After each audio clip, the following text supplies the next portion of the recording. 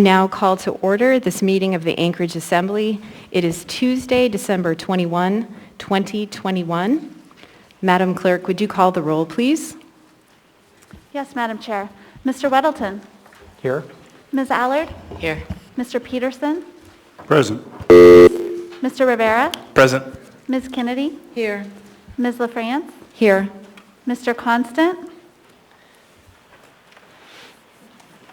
Ms. Zolotel. Here. Mr. Dunbar. Here. Mr. Presberdia. Here. Ms. Quinn Davidson. Here. Madam Chair, you have a quorum. Thank you, Madam Clerk. Mr. Bronson, would you lead us in the Pledge of Allegiance, please? And would you make sure the mic is turned on? Thank you, Madam Chair. I pledge allegiance I pledge allegiance to the flag of the United States of America and to the republic for which it stands, one nation, under God, indivisible, with liberty and justice for all. Thank you. Thank you, Mr. Branson, and thank you, Mayor Bronson. My apologies there. Ms. Quinn Davidson, would you lead us, or would you read the land acknowledgement, please? I'd be happy to. Thank you, Madam Chair. A land acknowledgement is a formal statement recognizing the indigenous people of a place. It is a public gesture of appreciation for the past and present indigenous stewardship of the lands that we now occupy. It is an actionable statement that marks our collective movement towards decolonization and equity. The Anchorage Assembly would like to acknowledge that we gather today on the traditional lands of the Dena'ina Athabascans. For thousands of years, the Dena'ina have been and continue to be the stewards of this land. It is with gratefulness and respect that we recognize the contributions, innovations, and contemporary perspectives of the Upper Cook Inlet Dena'ina. Thank you, Ms. Quinn Davidson. We do not have any minutes from previous meetings, so we will move on to the mayor's report. Mayor Bronson.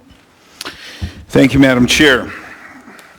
Last week, I held my first legislative luncheon as mayor. State lawmakers and members of the Assembly were in attendance.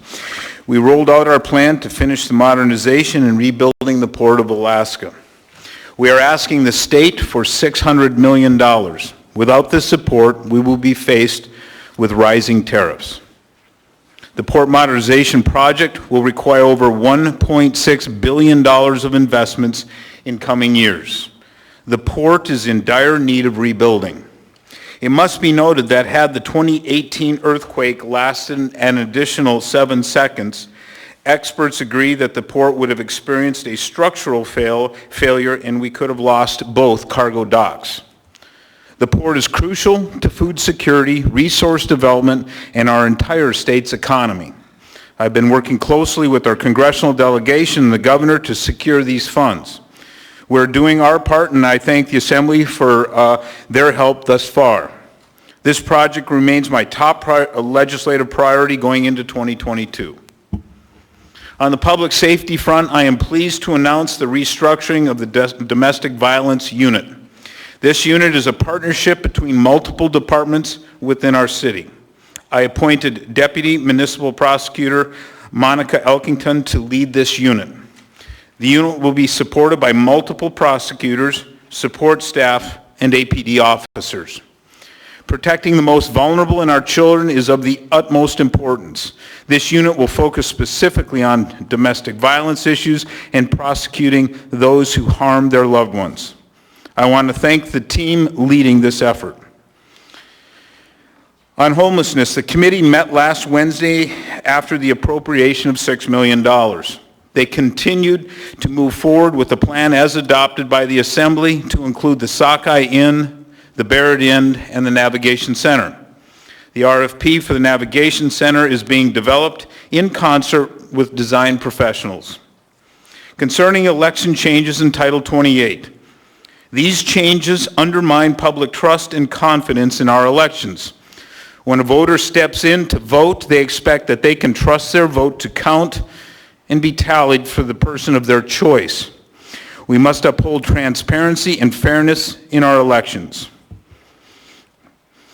All of us want the best for Anchorage. Our muni is filled with dedicated, hardworking, and professional employees who want to do right by their fellow citizens. Unfortunately, members of this assembly continue to ignore the expertise and counsel of long-standing muni employees that have weathered the storms of multiple administrations. It is in our collective best interest to rely on these employees to help us make the best decisions for our community. By no means do I claim to know everything, so I surround myself with experts in their respective fields. I urge the Assembly to do the same. Now on to the Girdwood Storm project of the Halloween storm. Today I sent a letter to Governor Dunleavy requesting he amend the state's disaster declaration to include the municipality of Anchorage. Doing so will enable us to accept state relief funds related to rebuilding and repairing of roads that, that were damaged in the storm. We expect our request to be granted, and I will provide an update on this when available. Finally, I want to wish everyone here, everyone across the city, a Merry Christmas and a Happy New Year.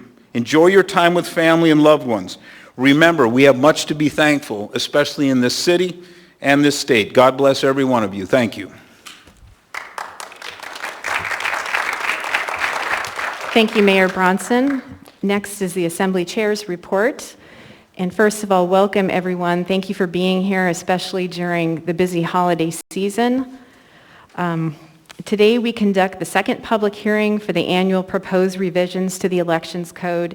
Fair, open, accessible, transparent elections are critical to democracy, and clarity of rules and procedures helps ensure fairness and builds confidence and trust. Each year, the Municipal Clerk's Office elections team conducts a review of Title 28, the Elections Code. The team proposes changes which are then analyzed by the Anchorage Election Commission, the Assembly Ethics and Elections Committee, the Assembly Council, and members of the public. The elections team has been working closely with members of the public and the Assembly to incorporate suggestions and feedback into a substitute or S version. This version was submitted to the addendum on Friday. It's available here in the chambers and also online as part of tonight's agenda or from the elections webpage at muni.org/elections. There are also amendments available. Because of the interest and importance of this ordinance, I'm going to go ahead and recap the process. The purpose of this review is to streamline the administration of municipal elections and improve efficiency and voter accessibility. The Assembly Ethics and Elections Committee discussed the proposed changes in three public meetings that occurred on September 22nd, September 29th, and October 13th.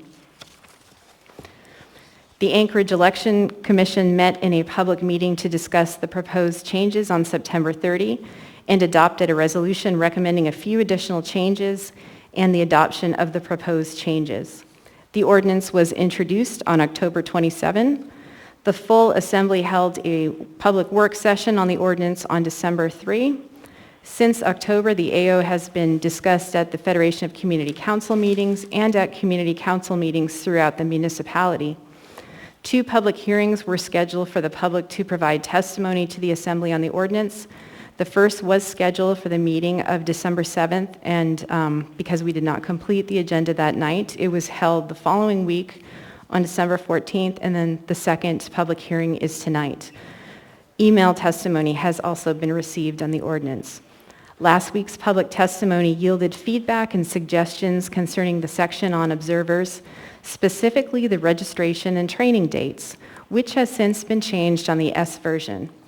Following last week's public testimony, the Clerk's Office elections team held a 2-hour meeting last Thursday with election observers, which resulted in these changes. The timeline for the observer registration was removed from the S version. The time frame for responding to registrations was changed to 48 hours in the observer handbook. And let me just also point out that the ordinance does not change the number of observers allowed or the times when observers are authorized to observe election activities. It does not change the reasons why an observer may be asked to leave an election location or the MOA election team's commitment to ensuring that observers understand the election process and showing them all aspects of that process. Members of the public who have questions about muni elections are encouraged to contact the elections team by emailing elections@anchorageak.gov or calling 907-243-VOTE or 907-243-8683. You can email all assembly members at once by using www.mas@anchorageak.gov. I do want to note that we have a full agenda tonight, and please help us to create a climate of respect here. Keep your signs to 8.5 by 11 inches in size. When you do testify or speak, please refrain from personal attacks and direct comments to me or other people on the dais. And please remain quiet while others are speaking and refrain from shouting, clapping, pacing, and personal attacks. When you testify, please refrain also from directing any attacks towards staff or naming members of staff as well. Please keep in mind that noise interferes with the audio. It makes it harder for people to hear what others are saying. And if everyone would please stop talking if a point of order is called, so I may rule on the point of order and the record is clear. If rules are not followed, I may interrupt speakers to call for compliance. If compliance with the rules doesn't occur, then I may pause the meeting. If there's an actual disruption, I will give a warning. If the disruption persists or happens again, the person will be asked to leave. And if you are here to testify in a public hearing item, when you come forward, please state your name, the community council or area of the municipality in which you live. Please stay on topic. And it's always helpful when you testify if you provide comments on any proposed amendments. For public hearing items and audience participation, you'll have 3 minutes, and community council representatives will have 5 for public testimony. Assembly members don't typically answer questions during that time. That comes later during the debate portion, as this is public testimony. And I do just want to note, it is my intent through the Vice Chair, Quinn Davidson, to ask the body to take up items 14F, 15A, and 15B when we get to the new public hearing items. Thank you all again for being here tonight. We will now go to committee reports, and we will start with Mr. Weddleton. Thank you. The Community and Economic Development Committee met last Thursday, and we got an update on the 181 fund, we call it, and that's the Building Safety Service Area's savings, and that was diminished substantially some decade or more ago and has not had success in refilling that, but we were looking at different ways to do that over time to kind of protect the various building fees and have the money we need when we need it for there. And we also got some updates on some other ordinances that have been kind of going through Planning and Zoning Commission for a while, and we have one on our agenda later today. And I'd like to thank the mayor for the emergency declaration for Girdwood. That's very helpful. Good work. Thank you, Mr. Weddleton. Ms. Allard? I don't have anything to report. Thank you, Madam Chair. Thank you, Ms. Allard. Mr. Peterson? Thank you, Madam Chair. The Ethics and Election Committee meeting scheduled for noon tomorrow has been canceled. Thank you. Thank you, Mr. Peterson. Mr. Rivera? Thank you, Madam Chair. The Municipal Audit Committee met recently and unanimously voted to recommend approval of the 2022 audit plan. That should be before us for a vote in consideration by this body on January 11th. Thank you, Madam Chair. Thank you, Mr. Rivera. Ms. Kennedy? Thank you, Madam Chair. The Public Safety Committee is scheduled for its regular monthly meeting January the 5th, and my co-chair and I will be meeting tomorrow to finalize that agenda. Thank you, Madam Chair. Thank you, Ms. Kennedy. Ms. Quinn Davidson? Nothing to update. Thank you. Thank you, Ms. Quinn Davidson. Mr. Dunbar? Okay, that's right. Ms. Zelatel is next. Ms. Zelatel? Thank you, Madam Chair. No report tonight. Thank you, Ms. Zelatel. Mr. Dunbar? Thank you, Madam Chair. No budget report. Ask for a brief moment of personal privilege. Go ahead, Mr. Dunbar. Thank you, Madam Chair. So a few days ago, I received a request from the Alaska Native Heritage Center that members of this body support them in their efforts to pursue a particular, I believe it's a federal grant for a remodel project. They wrote a letter out for us to sign. So I'm going to just pass it down the dais today, and if people would like to sign it, they can sign on. So apologies to get this to you so late, but I thank you for the clerk's office as well for printing it out on our letterhead. Thank you, Madam Chair. Thank you, Mr. Dunbar. Mr. Perez-Verdia? Thank you, Madam Chair. No report tonight. Thank you, Mr. Perez-Verdia. Mr. Constant? Thank you. I also have no report tonight. Thank you, Mr. Constant.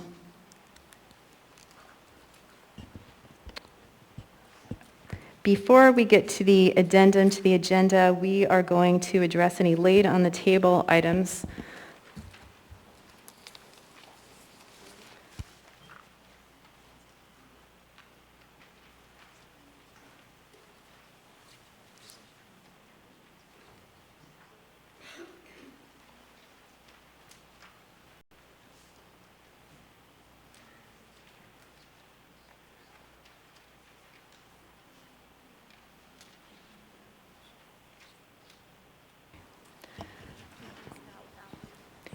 And it's my understanding that members do not have the laid on the table item folders yet. And there is one item we're waiting on. In the meantime, I'm going to talk a bit about our laid on the table procedure. As the members know, laid on the table items are not favored because laid on the table items are not available for the public, neither on the website nor on an agenda. Sometimes there are laid on the table items that make sense, a recognition resolution that is specific to an urgent community event. But for most contracts and appropriations, the public should be able to see and review these items before the assembly meeting. On Monday, the administration submitted 21 items to be laid on the table for tonight's meeting. These 21 items concern a number of contracts and appropriations that we understand the administration would like to fund in order to keep these contracts in place through and after the end of the year. These 21 items total approximately $17,497,317.44. Let me repeat that $17,497,317.44 is a sufficiently substantial sum of money and such as substantial number of items that we believe the public and the assembly members should have an opportunity to see and review them before the assembly votes on them. The laid on the table procedure is cumbersome, probably intentionally so since laid on the table items are not favored. I anticipate that laying these 21 items on the table tonight would add at least 2 hours to our meeting. And of course, the assembly would work the added 2 hours, but it doesn't address my gravest concern. The public would not be able to see or review these items as they are consent agenda items. So for all these reasons, I have notified the administration and scheduled a special assembly meeting next Tuesday, December 28 at 4 p.m. for the assembly to take up these items for the administration. By addressing these items at a special meeting, the assembly will have the opportunity to give plenty of notice for the special meeting. The clerk's office can prepare and distribute a properly noticed agenda. The items will be linked on the agenda, and most importantly, the public and members will have time to review and comment on the items before the assembly votes on them. I thank the members for making themselves available next Tuesday for this special meeting. It demonstrates your commitment to doing the business of the municipality, keeping these important contracts in place and allowing the public to see and review these contracts and appropriations before the assembly votes on them. So we do have supplemental items in the laid on the table folder. And I will read those 3 supplemental items into the record. Because they are supplemental, 2 of them do not require a vote, and then there is one that requires 8 votes to lay on the table. So supplemental information, 10D new business, 10D13A, Assembly Memorandum Number AM 818-2021A, cooperative purchase from Rosenbauer for a Rosenbauer Commander Pumper 4x4 apparatus for the Municipality of Anchorage, Girdwood Volunteer Fire and Rescue Department, $798,914, Purchasing Department. The second item, that is supplemental, 14 under new public hearings, 14A7, Information Memorandum Number AIM, a number -2021A, per AO 2021-110S, an ordinance of the Anchorage Municipal Assembly amending Anchorage Municipal Code Title 28, Elections, to update and clarify provisions of the code. Assembly Chair LaFrance.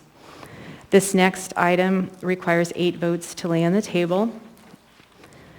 Unnumbered AR number 2021-XXX, a resolution of the Anchorage Municipal Assembly reallocating and reauthorizing American Rescue Plan Act of 2021 local fiscal recovery funds in an amount not to exceed $50,000 to the Chugiak Eagle River Chamber of Commerce for distribution of local financial assistance other than rental relief, all within the Federal Direct Grants Fund 241900. If this item is accepted, it would be 10E12. Is there a motion?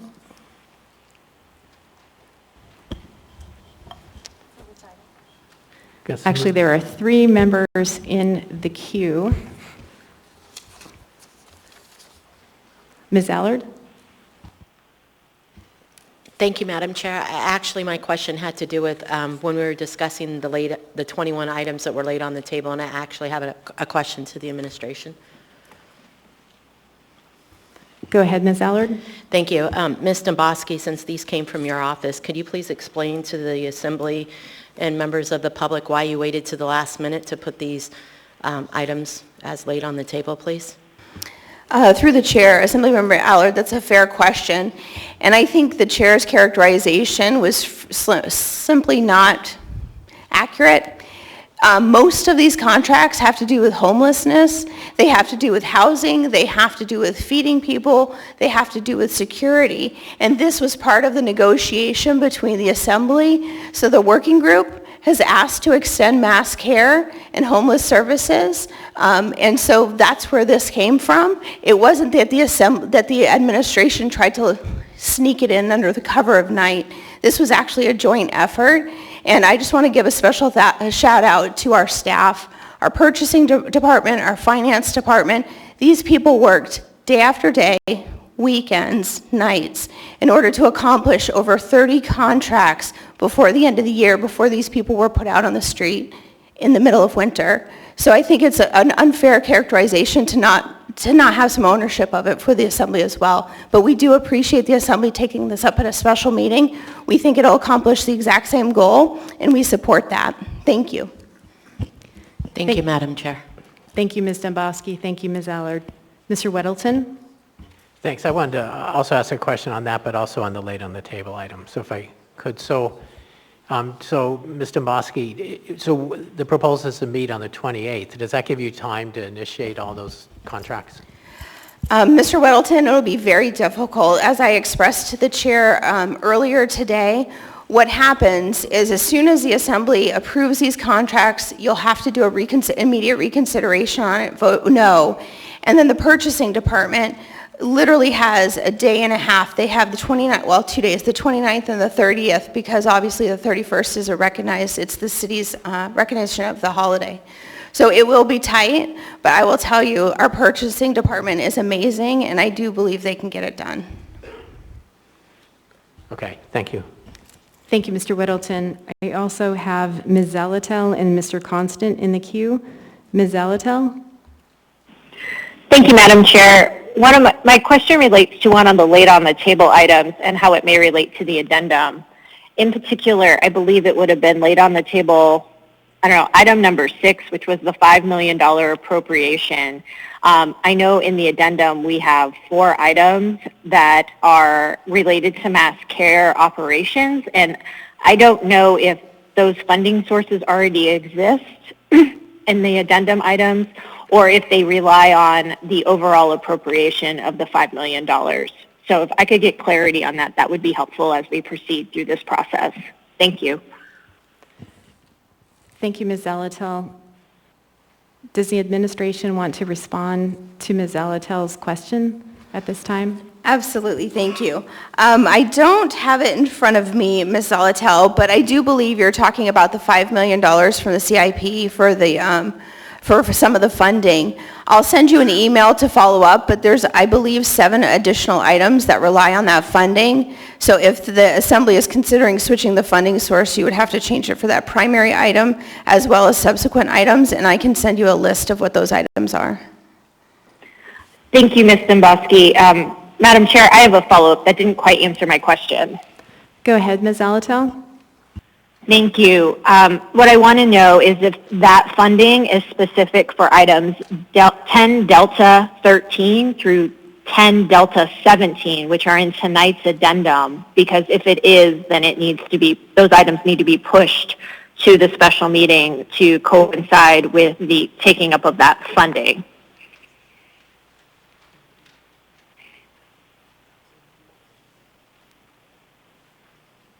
So if that verification could be provided before we take up the consent agenda, that would be helpful so we know if we need to pull those items and postpone them. Thank you.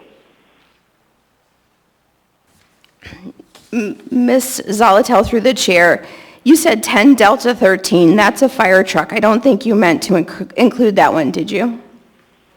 No, I'm sorry. 10 Delta 14 through 17, I believe. They are all related to mass care. Okay. I will double check with the CFO and we will get you that answer before those items come up. Thank you. Thank you, Ms. Zalatel. Thank you, Ms. Domboski. Before I go on to Mr. Constant, Mr. Weddleton, did you want to stay in the queue? Or did I just not take you? No. Okay, I'll go to Mr. Constant, then I'll come back to you, Mr. Weddleton. Mr. Constant? Thank you. I have 2 questions. One, maybe I missed something because I did miss a meeting or 2 of the facilitated working group, so this is really a question maybe for Ms. Zalatel. But was there any special consideration at those meetings relating to ongoing funding of the mass care issue? Because I'm confused how these issues are being aggregated together. We have known and continue to know in an ongoing manner the need for mass care funding and all of these expenditures, contracts for security and everything. I don't remember those being any part of the negotiated process. So that's a question for Ms. Zalatel. And the second question is the underlying question that was this ordinance, this resolution, which is moving funding from one entity or 2 entities in Eagle River to a 3rd entity. Is this time sensitive? Must this be done before the end of the year?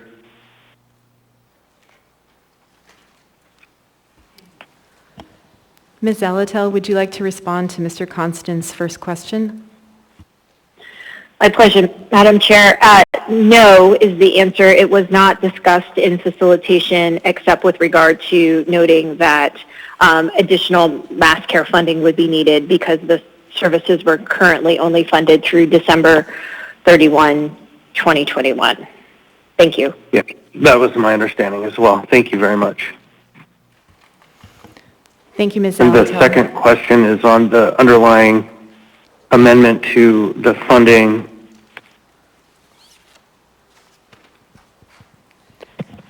And Mr. Constant, this is a question for the administration. I don't know exactly who it's for. I was involved in an email with you today that said other members from Eagle River wanted to have this item moved but couldn't put their name on it because they're associated with that organization.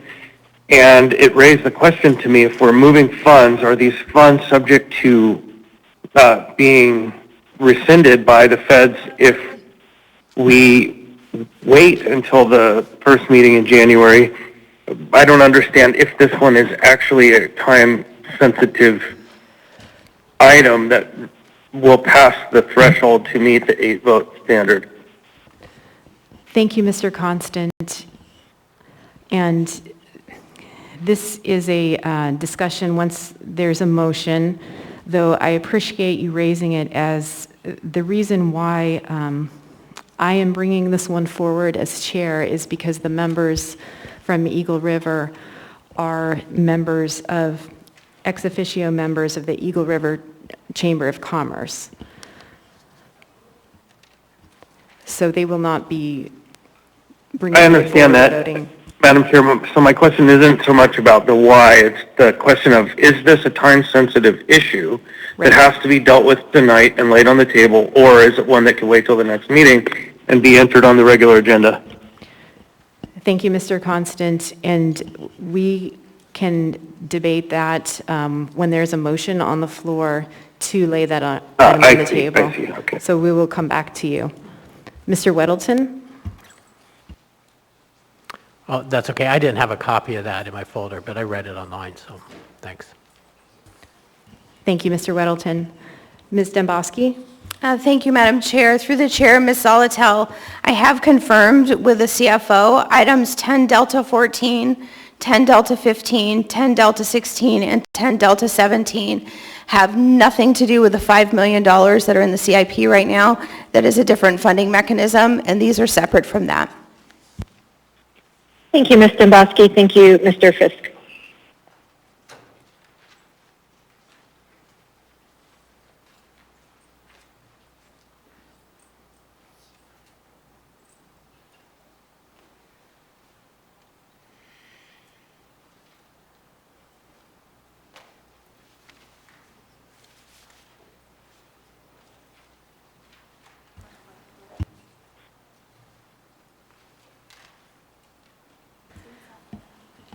I'm looking over at Assembly Council because I would like to ask Assembly Council to weigh in on the item that requires 8 votes to lay on the table. And perhaps Ms. Kennedy and Ms. Allard have already spoken with Council in terms of, are you advised to refrain from voting too late on the table? Go ahead, Ms. Kennedy.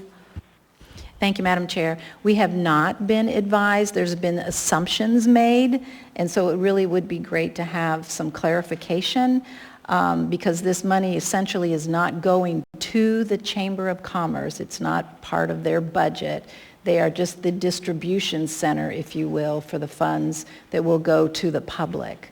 So that really, I don't know if that's a distinction that is good enough to basically exclude us from having to recuse ourselves, but that's the question. So if we could get some clarification on whether that's truly a conflict of interest, then that would help us to understand whether or not we can vote or even speak to the issue. Thank you.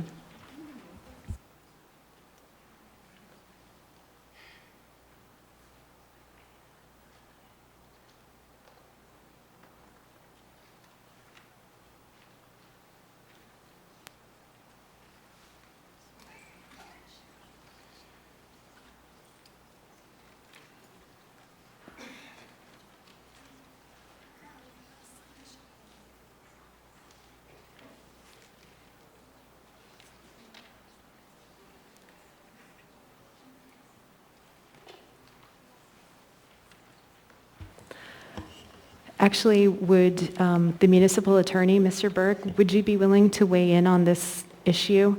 We are trying to determine whether or not Ms. Allard and Ms. Kennedy, since they are ex officio members of the Chugach Eel River Chamber of Commerce, if Board of Directors, if they need to leave the room or refrain from voting to lay this item on the table.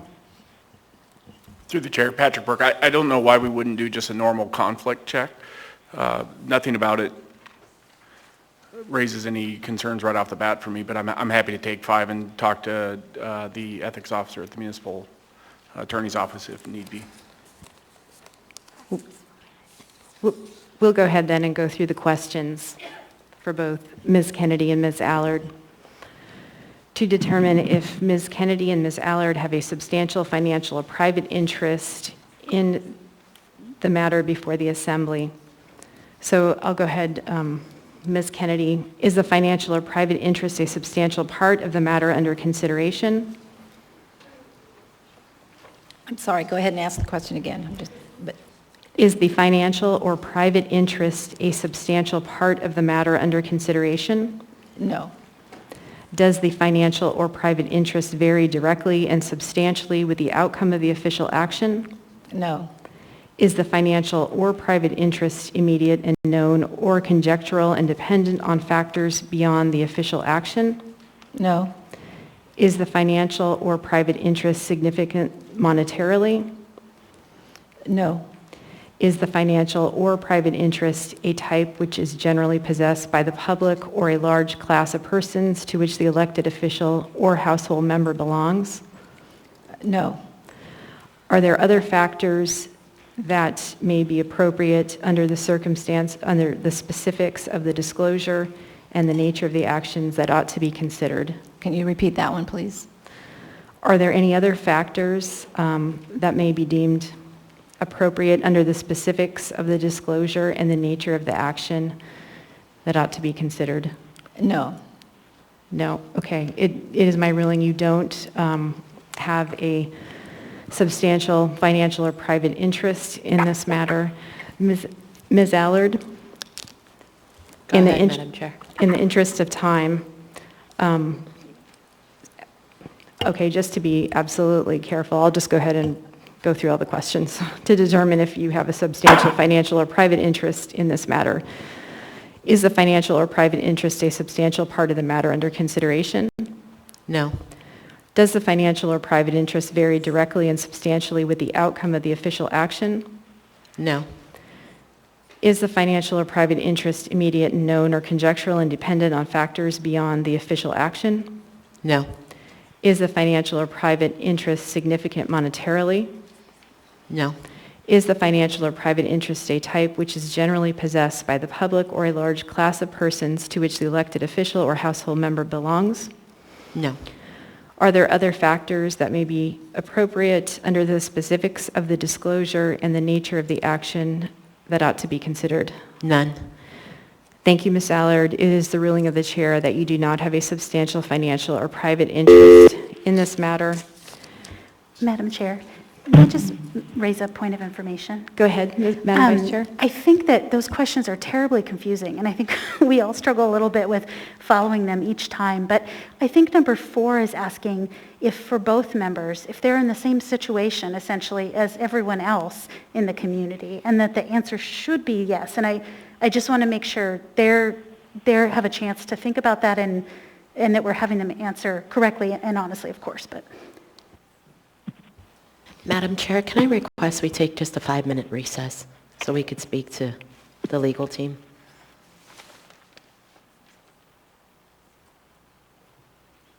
First of all, I agree with the Vice Chair that these questions are very confusing. This has come up time and again, and I understand they are being revised. And yes, in the interest of an abundance of caution, we will take 5 to establish... Madam Chair, before you do that, I have another point of order that I want to have in the contemplation as they go. What is your point of order, Mr. Constant? Yeah, I think that the questions being asked aren't the right questions. There's one very simple question that should be asked and answered that should resolve all of this, and that is this an actual ex officio board membership? Because, as I understand it, ex officio members do not have a vote in any matter of that organization. And so that's really the question that I think has to be asked here. Because if it is in fact true they're ex officio, just by the office and not as a member who has a vote, then by virtue of that position, they can actually have a conflict. So I would send that over to the attorneys. He said he would send the matter to the attorneys. Mr. Constant, what was the last part? It is... That if they are ex officio, it's not possible to have a conflict because they don't have a voice on that board to actually cast a vote, an actual action over on that body. Thank you, Mr. Constant.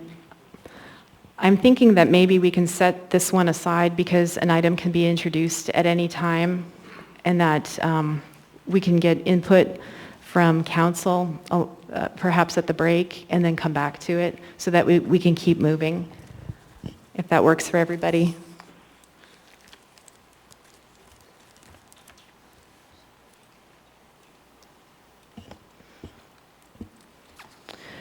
So we have 2 supplemental items that have been laid on the table that do not require a vote.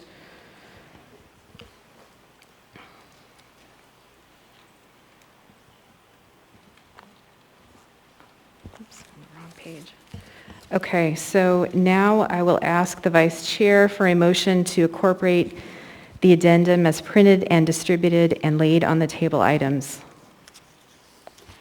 So moved. Second.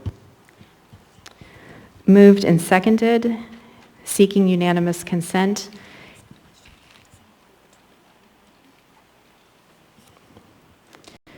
Seeing no opposition, we have incorporated the items on the addendum as printed and distributed and the 2 supplemental laid on the table items.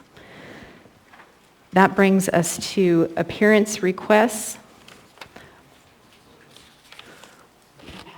We do not have any for this meeting, and initial audience participation, which I want to remind folks who are here that the last person to participate needs to begin their testimony by 6 p.m.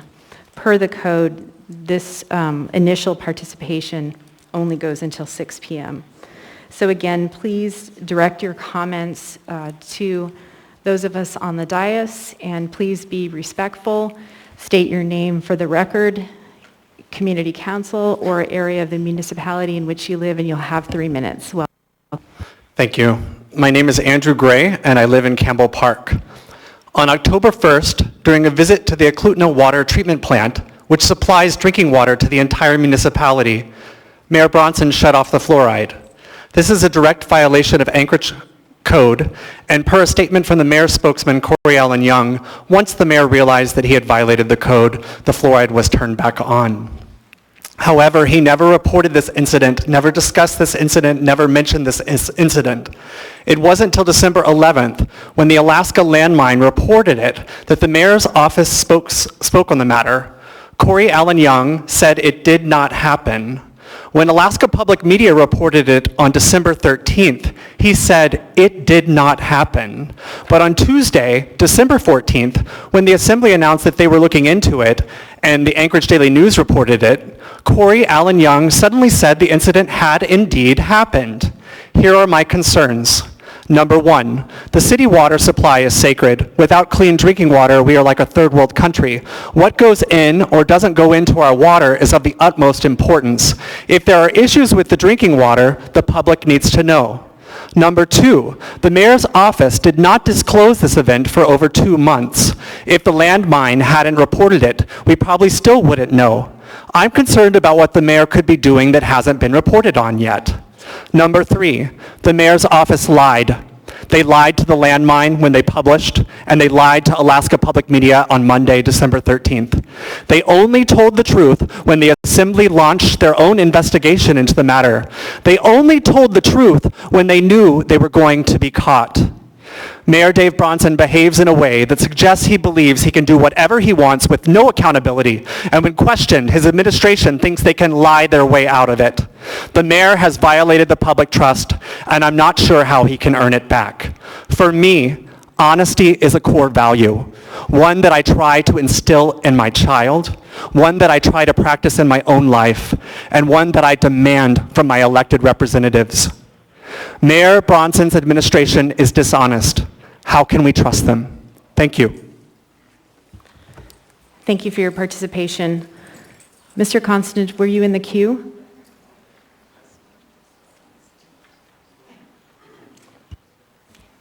Welcome. Please come forward and state your name for the record, your community council, or the area of the municipality in which you live. Thank you.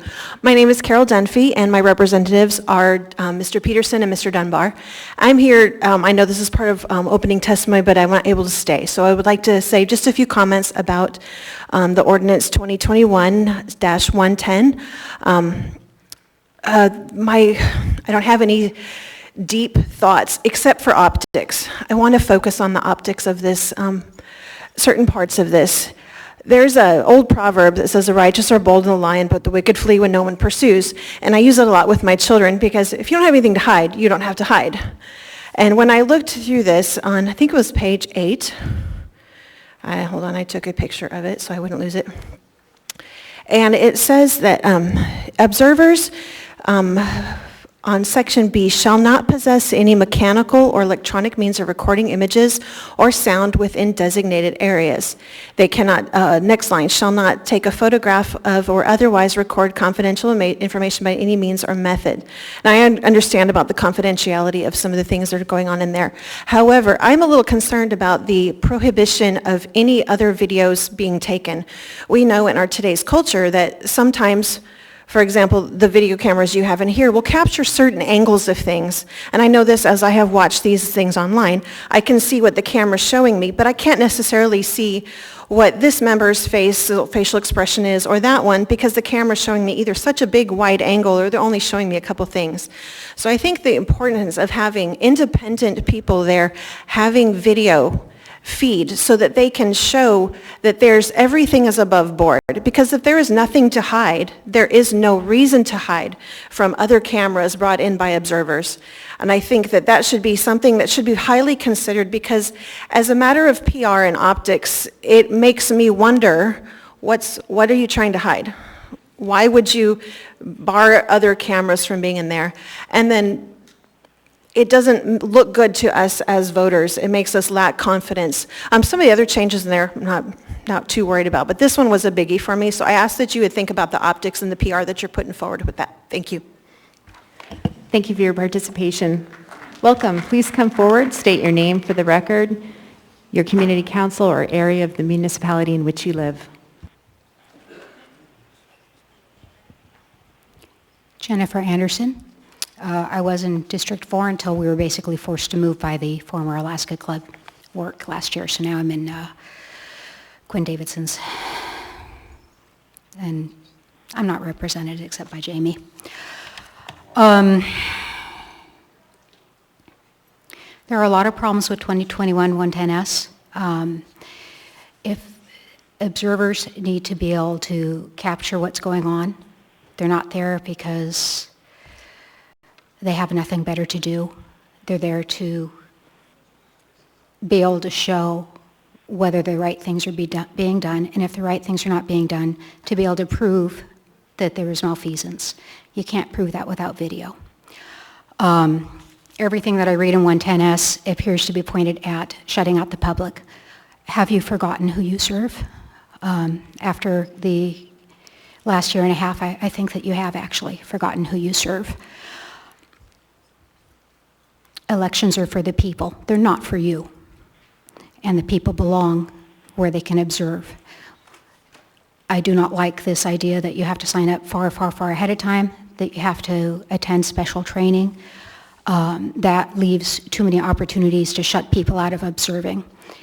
As I read through 110, it was clear that it was specifically designed to stop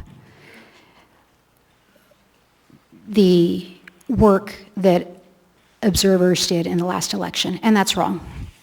117 is again, clearly came out of the mask mandate, the 7 days of testimony. It's a sheer power grab. It's wrong. Don't do this. Don't do this. You're better than this.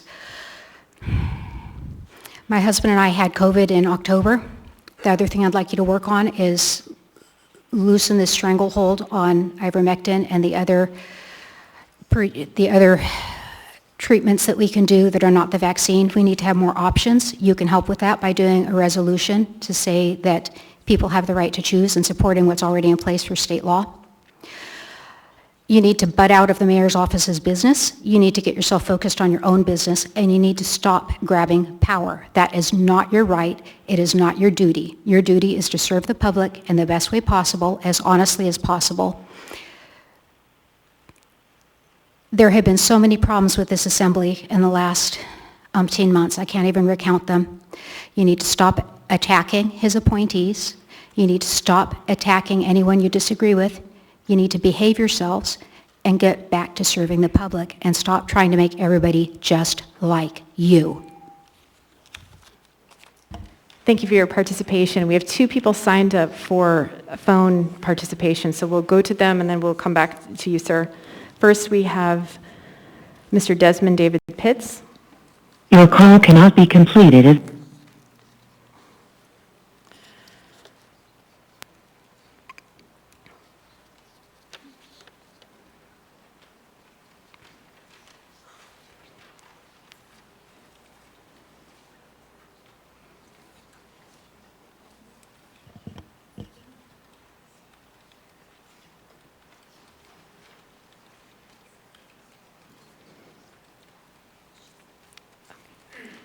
5 seconds? 4 Hi. seconds? 3 seconds? Oh, hello? Hello, Mr. David Pitts. May I ask who's calling? Yes, this is Suzanne LaFrance with the Anchorage Assembly. You are on for initial audience participation. If you state your name for the record, you'll have 3 minutes. And please state the area of the municipality or community council where you live. Thanks.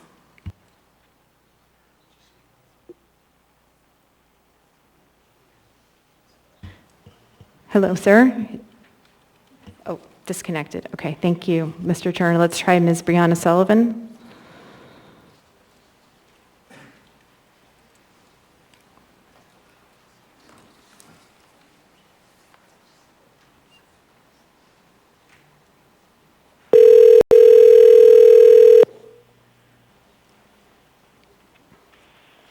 Hello? Hi, Ms. Sullivan. Yes. This is Suzanne LaFrance with the Anchorage Assembly, and you are on for initial audience participation. If you state your name for the record, your community council, or area of the municipality in which you live, you'll have 3 minutes. Thank you. Thank you. Good evening. I am Brianna Sullivan. I reside in Girdwood and am co-chair of Girdwood Board of Supervisors. My testimony tonight was regarding item 10E2. And at the beginning of this meeting, I learned from the mayor's report that Mr. Bronson asked the governor today to include Girdwood in the disaster declaration made by the governor last Friday for Kenai Peninsula Borough.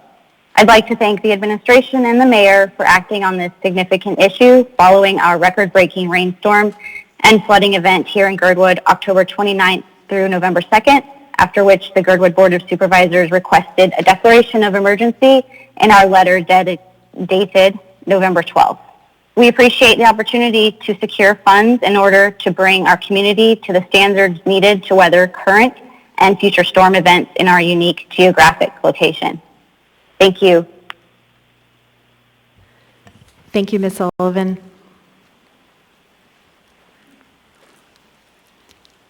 We'll go back to in-person testimony or participation. Welcome. Please state your name for the record. Dustin Sherman. I live in District 6, represented by Mr. Weddleton and Ms. LaFrance.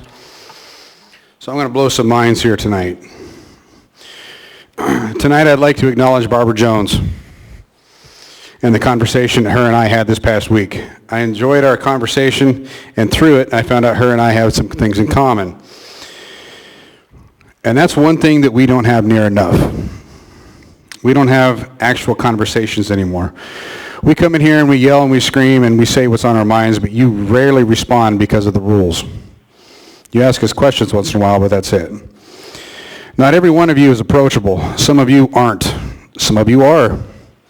I've spoken to a number of you in person, and when doing so, we usually find things in common, even if it's small. So how can we actually fix that? Your feeling gets lost in emails and text, and you don't get a true representation of the person's emotions or intent. We all know this, yet here we are, sitting testifying yet again to a speechless assembly who was put in their positions by the voters like us. You have the power to change that. Why don't you?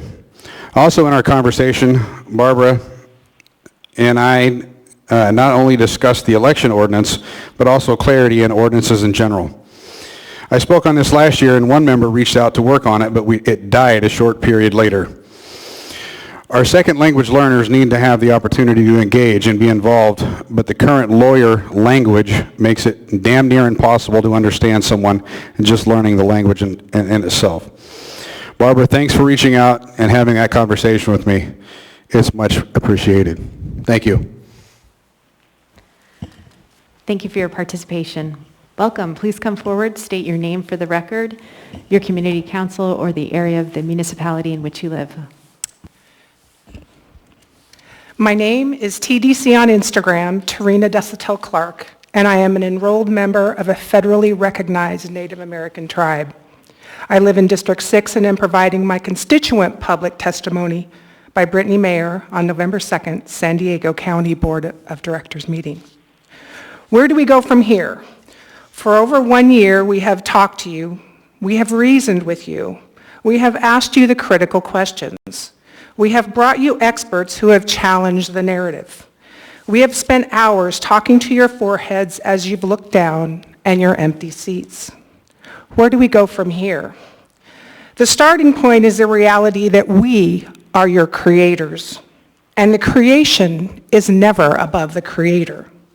We give you your power.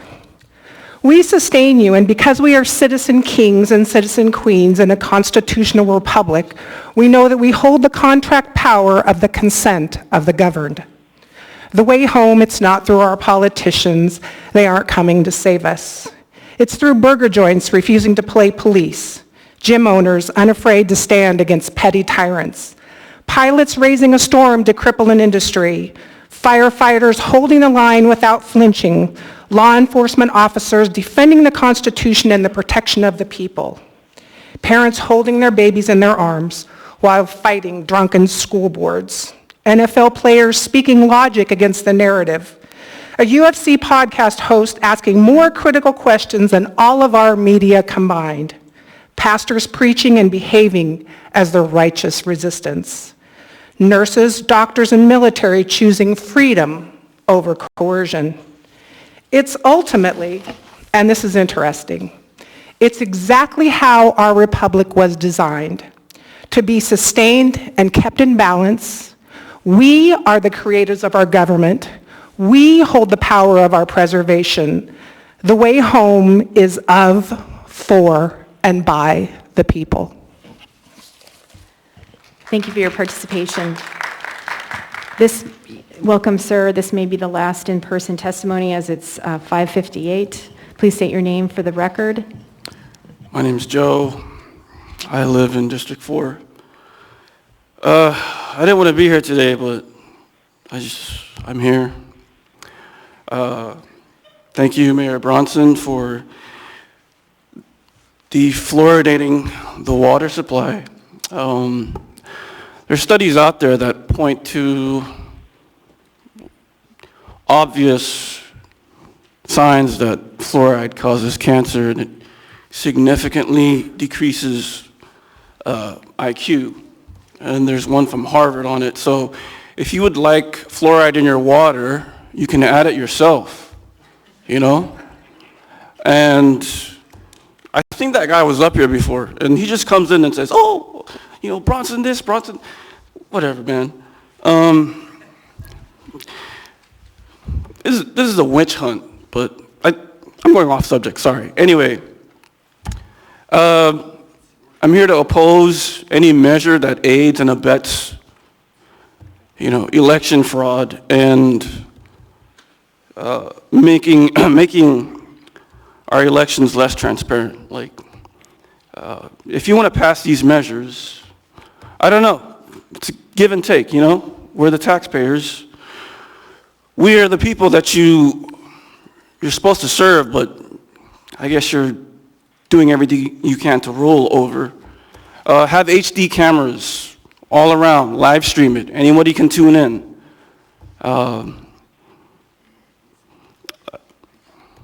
You know, I hope the police doesn't enforce this measure, and you'll probably find a way to skirt around that. It's pretty obvious that the election county clerk needs to be put in her place, you know? She's the only person that was here the last hearing saying, oh, it's intimidation. Bull, okay? We're there to make sure that the elections are honest and open.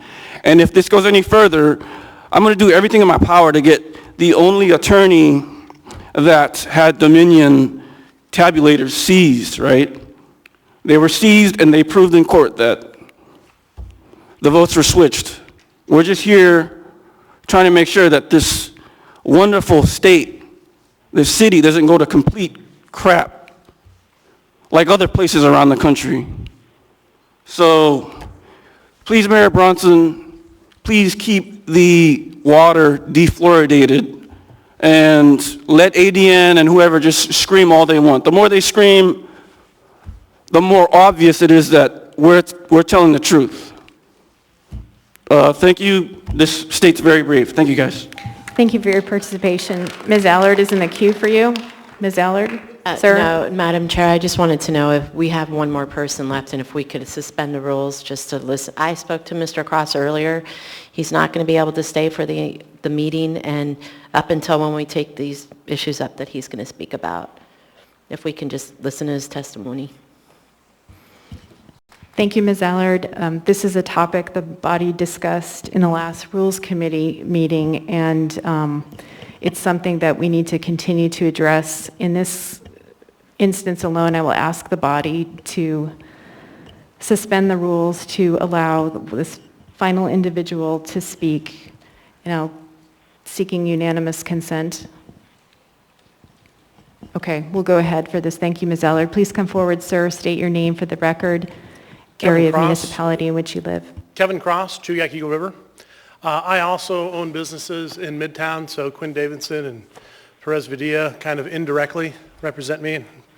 First off, I appreciate all your hard work. You guys have been inundated with meetings. I realize it's not easy. I'm sure this part-time job is like 80 hours a week, so I appreciate you all greatly. I will tell you that I think it's important, as I just sit here, I kind of like hang out. Most of the time I watch at home, but I've been coming in person because I think we've all lost focus, Again, the fluoride thing, listen, nobody cares, okay?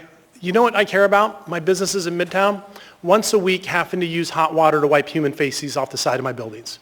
Gas being stolen out of our vehicles, homeless people breaking in our mechanical rooms, and the same people keep coming back and back again. There are a lot of really significant issues that are devastating business owners in Midtown. I'm so glad I live in Eagle River, but I got to tell you guys, we're being strangled, okay? Small business owners, it is not easy. We barely made it through COVID. It was like the whole world was against us. We did everything we could. You guys still made it difficult. Now what have we done in the last couple months? We approved a liquor store right 30 feet from where there's crowds of homeless people on C Street in Benson. Now we're buying a homeless building next door to a bar. And it's like, does nobody care about the small business owner and what's going on in Midtown? I know, it's like, I get overwhelmed, and I apologize if I seem emotional, but guys, we just feel like human piñatas, and you're just beating the life out of our businesses, and I just appreciate if you would focus on what matters and not 3 hours of fluoride being turned off, okay? Because that is not going to stop people from breaking into my vehicles at work and stealing stuff out of our cars or vandalizing our buildings or human feces on the sidewalk or people sleeping and having to move passed out, inebriated individuals blocking the door to our businesses.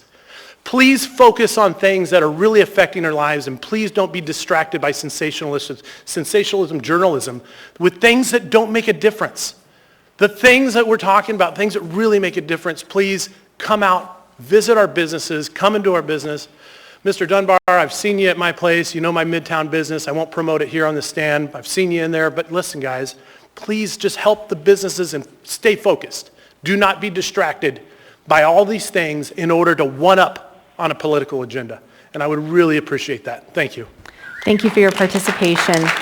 Before we take up the consent agenda, I would like to return to the laid on the table item, the unnumbered resolution. I believe that the members should have a copy of it. And Mr. Gates, would you be able to advise on whether or not Ms. Kennedy and Ms. Allard may vote on a motion to lay this item on the table? We did go through the questions, but there were just in an abundance of caution. Would you go ahead and advise, please? Thank you, Madam Chair. I arrived late. I apologize. I missed that. And I did, though, when I arrived, have a discussion with Ms. Politorni Burke and Deputy Municipal Attorney and City Ethics Officer D. Ennis in the hallway. And they filled me in that they ran through the questions for Ms. Kennedy and Ms. Allard according to the ethics code. And the answers were all no. And our consensus among us three attorneys was that they are able to vote on this item. Thank you, Mr. Gates. I will read the title of this item into the record, and if there is a motion, we will proceed.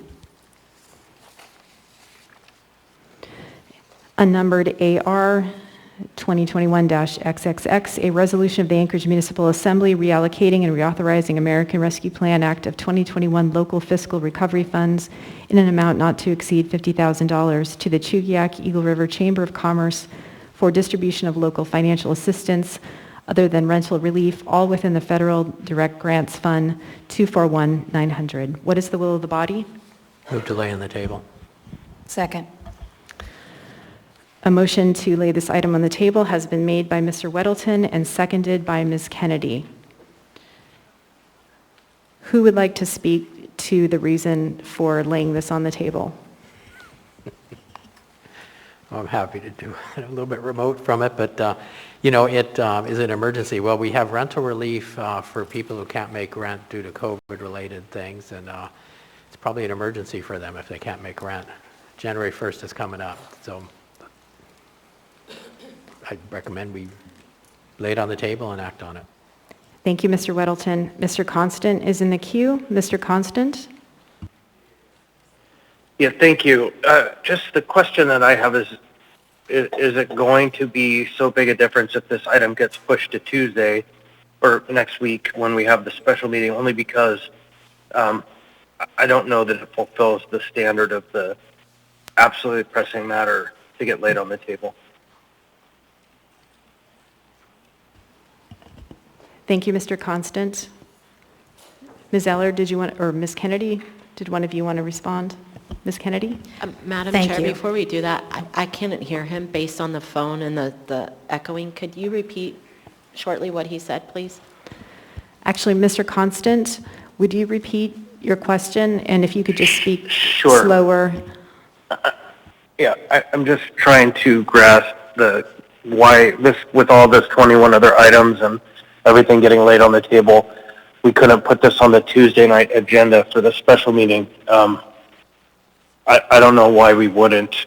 I mean, I understand Mr. Weddleton's point that yes, people need rent relief, but I think we appropriated these funds months ago, and so it just raised a lot of questions. It seems more proper to get it on a regularly published agenda.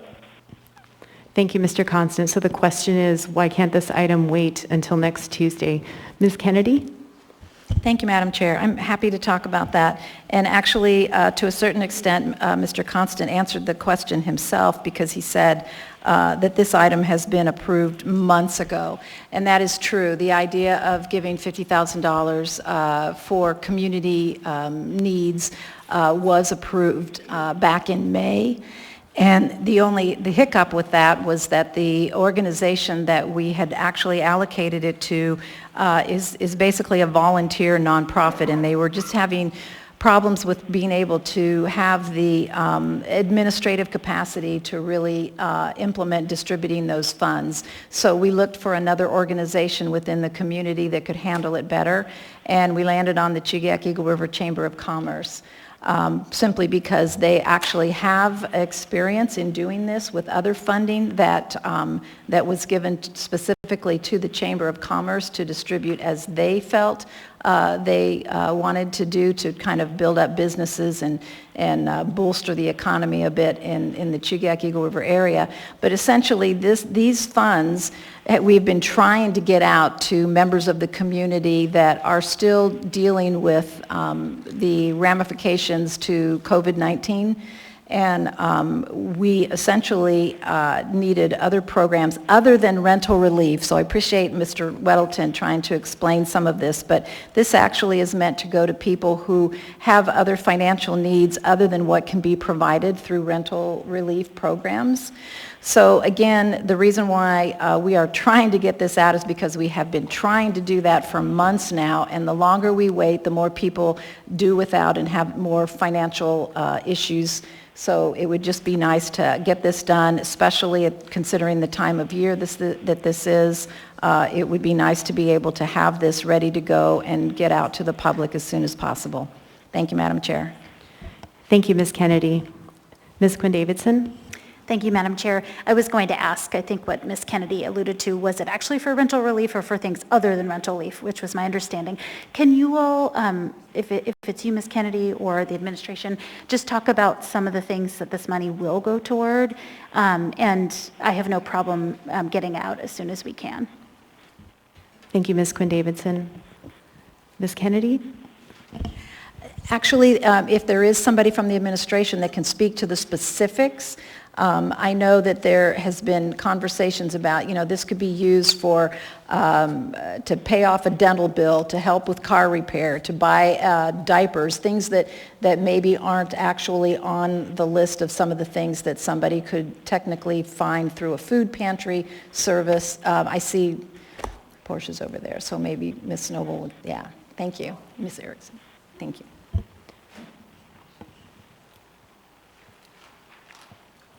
Madam Chair, point of order. Yes, Mr. Perez-Verdia? Thank you. I just want to clarify that the discussion we're having now is only whether to lay it on the table, not to debate the merits of the item. And if that's correct, then the conversation we're having seems to be more in the merits of whether it should be approved or not as to whether it should be put on the agenda. Thank you.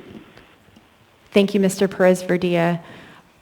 Yes, we are having a conversation on the motion whether or not to lay this item on the table. However, since this would be a consent agenda item, if it's accepted, it will be 10E12. There are a couple specific questions. I think it's okay if we answer them now since Ms. Erickson is here, and then it's my intent that we move on and vote. Ms. Erickson? Sure, yes. So through the chair, my name is Portia Erickson, Director of Community Engagement for the office. And Ms. Quinn-Davidson, to answer your question, so when we had first initially reached out to Love Inc., there was just some lack of capabilities that they had to get funds out to their community. So working with Ms. Kennedy, we reached out to Debbie, the president of the Eagle River Chamber of Commerce, and they had mentioned that they had already fulfilled various programs to get funds out to the Eagle River community via using gift cards as a resource. So then I worked with Jasmine Smith, who runs the business boutique, who also received ARPA funding, and talked to her about the gift card distribution. So we were planning to use that same model, which would be outlined in their grant agreement. So $150 for individuals, $250 for families, and those funds could be for Fred Meyer gift card, Walmart, and they could use that at their discretion. Just wanted to say thank you. Yeah. Oh, no, you're welcome. Thank you, Ms. Erickson. You're welcome. Thanks. Seeing no other members in the queue, members may proceed to vote on the motion to lay this resolution on the table. Madam Chair. Yes, Mr. Constant? I had it. Yeah. Look, I'm okay voting yes for this, but voting yes for this actually really strikes against the whole idea of why we have this 8-vote proposal, a requirement to get an item laid on the table. I can't for the life of me think of what the difference of time was between getting something on the addendum last Friday and having it in on time versus between Friday and today, what happened that changed. And so, again, I'm okay voting yes because I want to get these funds out, but it just strikes to the point that the whole procedure is falling out of meaning. Thank you, Mr. Constant. Seeing no other members in the queue, members may proceed to vote on the motion to lay this resolution on the table. Mr. Constant? Yes. Ms. Zolotel? Yes. Mr. Perez-Verdia? Yes.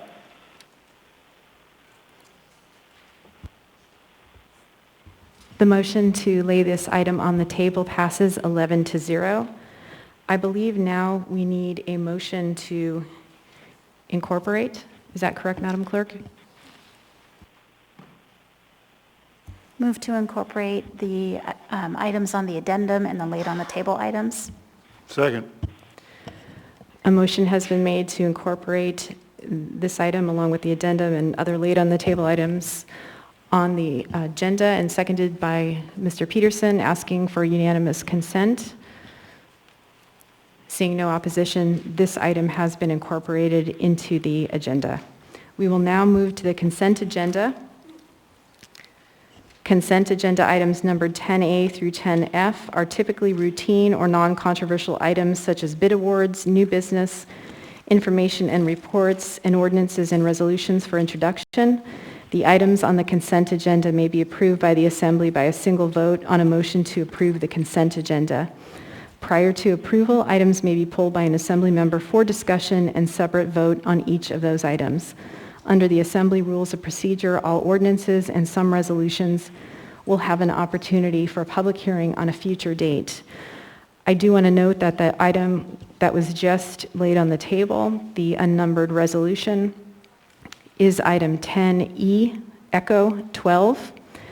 I also want to note that if there are a significant number of items that are pulled off the consent agenda for discussion, it will be my request that the body consider changing the order of the day to take up those items after the public hearing so that we can be sure to hear from members of the public who are here. So I'll go down the dais and ask each member if they would like to pull any items. I will start with Mr. Perez Verdilla on the phone.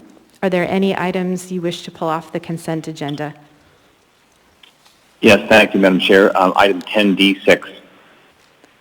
Was that 10D as in Delta? Yes. 10 Delta 6. Is that the only item, Mr. Perez Verdilla? Yes, thank you, Madam Chair. Thank you. Mr. Constant, do you have any items to pull tonight? No items. No items, thank you. Thank you, Mr. Constant. Mr. Dunbar? Thank you, Madam Chair. 10 Alpha 1 for reading and 10 Foxtrot 1. 10 Alpha 1 for reading and 10 Foxtrot 1. Thank you, Mr. Dunbar. Ms. Zalatel, do you have any items to pull? Thank you, Madam Chair. My item's already been pulled. Thank you, Ms. Zalatel. Ms. Quinn Davidson? Thank you, Madam Chair. 10D5 at the request of the administration, and also 10D13 at the request of the administration, and Ms. Demboski will let me know if there's anything else I need to add. Thank you, Ms. Quinn Davidson. 10 Delta 5 and 10 Delta 13. Thank you. Ms. Kennedy? Thank you, Madam Chair. No items. Thank you. Thank you, Ms. Kennedy. Mr. Rivera? Thank you, Madam Chair. No items. Thank you, Mr. Rivera. Mr. Peterson? Thank you, Madam Chair. No items this evening. Thank you, Mr. Peterson. Ms. Allard? Thank you, Madam Chair. 10 Delta 3, please. 10 Delta 3. Any other items? Thank you, Ms. Allard. Mr. Weddleton? Nothing to pull, thanks. Thank you, Mr. Weddleton. So I'll go back and read the list of pulled items. First is 10 Alpha 1 by Mr. Dunbar, 10 Delta 3 by Ms. Allard, 10 Delta 5 by Ms. Quinn Davidson, 10 Delta 6 by Mr. Perez Verdilla, 10 Delta 13 by Ms. Quinn Davidson, and 10 Foxtrot 1 by Mr. Dunbar. Do members want to pull any other items?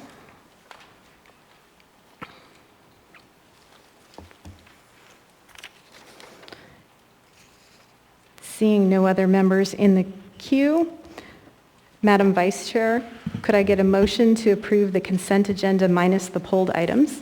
So moved. Second. Seconded by Mr. Peterson. Is there any opposition to the motion to approve the consent agenda minus the pulled items? Seeing no opposition, the consent agenda, with the exception of the items that have been pulled, has been approved. So for the public's information, the Assembly has now passed or accepted all items in 10A through 10F, other than the items that were just pulled, which we will take up next, or that have been introduced for a future public hearing, which are all the items in 10G. So if you were here to see action on an item listed on the consent agenda that was not pulled, those items have been passed or accepted. So we'll go ahead and go through those items that have been pulled, starting with 10 Alpha 1. Let me find my agenda.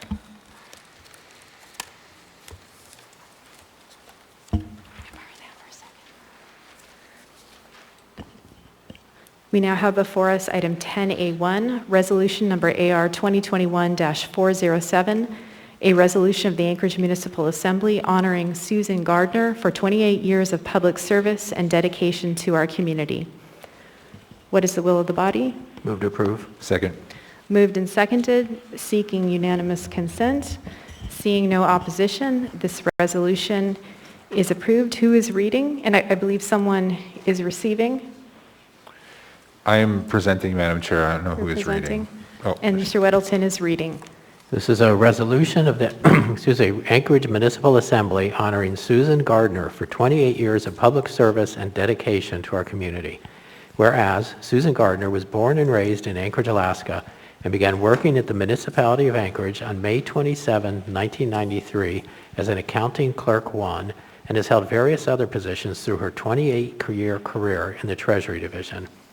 And whereas Susan was nominated and considered for Employee of the Year in 1998, and over the years has been a key person in the processing and collection of real and personal property tax, aircraft tax, and downtown improvement district assessments as a section lead in tax billing. In addition, Susan managed and successfully collected on a portfolio of delinquent property taxes and leasehold accounts as a collector. And whereas Susan's broad knowledge, strong work ethic, and pleasant demeanor defines her as a key staff member within the tax billing section of Treasury. And whereas since 1993, Susan has always been an integral part of Treasury, and her presence will be missed by many. And whereas Susan can now look forward to a well-deserved, hard-earned retirement with her last day of municipal employment on December 31, 2021. Now therefore, the Anchorage Assembly resolves that Susan Gardner is recognized and honored for her significant contributions during her 28-year career with the Municipality of Anchorage and for her service and dedication to the municipality and residents of Anchorage. Passed and approved by the Anchorage Assembly this 21st day of December 2021.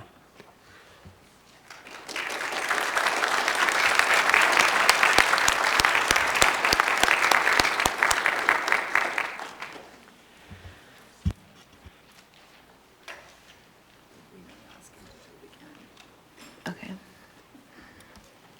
Maybe I knew.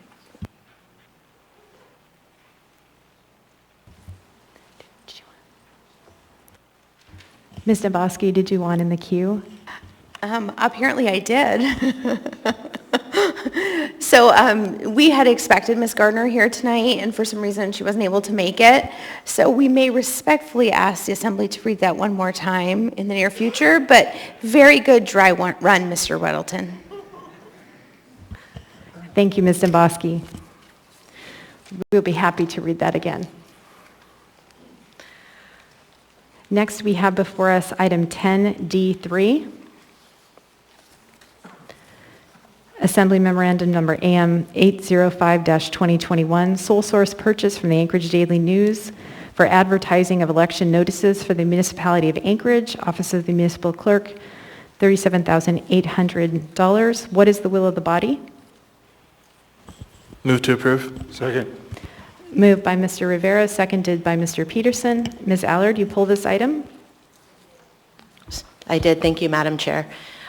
There's a couple of things that have come to my attention that's a little bit alarming, possibly unethical, and a conflict of interest. On the 9th of December, our deputy clerk wrote an opinion piece, then took that opinion piece and posted it on the municipal website for the Anchorage Assembly.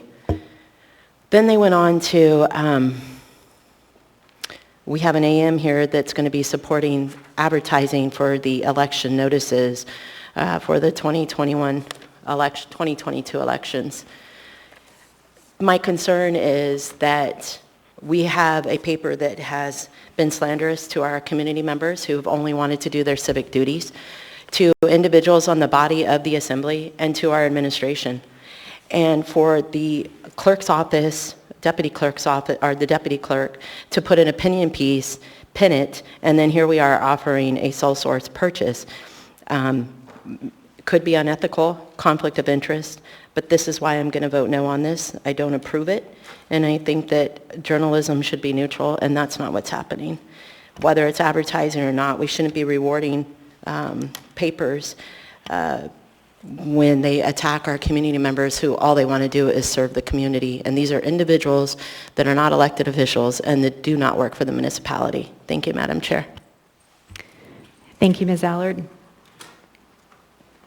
Mr. Constant? This is a ministerial vote. We have to advertise these elections with the paper of record. It's in the code.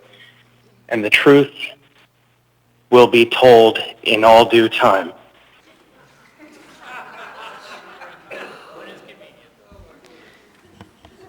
Thank you, Mr. Constant. Seeing no other members in the queue, members may proceed to vote on the motion to approve Assembly Memorandum AM 805-2021. Mr. Constant? Yes. Ms. Zolotel? Yes. Mr. Presverdia? Yes. Item 10D3 passes 10-1. Next, we have item 10D5, Assembly Memorandum number AM 807-2021, Contract Amendment number 1 to add behavioral health services to Unum Group Contract 4400001079 for leave administration for the Municipality of Anchorage Benefits Department, $127,500, Purchasing Department. Madam Vice Chair. My understanding, and Ms. Domboski can speak up if I'm wrong, but is they would like this item to die. They're bringing back something else, so I'd appreciate if no one made a motion.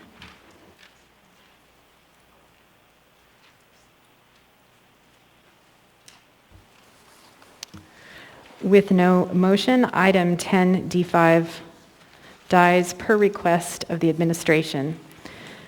Next, we have before us item 10D6, Assembly Memorandum number AM 811-2021, 2021 Mayor's Community Grant to Campfire Alaska for the operation of the before and after school programs and scholarships in the amount of $125,000. What is the will of the body?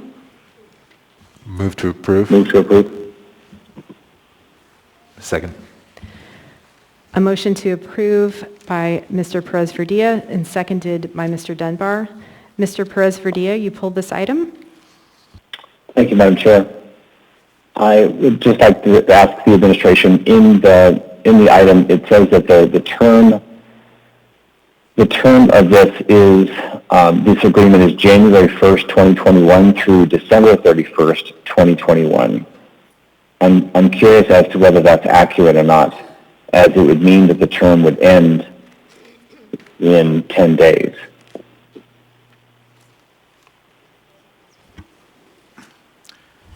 Madam Chairman, Mr. Perez-Verdia, yes, this was actually a grant that was involved in and was proposed by the prior administration.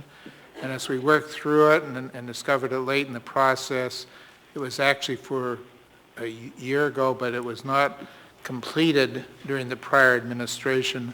And then as we got through our budget process and determined, in fact, that there was funding available, we decided to proceed forward to assist the Campfire Organization. Madam Chair, can I ask a follow-up question? Yes, go ahead, Mr. Perez-Verdia. So just to clarify, have these funds been distributed to this organization? And I guess the second question would be if they have not, then once this is enacted, if the funds will be distributed after this vote is taken, how does that work if we're approving a grant agreement with them 10 days before the grant agreement ends? So I guess I just need more clarification as to why this is happening at this point, and how the funds would be distributed, and how we would receive a final report and all of that when we're approving this 10 days before the contract ends or the grant ends.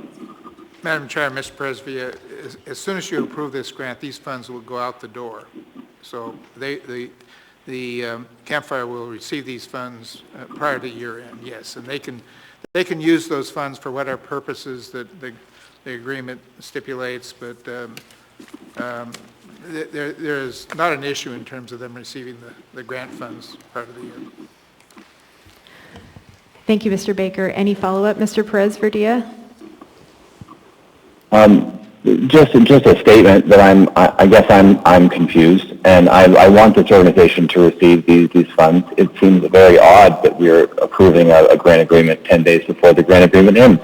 And so, as somebody that works in the nonprofit world, I find that very strange and not sure how that's an effective way to do business. So I would just hope in the future that this would not be the way that we distribute funds and grants to nonprofit organizations, that we would do it in a timely manner.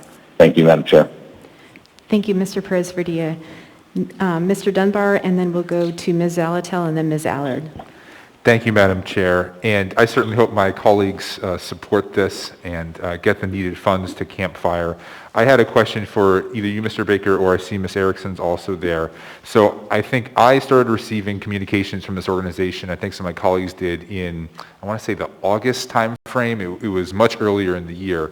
And they had already sort of performed much of the grant work that summer, I believe, under the understanding that they'd been awarded that grant, but they hadn't gotten the funds. And so I guess my question is sort of, what happened? I kind of want us to do a little bit of a post-mortem here to make sure we don't repeat this next year, where we have an organization that takes this long to get the funds that they thought that they had already received, were going to receive. So can you, Ms. Erickson, or you, Mr. Baker, speak to what caused this delay? Madam Chair and Mr. Dunbar, yes, I in fact can address that. When we took office, this grant was not in our queue. It was not there because it had been done by the prior administration. However, it was not in the queuing line.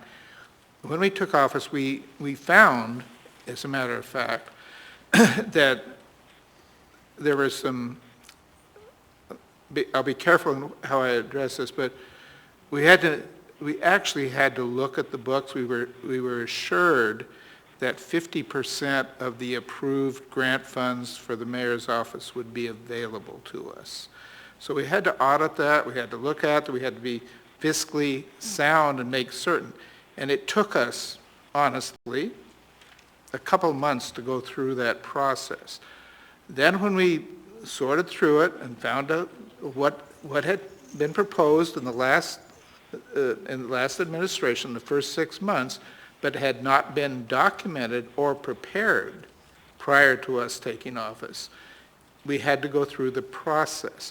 Now, granted, this is very late in the process, but all of these funds can be used retroactively for any 2021 expenses that they have incurred. So this is one of those grants, honestly, that got caught up between the transition of one administration to the administration because the documents had not been prepared, even though they had been told that they would receive this grant. But they had not, there was no documents in place to do so. So they unfortunately were caught up in the middle of a transition of two governments. Not that they wouldn't receive it. If the funds were there, they could be certified and applied and everything was in process, but you have to go through the audit process before you can move forward. I hope that explains your. Yes, thank you, Mr. Baker. Thank you, Madam Chair. Thank you, Mr. Dunbar. Thank you, Mr. Baker. Ms. Zalatel? Thank you, Madam Chair. I heard Mr. Dunbar say that this work has already been done.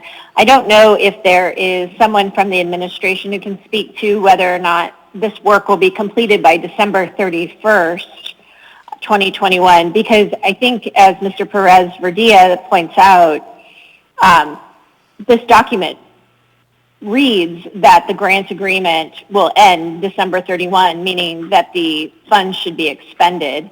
And so if the work is not done and these funds can be used into 2022, I would amend to take out that line with regard to the dates. But I guess I would need clarity on that first, if anyone knows for certain. Madam Chairman, Ms. Alatel, we have absolutely no objection to that whatsoever. We strongly support campfire, and just due to the timing, if that makes it better for the agency and to disperse funds, I think they probably likely have some retroactive 2021 expenses, but we don't care. I mean, if someone wants to amend that, to extend that, we're totally in support of that. Thank you, Ms. Salato, for that question. I think that probably will put a lot of folks at ease. Thank you. Madam Chair, based on the response from Mr. Baker, I move to amend to strike on line 10. The term of this agreement is January 1, 2021 through December 31, 2021, ending on line 11. Second. And I don't need to speak to it any further. I think it was already spoken to. Thank you. Thank you, Ms. Alatel.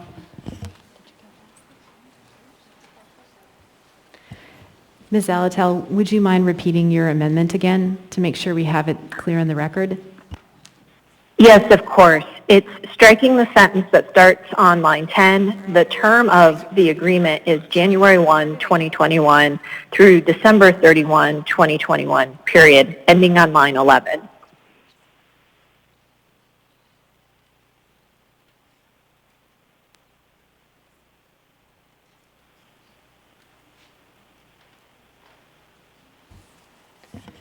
Thank you, Ms. Alatel.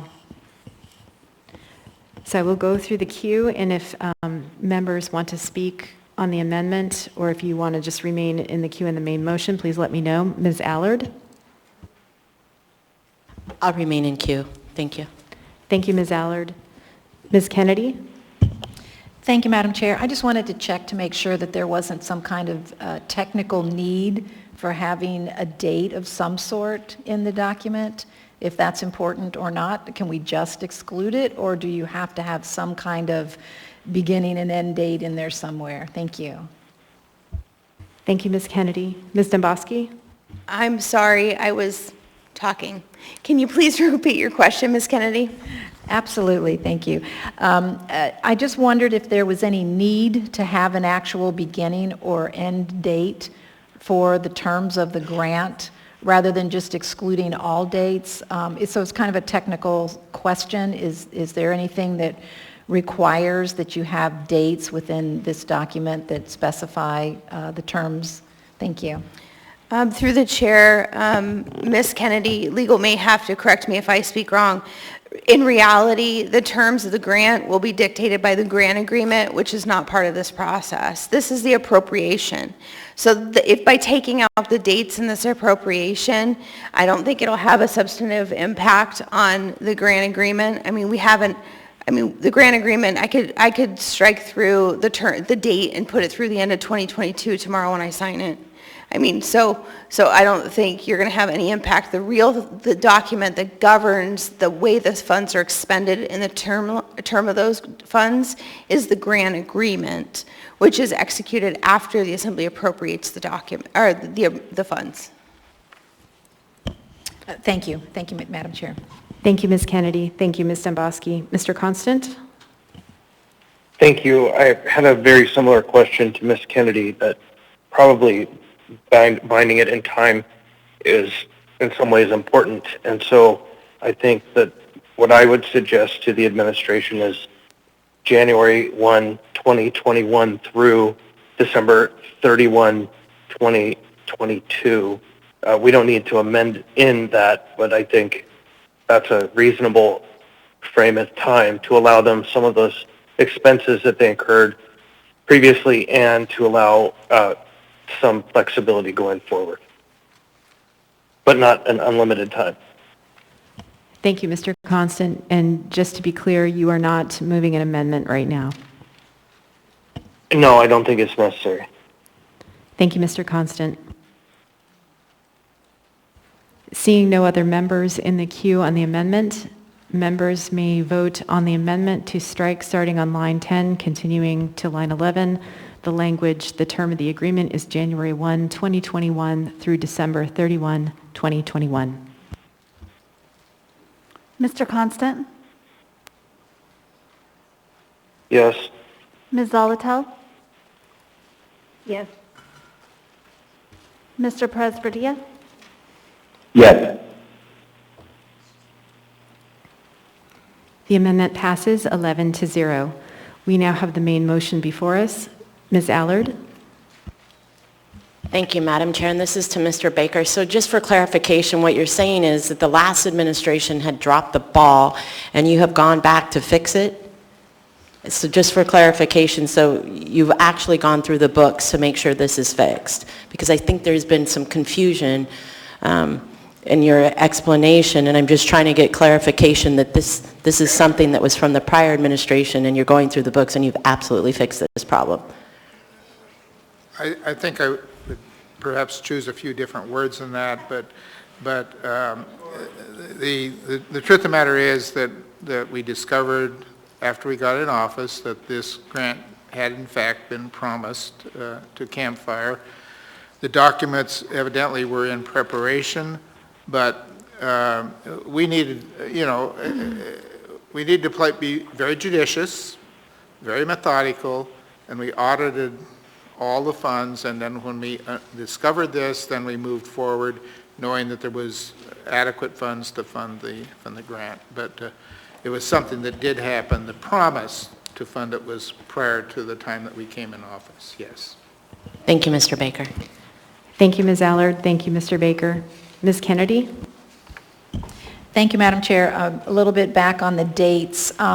This says that this is for the 2021 general government appropriations for the Mayor's Community Grant Program. So that this, even if they carry over some of these funds into next year, that will not preclude them from applying again for 2022 for the grant, for the mayor's grant funds?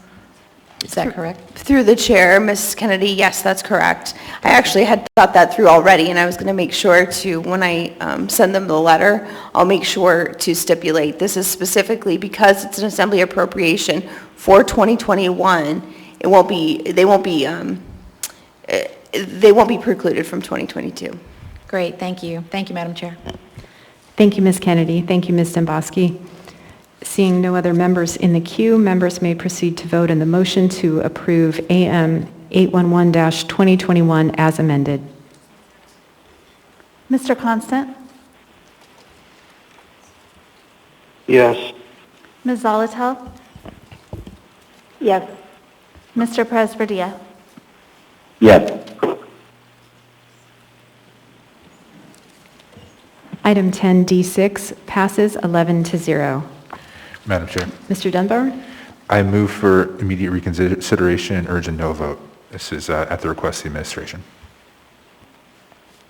Second. A motion for immediate reconsideration has been made by Mr. Dunbar and seconded by Mr. Rivera. This motion is at the request of the administration. Yes, if we vote down the immediate reconsideration, then the funds can be distributed more quickly. Thank you, Madam Chair. Thank you, Mr. Dunbar. Seeing no members in the queue, members may proceed to vote on the motion for immediate reconsideration of item 10D6 per request of the administration with a no vote advised. Mr. Constant? No. Ms. Zolotel? No. Mr. Perez-Vardilla?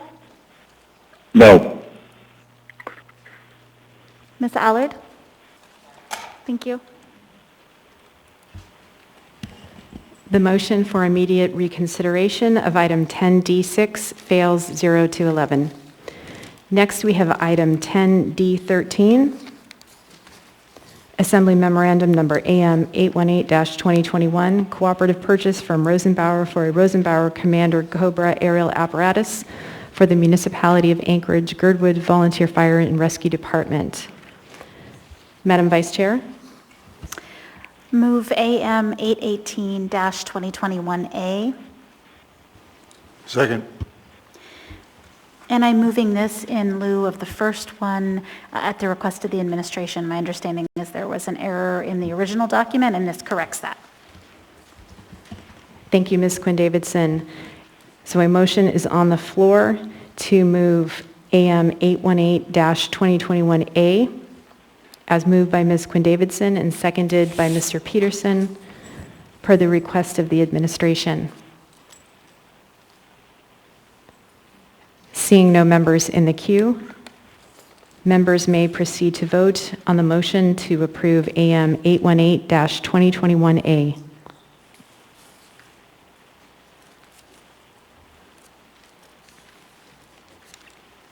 Mr. Constant? Yes. Ms. Zolotel? Yes. Mr. Presberdia? Yes. Item 10D13 is approved 11-0. Next, we have item 10F1.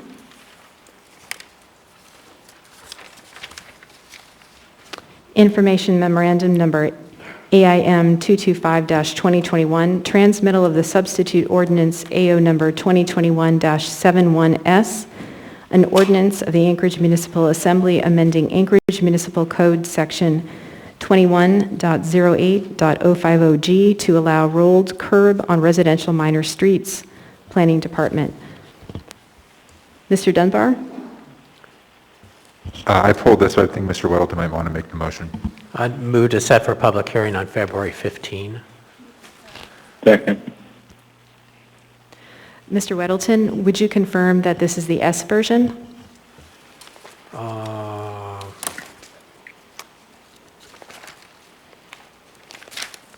Correct. Move the S version.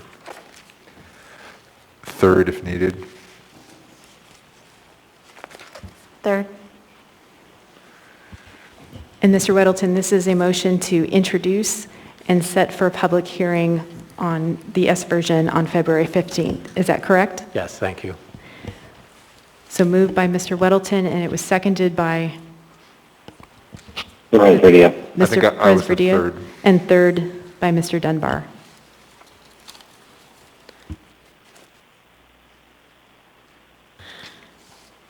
So that item has been set for public hearing, the meeting of February 15.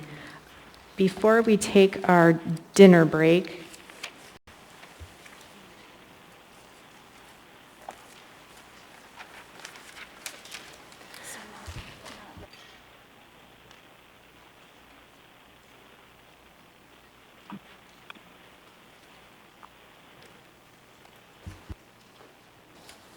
actually, we will come back to that motion, and we will go ahead. Let's take up item Madam Chair. 11A, as we have completed our consent agenda. Ms. Allard? Thank you, Madam Chair. Wondering if we can do an immediate vote for reconsideration on what we did with the chamber in order for the CFO to go ahead and distribute funds as early as tomorrow, and I would urge a no vote. So, Ms. Allard, you are requesting that a member make a motion for immediate reconsideration of item 10E12 Yes, ma'am. with a no vote urged? Yes, ma'am. Second. Actually, I believe someone besides Ms. Allard, you're asking for someone else to make that motion, correct? I can make the motion. You can I make just- it? Okay. Yeah, I made the motion. Thank you. Understood. So Ms. Allard has moved for immediate reconsideration of item 10E12, urging a no vote. It has been seconded by Mr. Weddleton. Ms. Zalatel, are you in the queue for this item? No, thanks. That was a mistake on my part. Apologies, I missed your cue there. Seeing no other members in the queue, members may proceed to vote on the motion for immediate reconsideration of item 10E12 with a no vote urged. Mr. Constant? No. Ms. Zolotel? No. Mr. Presberdia? No.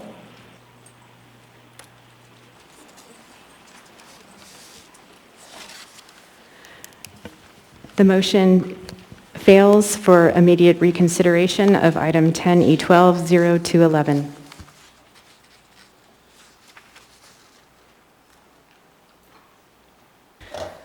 That completes our consent agenda. Actually, we'll go ahead now and take our regularly scheduled dinner break for 20 minutes, and then we will come back and take up the 11s. Thank you all.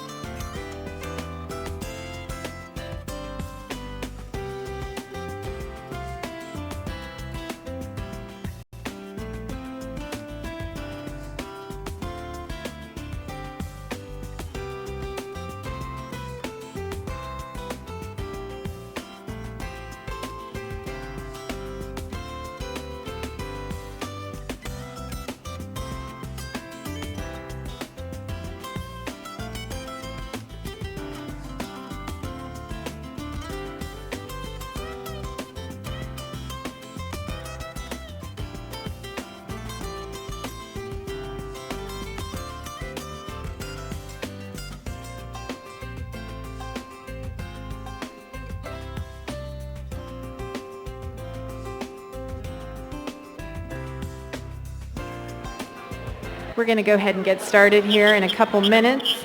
If folks could please take their seats, and we're just doing a sound check here to make sure we've got the members on the line. This is Mr. Constant. Ms. Zalatel said she was here. Thank you, Mr. Constant. Mr. Perez-Verdia, can you hear me? Yes, I can hear you. Can you hear me? Yes, we can. Thank you, Mr. Perez-Verdia. Ms. Zalatel? I can hear you. Can you hear me? Yes, thank you, Ms. Zalatel. Thank you, Madam Clerk.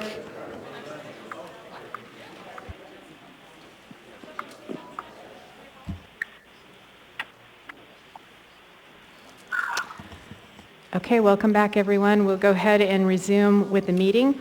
Before we take up the 11s, I will turn to the Vice Chair for a motion.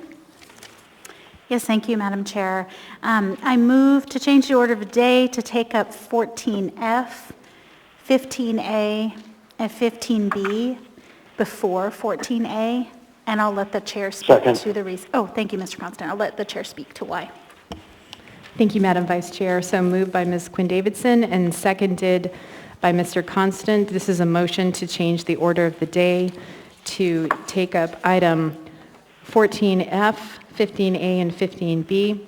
The reason for that is because we have several public hearing items that may take some time, and I believe that 14F we can get through fairly quickly, and it is time sensitive, and the ACDA board has asked if we can to take it up earlier in the evening, and then the 15A and 15B are a special land use permit and also actually 2 special land use permits. So seeking unanimous consent to the motion to change the order of the day. Seeing no opposition, the order of the day has been changed.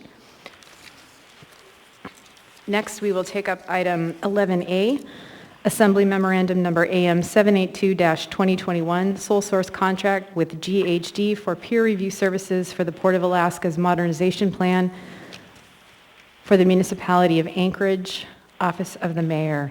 Action was postponed from the meeting of December 7th, 2021. There is no motion on the floor. What is the will of the body? Move to approve. Second. Moved to approve by Ms. Zalatel and seconded by Ms. Allard. Ms. Zalatel? Thank you, Madam Chair. I just wanted to thank the folks that came to Enterprise and Utility Oversight Committee meeting and explained what the peer review services will be. In a nutshell, it's to make sure that we are moving as quickly as possible with regard to the permitting aspects of the port and ensuring that the next phases can move along swiftly. This does not interfere with any of the design work moving forward. So I think if all things align, it should put us in a really good position in first quarter 2022, particularly as we consider infrastructure dollars that may be coming in. So I would urge your support for this item. Thank you. Thank you, Ms. Zalatel. Seeing no other members in the queue, members may proceed to vote on the motion to approve AM 782-2021. Mr. Constant? Yes. Ms. Zalatel? Yes. Mr. Perez-Verdia? Yes. The motion to approve item 11A passes 10-1. Next, we have item 11B, Assembly Memorandum number AM 712-2021, Houseless Lived Experience Advisory Board appointments. Rochelle Griffiths, Robin Platt, Jason Robinson, Terrence Shanigan, Sarah Short. Action was postponed from the meeting of November 9, 2021, then November 23, 2021, and also December 7, 2021. Mr. Rivera had moved to approve. It was seconded by Ms. Zalatel, so a motion to approve is on the floor. Is there any discussion? Mr. Weddleton? Yeah, I really appreciate the time we had at that work session to get to know these people better, and I think it's should be really impressed with their stories they told and the quality that they offer. And I know we've got, I think, 4 other seats to fill, and I think if we could fill those with someone who's, maybe living on the streets now or something or very close to it, that would be beneficial. But I think these are great choices and look forward to their feedback. Thanks. Thank you, Mr. Weddleton. Mr. Rivera? Thank you, Madam Chair. I agree mostly with Mr. Weddleton. I look forward to seeing the remainder of these slots being filled, hopefully with folks with more close lived experience. Very much appreciate all of the applicants who came to that work session and shared. So I do have a motion to make. I move to bifurcate, and that motion will be to one motion for Rochelle, Robin, Terrence, and Sarah, and then the second for Jason. Second. So a motion to bifurcate has been made by Mr. Rivera and seconded by Ms. Quinn Davidson. Mr. Rivera? Thank you. Yeah, I'll speak to this briefly. Very similar to some of the motions that have been made in the past. There's one individual on this list that I cannot support, just based off of the community feedback that we have received. And so I am happy to support Rochelle, Robin, Terrence, and Sarah, but I will unfortunately not be able to support Jason. Thank you. Thank you, Mr. Rivera.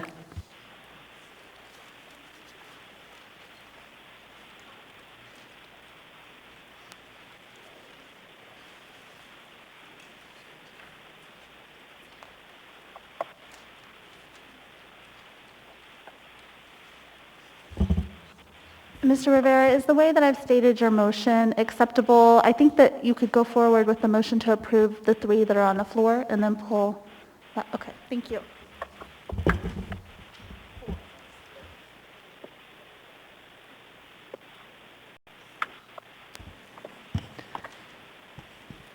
Seeing no one else in the queue, members may proceed to vote on the motion to bifurcate AM 712-2021 so that Jason Robinson is pulled out from that group.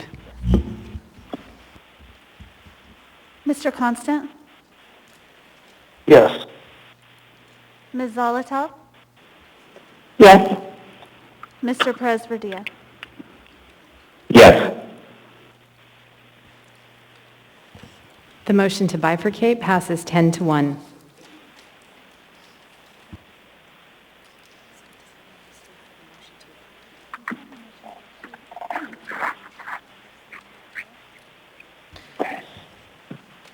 So we still have a motion to approve on the floor for the 4 remaining individuals. Is there any further discussion? Mr. Constant? Thank you. So I have really strong concerns about one individual who remains on this list. So I vote with just a sense of caution and reality that I have consistently voted to allow the mayor as much flexibility in filling the positions as his administration believes. But I do have concerns with at least one member of this remaining slate. I'll be a yes vote, and I look forward to being surprised, hopefully in a good way. Thank you, Mr. Constant. Seeing no other members in the queue, members may proceed to vote on the motion to approve AM 712-2021 as bifurcated to include Rochelle Griffith, Robin Platt, Terrence Shanigan, and Sarah Short. Mr. Constant? Yes. Ms. Zolotow? No. Mr. Perez-Verdia? Yes.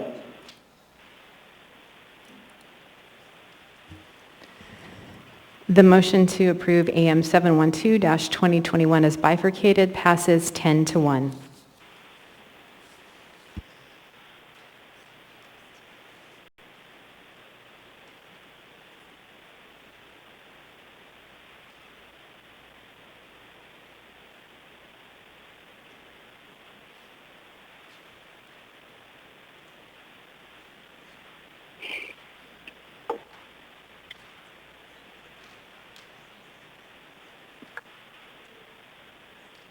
And bear with us, folks, please. We're just discussing a procedural matter related to the bifurcation.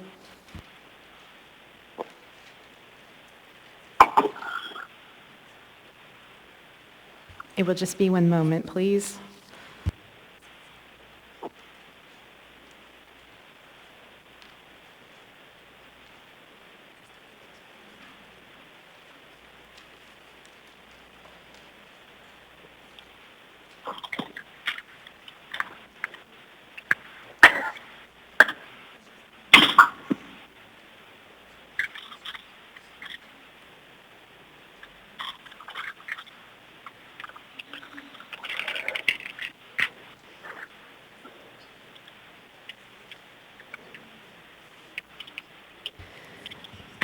Thank you for your patience, everyone.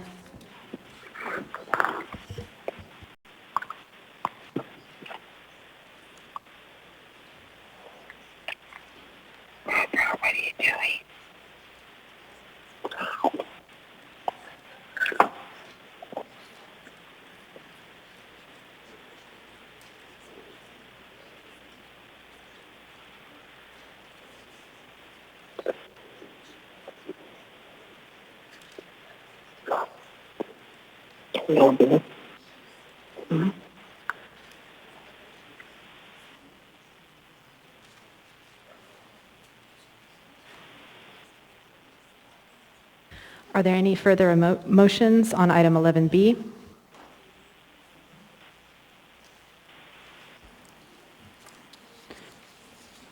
Next, we have before us item 14F.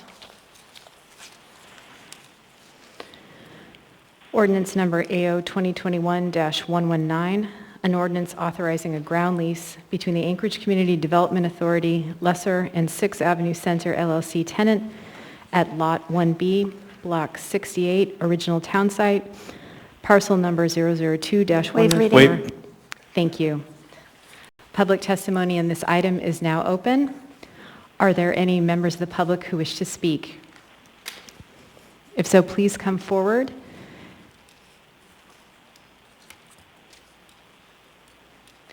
Anyone at all? Seeing and hearing no one, public testimony on this item is now closed. What is the will of the body? Move to approve. Second.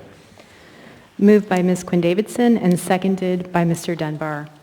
I want to note that Mr. Paul Wiltz is available by phone to address any financial questions, and I believe Mr. Robbins is here as well. Ms. Zalatel?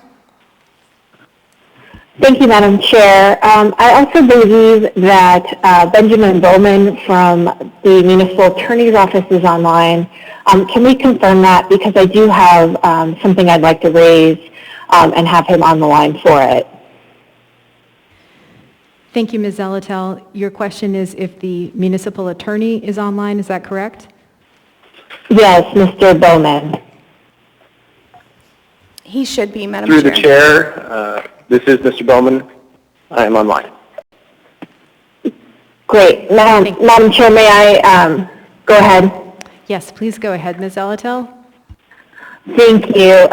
The reason I asked that Mr. Bowman be online is I have been looking into particularly the assignment on this ground lease. It's my understanding that what we have in the term sheet simply says that that there can be assignment of the ground lease, but it doesn't provide a lot of detail or what the parameters may be other than that the ACDA board can approve an assignment. I don't get a good sense if this differs or is similar to other ground leases. I think it, particularly this type of development, it puts the municipality at a bit of disadvantage is a little bit of a strong word, but on odd footing that this could really move into somebody else's hands where the assembly doesn't have any say, especially if the ground lease is for a considerable term. So I guess I would like Mr. Bowman to speak to those concerns and then possibly suggest ways that we could address those concerns moving forward. Thank you. Thank you, Ms. Alatel. Mr. Bowman? Through the chair, Assemblyperson Zolto, I would say that you're correct. The term sheet generally describes the assignment clause that has been proposed for this project. It is not, there have been a couple of different versions of a finalized assignment clause and also a finalized version of the ground lease, which are floating around, but the final form of the ground lease has not been agreed upon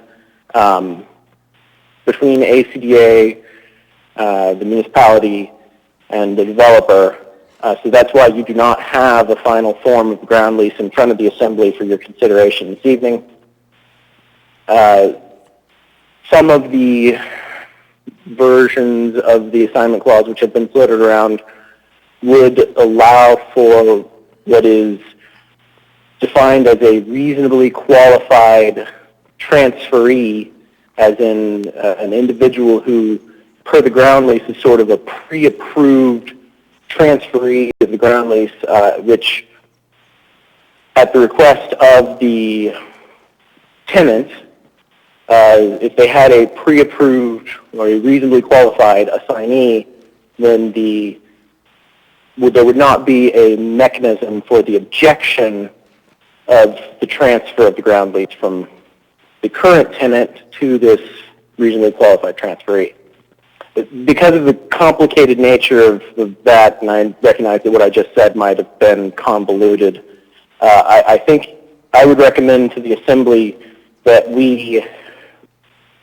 you wait to approve or consider this particular AO until such time as you have a finalized form of the ground lease in front of you, so you can specifically know and understand precisely what the ground lease says, precisely all the terms of the ground lease, basically something more than just the kind of general term sheet that you have in front of you.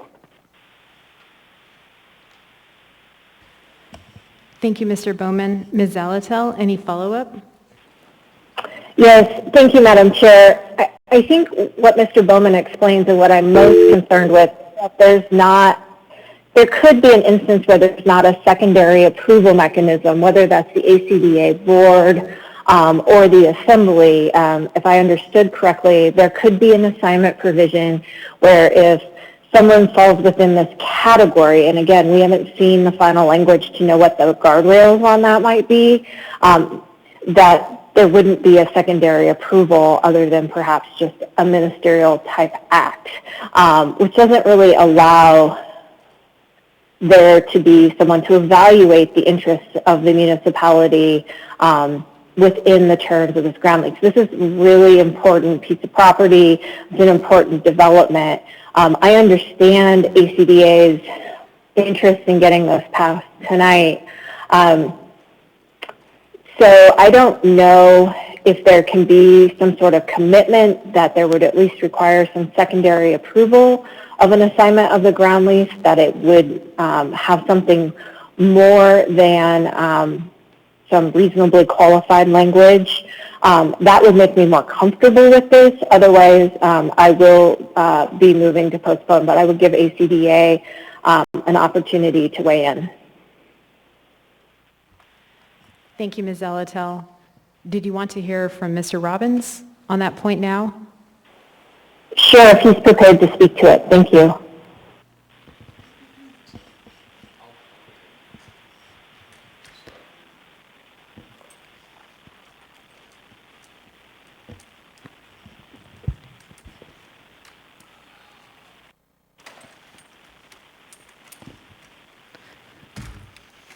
Welcome, Mr. Robbins.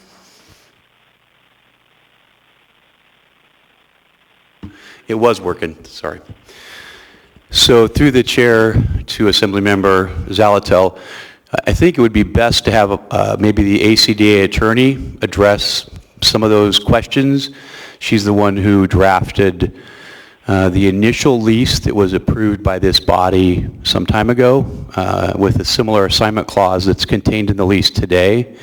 And if there's any questions, she would feel, I think, more qualified to answer. So I think we provided her phone number, if we could call Diana Parks. Madam Chair, Ms. Dombrowski? on behalf of the administration, we would be okay with a postponement until January 11th, where we can have time to work this out. Thank you, Ms. Dombrowski. I just would say that if we postpone until January 11th, the developer won't be able to get on the agenda in March for both the Urban Design Committee, and we were made aware today of another, Melinda, you want to tell me we were made aware today of another committee that they have to appear in front of as well, and if we don't get this on this decision made by the end of the month, we won't be able to do that. So, what was the name of that? Madam Chair, may I speak? Is that Mr. Constant? This is Mr. Bowman. Oh, Mr. Bowman. Sorry. Mr. Bowman, go ahead. And just to put on the record from my understanding, and we might have to double check with outside organizations, but my understanding from communications between ACD and myself is that the delay on the developer getting on the schedule for the Urban Design Committee is a business decision by the developer. There is no process limitation on their ability to meet that deadline. It's merely a business decision regarding costs and their assessment of certainty within the project. Thank you, Mr. Bowman. Ms. Gant? Yeah, I just want to update the Assembly. Originally, it was going to be in front of the Urban Design Commission, but we were just informed by Planning Department that there was a slight error on their part, and they updated us that actually will be in front of ZEBA, which is the Zoning Board of Examiners and Appeals, and they have set already a deadline through the Planning Department that we have to meet and put the application in, I think, December 30th, which will ensure that we'll be in front of them March 10th of 2022. Why this is so critical that we get this heard today is that the Planning Department set in our development agreement a plan from the construction date to work backwards so that we could get everything completed in time to not impact transit. And where it really kicks in is that there is a final construction, documents are submitted for permits June of 2022. So all these other items have to be completed for them to move forward. And every delay means a delay of what's going to impact transit. And so that's why we're very focused on being heard today and getting this approved. Thank you. I'll go ahead and go through the queue, and we'll see where that takes us. So Mr. Constant is next, and then Mr. Dunbar, and then Mr. Weddleton, and then Ms. Zalatel. Mr. Constant? Thank you, Madam Chair. With all due respect to the demands of the developer and the Development Authority, we don't have a ground lease before us. We have a draft document, and there's no way in good conscience we could conduct ourselves in a manner that would approve a draft document and then have it finalized by some other body at some other time, some other place. That's a big note. I support the concept, but we can't do this in this timeline. So I would move to postpone this item to January 11th to allow the developer, it's a final opportunity, I guess, to get together and figure this out so that a fully drafted ground lease can be before us so that we can approve the item and not just the kind of essence and idea of an item, because that is an unacceptable failure on our part if we move this forward tonight. Thank you. Thank you, Mr. Constant. So Mr. Constant has made a motion to postpone this item until the meeting of January 11th. Is there a second? Second. Seconded by Ms. Allard, and Mr. Constant has spoken to this. So I will continue through the queue. If you I think these are probably related, the motion to approve and the motion to postpone. Mr. Dunbar? Thank you, Madam Chair. And yeah, my comments were to the underlying motion, but I think they at least color the argument about the motion to postpone. So I was ready to vote on this tonight. I do think we have sort of a pretty good understanding of what they're trying to do here. But I do think also that Ms. Zalato brings up a good point, and so I wanted to speak to the potential tenant about the idea of a sublease or a assignment. And then I also wanted to ask a specific question of Mr. Bowman. So here we have a labor peace agreement, which I'm very happy to see. This is one of the first that we've ever sort of worked with. And so I guess my question is, if this were to be assigned, would the labor peace agreement travel with that assignment? So I'm getting some nods in the room here, but I just want to confirm that with you, Mr. Bowman.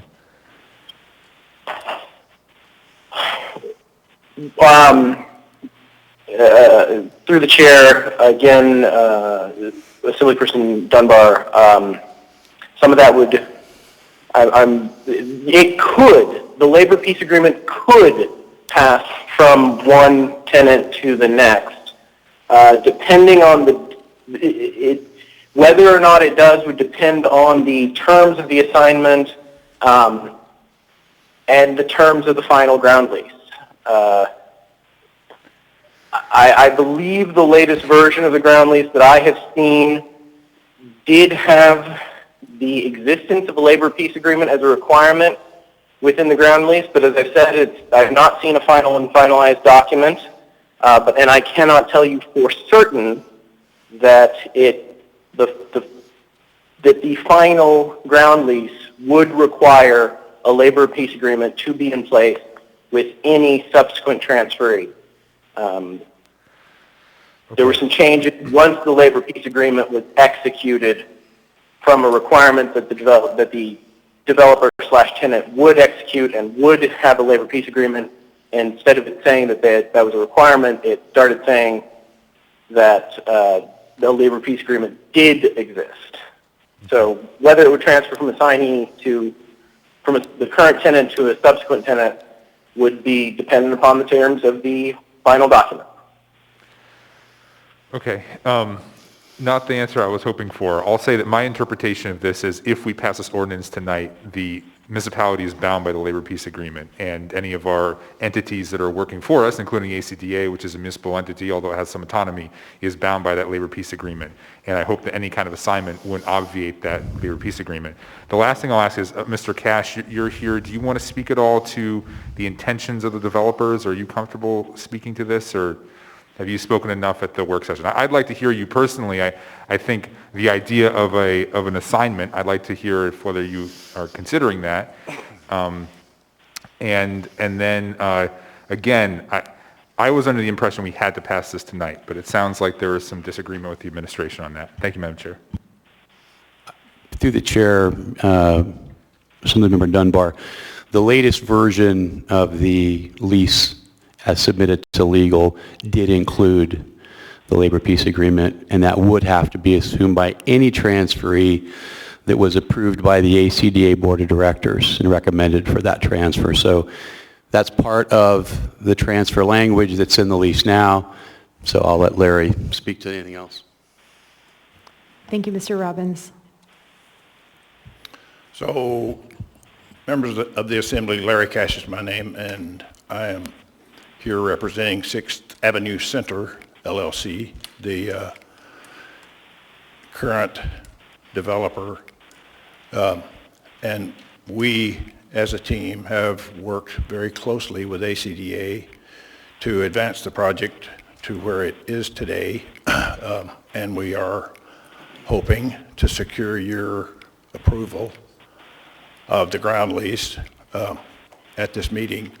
It would very much enhance our ability to move the project forward to meet schedules for construction and design, design first and construction later, to deliver this project, which we think is very worthy and important to the future of our city, and particularly the rejuvenation of downtown Anchorage. A very meaningful and beneficial project for all of us to enjoy in that respect. As far as we're concerned, we negotiated with ACDA in good faith, and we think we have a ground lease that is completed in detail and is ready for you to approve this evening. And we would very much appreciate your concurrence and approval. Thank you, Mr. Cash. Thank you, Madam Chair. Thank you, Mr. Cash. Thank you, Mr. Dunbar. Mr. Weddleton? Well, thanks. A question maybe for Mr. Robbins, but also the administration, and it might have been missed. So we have a general outline of the key points of a ground lease, and the details aren't in front of us, and that's what we're discussing here. So ultimately, when that ground lease is finally written in detail, whose eyes are on that? Is the ACDA board, municipal attorneys, and so on? What's the process? You know, if we were to approve this, how is that actual ground lease approved? Through the chair, Mr. Bowman, can you answer that question, or would you like me to take a stab at it? I can, through the chair and to Deputy Municipal Manager Jamboski, I can answer for you if you'd like. Go ahead, Ben. Thanks. The final version of the ground lease is theoretically negotiated between the parties and then approved by the Assembly. So this is sort of the municipality's last major check on the nature of the ground lease. I'm presuming that as the municipal law department would be kept in the loop regarding the nature of the agreement which was struck between ACDA and the tenant, but approval authority rests with the Assembly on this. So the municipality's ability to say yay or nay to the ground lease rests with the Assembly.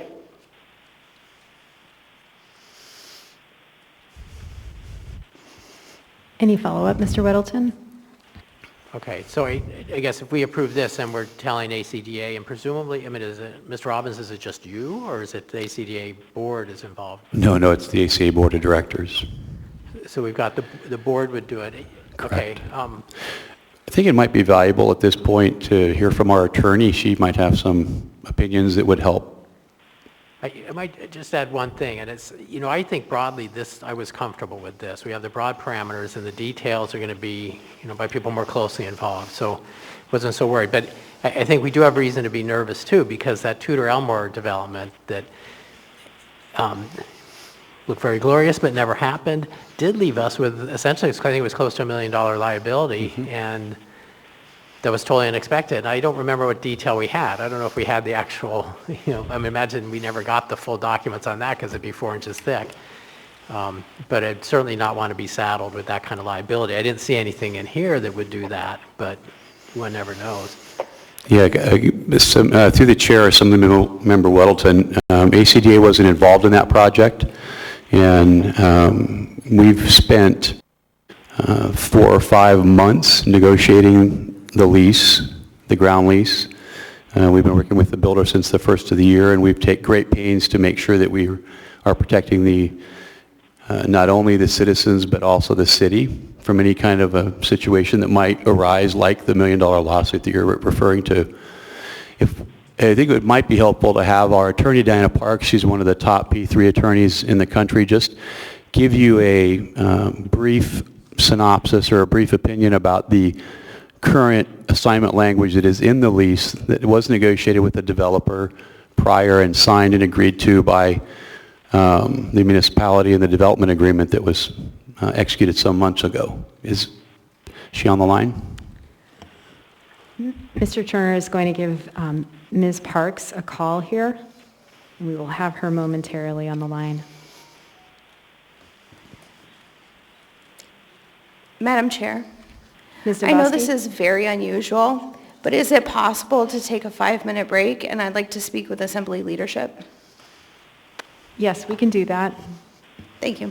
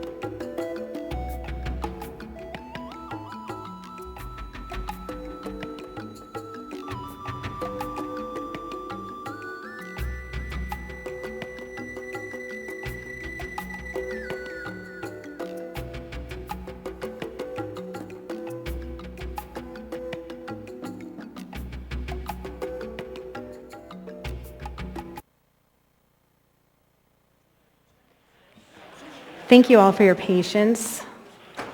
Before I move through the queue, I want to turn to Mr. Baker.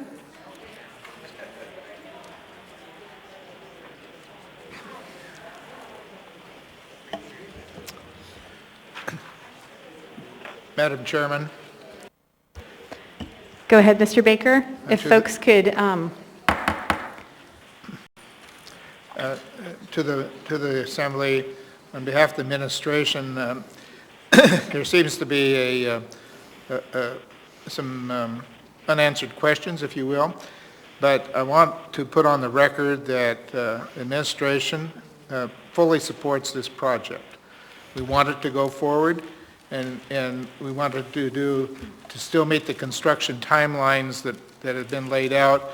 We will work with the developer to do our utmost to meet the deadlines for the UDC and other agencies involved in order to keep on their construction timeline. And in the interim, if we could respectfully request a postponement till January 11th so that we could answer these legal issues that have arisen, we'd greatly appreciate it. Thank you. Thank you, Mr. Baker. I will go through the queue to Ms. Allard, Ms. Quinn-Davidson, Mr. Constant, Ms. Zelatel, and then Mr. Weddleton, and then I'm hoping we can vote soon. Ms. Allard? Thank you, Madam Chair, but Mr. Baker just spoke to what I was kind of trying to figure out is the administration's on some sort of page, and I was curious on why Mr. Robbins, the director, wasn't exactly on the same page as administration, but I think I have clarification. I'm good with it, and I would encourage when we get there to postpone this until the 11th of January. And Madam Chair, can I just make a motion now? So the motion on the floor is actually to postpone to the meeting of January 11th. Okay, thank you, Madam Chair. Yeah, I would encourage everybody to do so. Thank you. Thank you, Ms. Allard. Ms. Quinn-Davidson? Thank you. Just quickly, I will support the motion, and I think, like the administration, I'm really supportive of this project moving forward and want you all to figure out, what you need to sort out, but definitely want to support this project and appreciate all the work you've been doing. Thank you, Ms. Quinn-Davidson. Mr. Weddleton? Thanks. So, can we move this to the meeting on December 28th and get things done in time for that? To the city manager. Through the chair, Mr. Weddleton, I think considering some of the legal issues we were hearing, I think the 11th would be most appropriate. Thank you. Thank you, Ms. Demboski. Thank you, Mr. Weddleton. Ms. Zelatel? Thank you, Madam Chair. I support the postponement. Just 2 quick points. One, in the future, if labor peace agreements are part of a lease or a part of a development, if that can just be referenced in the lease terms, I think that would be really helpful up front. Secondarily, I support this project. I think it's a very important project. A ground lease is for 99 years, and it sounds like we don't have a full meeting of the minds, and that's really hard as an assembly member to say, yes, ready to approve entering into a ground lease when the terms of that ground lease still seem to be somewhat up in the air.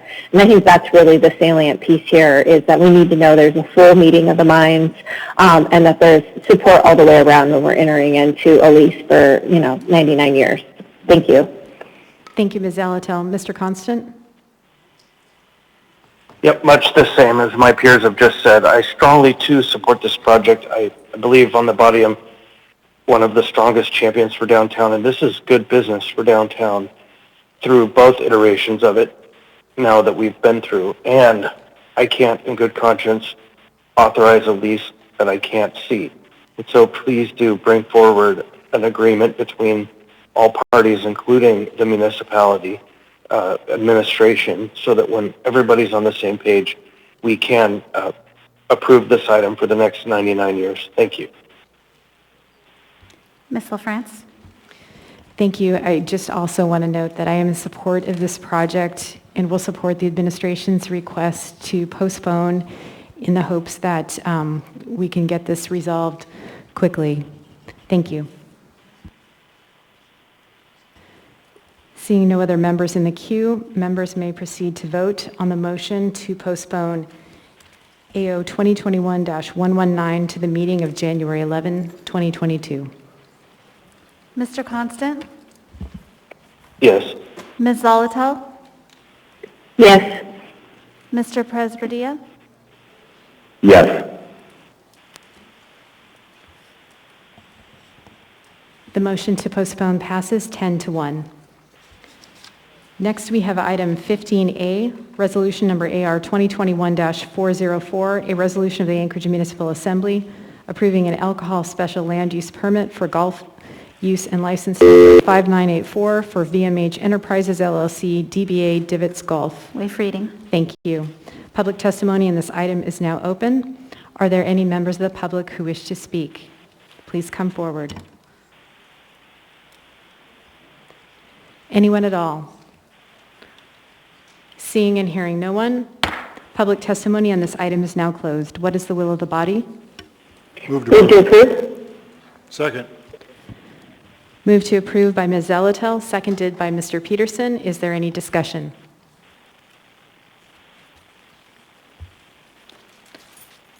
Seeing no one in the queue, members may proceed to vote on the motion to approve AR 2021-404. Mr. Constant? Yes. Ms. Zolotel? Yes. Mr. Presberdia? Yes. Item 15A passes 11-0.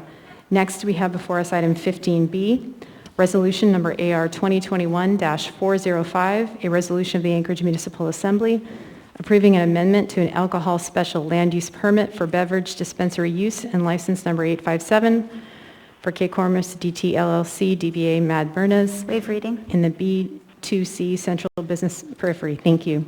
Public testimony in this item is now open. Are there any members of the public who wish to speak? Anyone at all? Seeing and hearing no one, public testimony on this item is now closed. What is the will of the body? Move to approve. Move to approve. Second. Move to approve by Mr. Rivera, seconded by Mr. Constant. Is there any discussion? Seeing no members in the queue, members may proceed to vote on the motion to approve AR 2021-405. Mr. Constant? Yes. Ms. Zolotel? Yes. Mr. Presberdia? Yes. The motion to approve item 15B passes 11-0. We are now back to item 14A, second public hearing, ordinance number AO 2021-110, an ordinance of the Anchorage Municipal Assembly amending Anchorage Municipal Code Title 28 Elections to update and clarify provisions of the code. Before we begin the second public hearing, I want to note that on the Title 28 proposed ordinance for tonight's hearing, there is an S substitute version and proposed amendments that are available on the lower dais and also on the elections webpage at muni.org/elections. During my earlier chair report, I reviewed the process for the proposed revisions of Title 28. Last week's public hearing yielded a number of suggestions that have been included in the S version. Of particular interest, the timeline for the observer registration was removed, and the time frame for responding to registrations was changed to 48 hours in the observer handbook. I also want to note the ordinance does not change the number of observers allowed or the times when observers are authorized to observe election activities. It does the reasons why an observer may be asked to leave an election location or the MOA election team's commitment to ensuring that observers understand the election process and showing them all aspects of that process. So if you've not had an opportunity to review the S version, please either grab a copy or you can get it online. For more information, you can also contact the elections team by emailing elections@anchorageak.gov or calling 907-243-VOTE or 907-243-8683. You can email all assembly members at wwmas@muni.org. When you testify, please stay focused on the changes proposed in the ordinance. If a testifier is off topic, I may interrupt to remind the testifier to stay on topic. It's helpful if testifiers comment on specifics in the S version and/or any proposed amendments. And when you come forward, please state your name, community council, or area of municipality in which you live. You'll have 3 minutes. Please direct comments to me or other people on the dais. And again, assembly members don't typically answer questions during this period. That will come later during the debate portion. With that, the second public hearing is now open.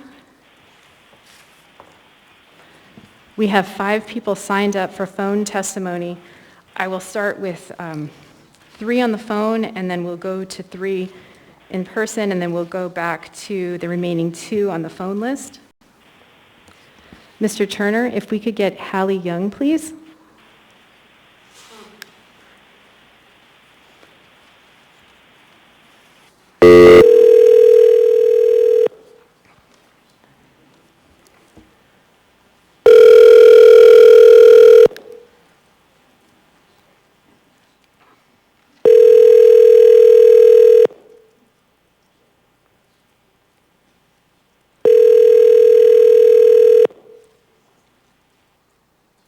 Hi, you have reached Kaylee. Let's go ahead and try Randy Solt.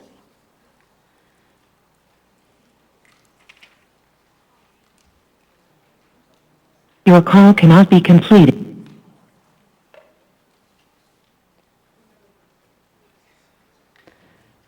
Okay, let's go ahead then and try Lauren Salee.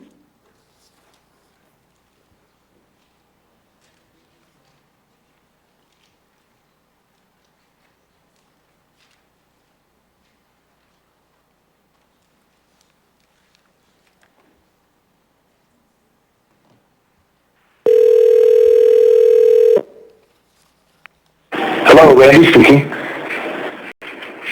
Hi, is this Randy Solt? This is. Hi, this is Suzanne LaFrance with the Anchorage Assembly, and you are on for public testimony on AO 2021-110, updates to Title 28 elections. If you please state your name for the record and the area of town in which you, or area of the municipality in which you live or community council, you'll have 3 minutes. Thanks.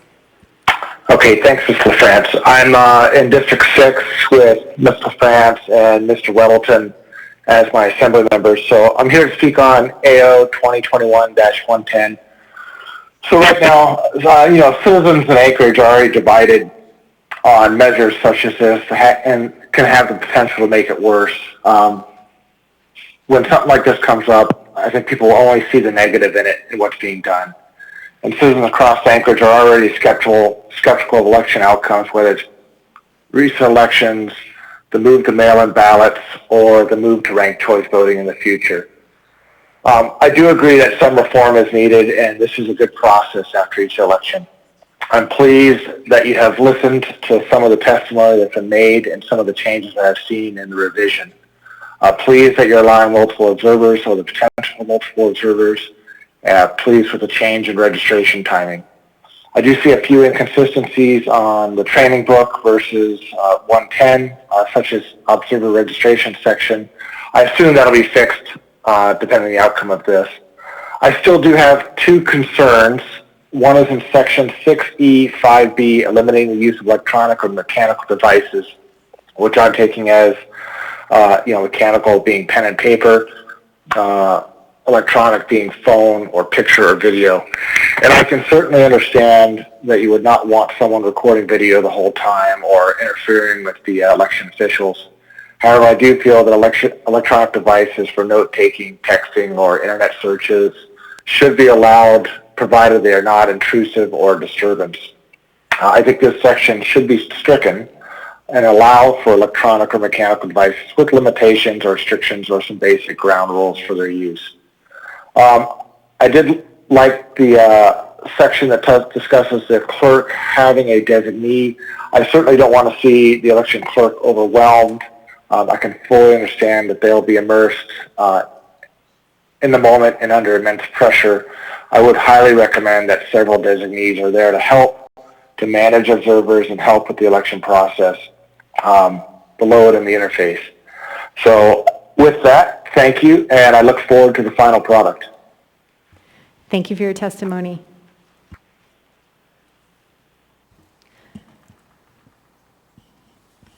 So let's go ahead, Mr. Turner, and try Lauren Salee.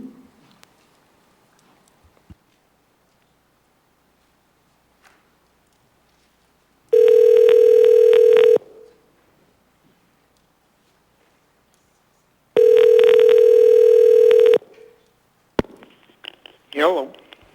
Hi, is this Lauren Salee? Yes, it is. Hi, this is Suzanne LaFrance with the Anchorage Assembly, and you are on for public testimony on AO 2021-110, amending Municipal Code Title 28 Elections. If you state your name for the record, community council, or area of the municipality in which you live, you will have 3 minutes. Thank you.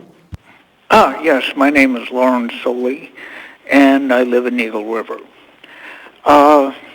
Basically on Title 2021-110,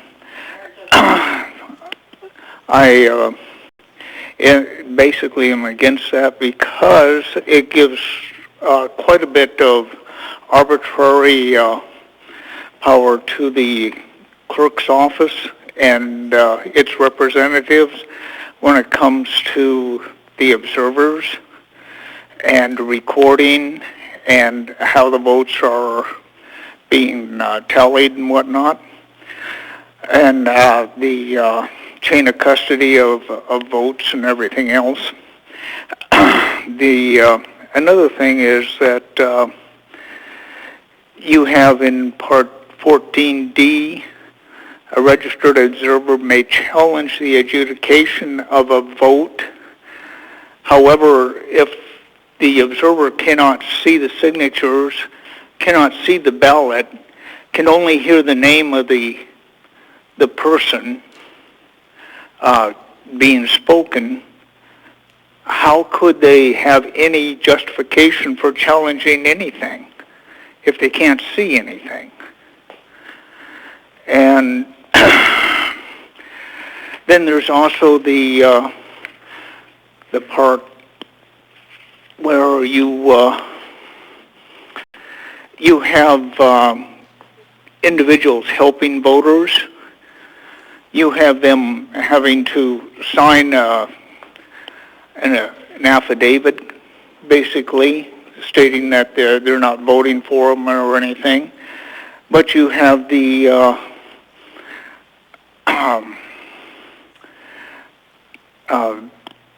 a person that's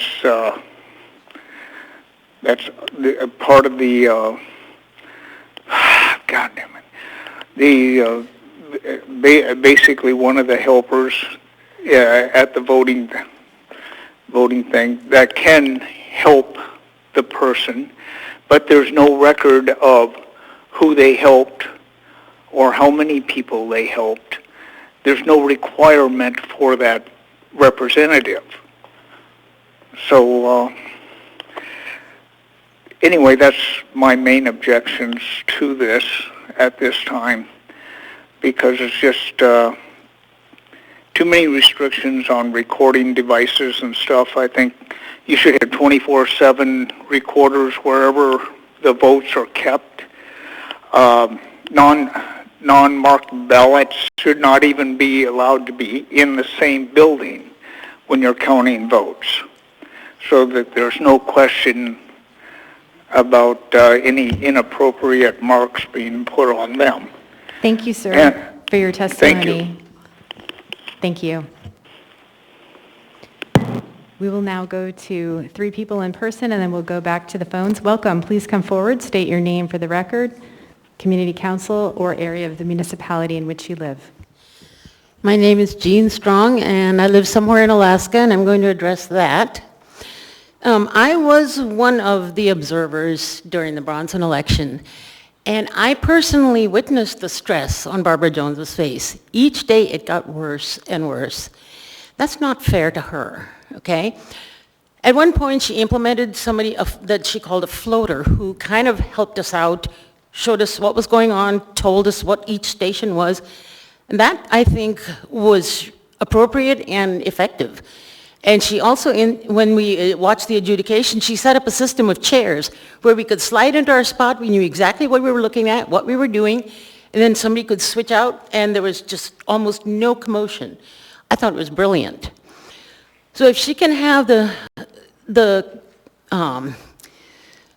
permission or whatever, I can't think of the word I want, to do things like that, that's what works out really well. And as far as surveillance goes, I would strongly recommend more, not less. Definitely have those running 24 hours. And I have said this for years, not just for this election, but for all elections. I think there should be human eyes on those votes at all times. The camera's watching the humans and the humans looking at the votes. There should be at least two. They can be volunteers, they can be cops, they can be security guards, whatever, but there should be two trusted people in there, at least. So that's what I got to say. Thank you for your testimony. Welcome. Please come forward, state your name for the record, area of the municipality in which you live, or community council. Yep. Hi, my name's Andrew Brennan. I live in Rabbit Creek, so District 6. So I'm here today to express my support for AO number 2021-110, amending our election laws. I believe they are necessary to safeguard our democracy in this city, and I implore you to vote in favor. This past May, our city's elections officials have faced unprecedented harassment, threats, and intimidation. Misinformation was spread that jeopardized their safety. According to the clerk's report, there were many instances where observers' actions made election workers feel unsafe. This is dangerous and undemocratic. The election was fair and secure, and there's no reason to think otherwise. Our poll workers do a great service to our city, and they deserve to be safe while doing it. Actions such as these make me fear for the future of our democracy. How is it supposed to continue when one side only accepts the results if they win? The actions at our local election were inspired by the misinformation spread in the wake of the 2020 presidential election. This election was fair and secure as well. The former president's own Cybersecurity and Infrastructure Security Agency chief, Defense Secretary, Attorney General, FBI Director, and CIA Director are all in agreement. And sir, please speak to the specifics of the ordinance. Okay, yeah, sorry about that. So please do not listen to the conspiracy theorists. Sadly, they've been taken in by someone who cannot accept defeat. Please help to safeguard democracy and vote in favor of this ordinance. That's all. Thank you for your time. Testimony. Welcome. Please state your name for the record, your community council or area of the municipality in which you live. Madam Chair, LaFrance, and members of the Assembly, my name is Polly Carr, and I've lived on Lower Anchorage Hillside for 23 years. I'm testifying in support of this ordinance updating our elections code. This ordinance updates elections provisions in order to create a more streamlined process and increase efficiency and voter accessibility.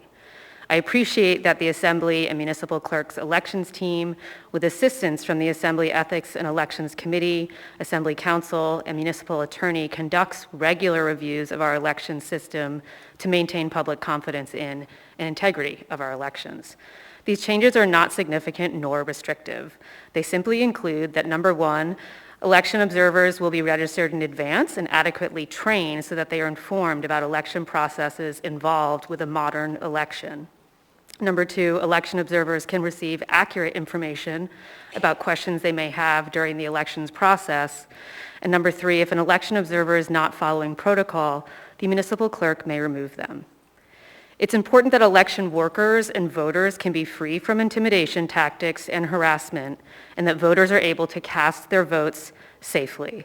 These updates support that. They are common sense, and they make our elections process stronger. I cannot understand why anyone would be opposed to these updates. To those arguing these changes will mean that you won't win elections, as I have seen on one social media message, you may want to learn more about the laws governing the separation between election process and the influence of election outcomes. These changes are about the integrity of elections process and voter access and participation, not the latter. I thank the Assembly members for your leadership on this issue. I urge a vote in favor. I want to say thank you, and just remember, it's the winter solstice and the light is coming back. Thanks. Thank you for your testimony. We'll go back to the phone list. Mr. Turner, if we could call Verlet Soli, please.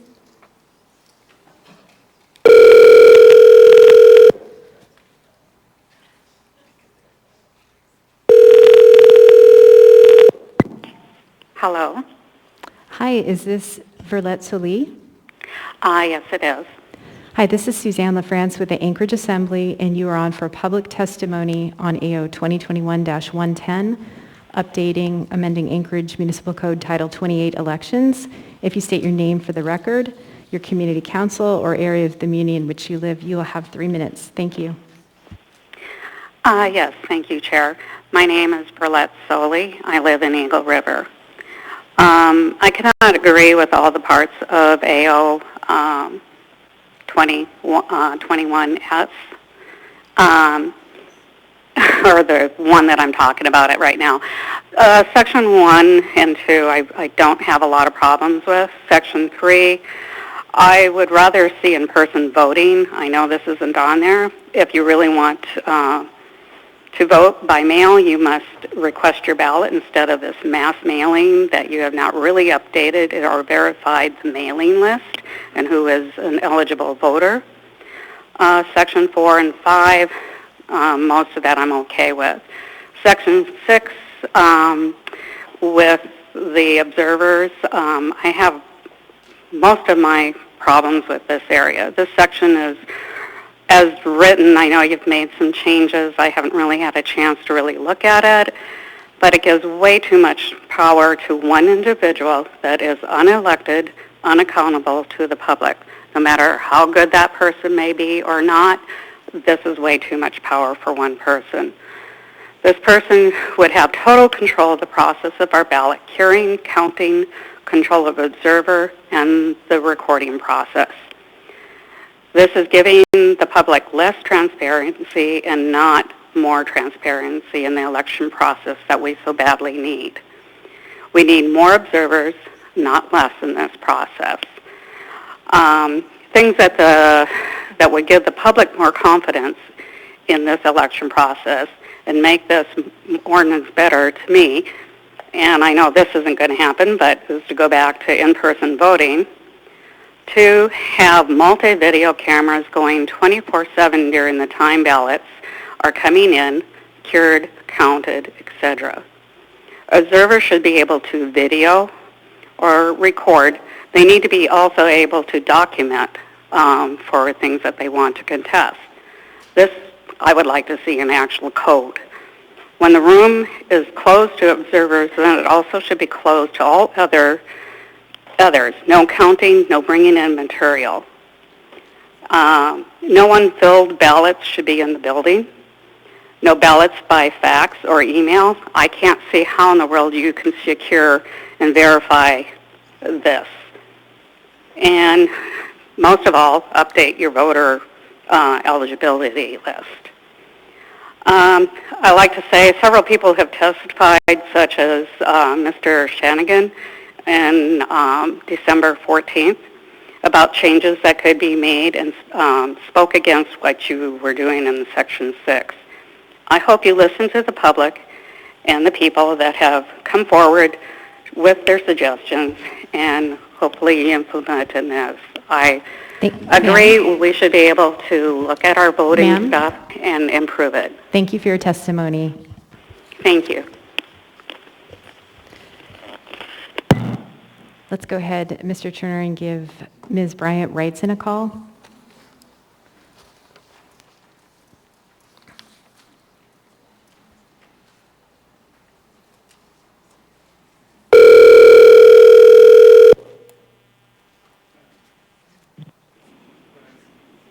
Hello?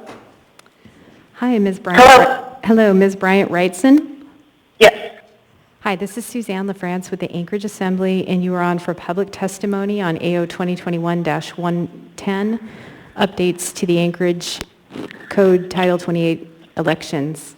If you state your name for the record and your community council or part of the community in which you live, you will have 3 minutes. Thank you.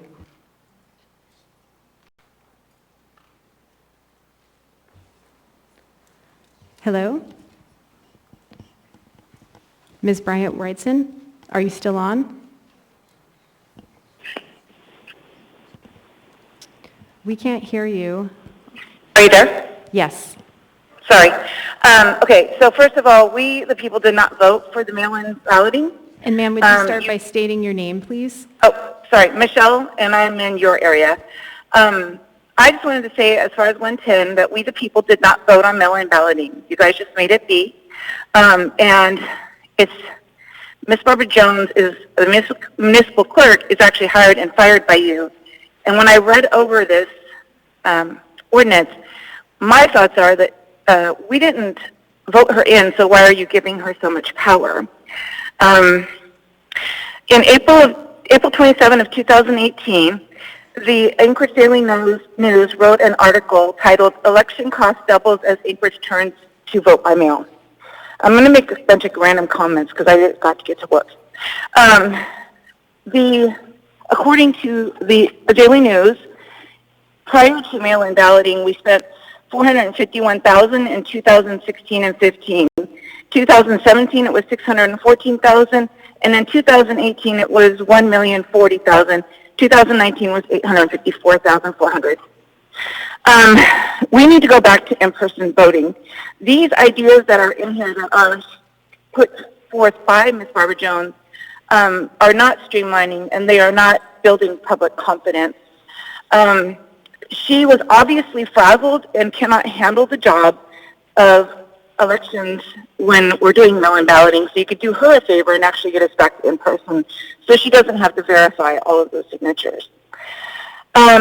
When we go to the actual ordinance, section 5, replacement ballots, one thing I noticed about replacement ballots is, unlike the actual original ballots where you just send them out and we fill them out and we hope that you decide to accept our signatures, if I want to get a replacement, I actually have to provide all kinds of identity, sufficient information of at least 3 of the following residents, addresses, etc.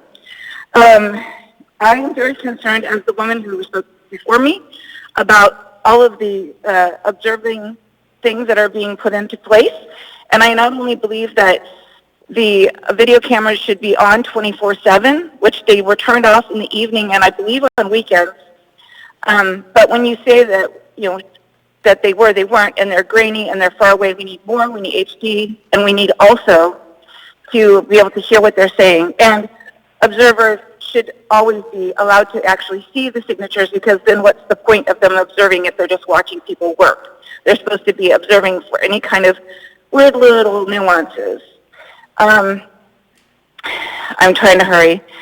There's also in here, you're giving her, Ms. Barbara Jones, it's going to be all up to her on who gets kicked out, who doesn't. And I mean, I got to say, Ms. Barbara Jones is definitely leans very hard with all of you 9 to the left, and she has nothing to lose by helping you guys out, you know, and receiving luxury gifts like a $100 bouquet of flowers from Mr. Constant. Thank you for your testimony. Thank you. Okay, we will try Hallie Young one more time, and then we'll go back to in-person testimony.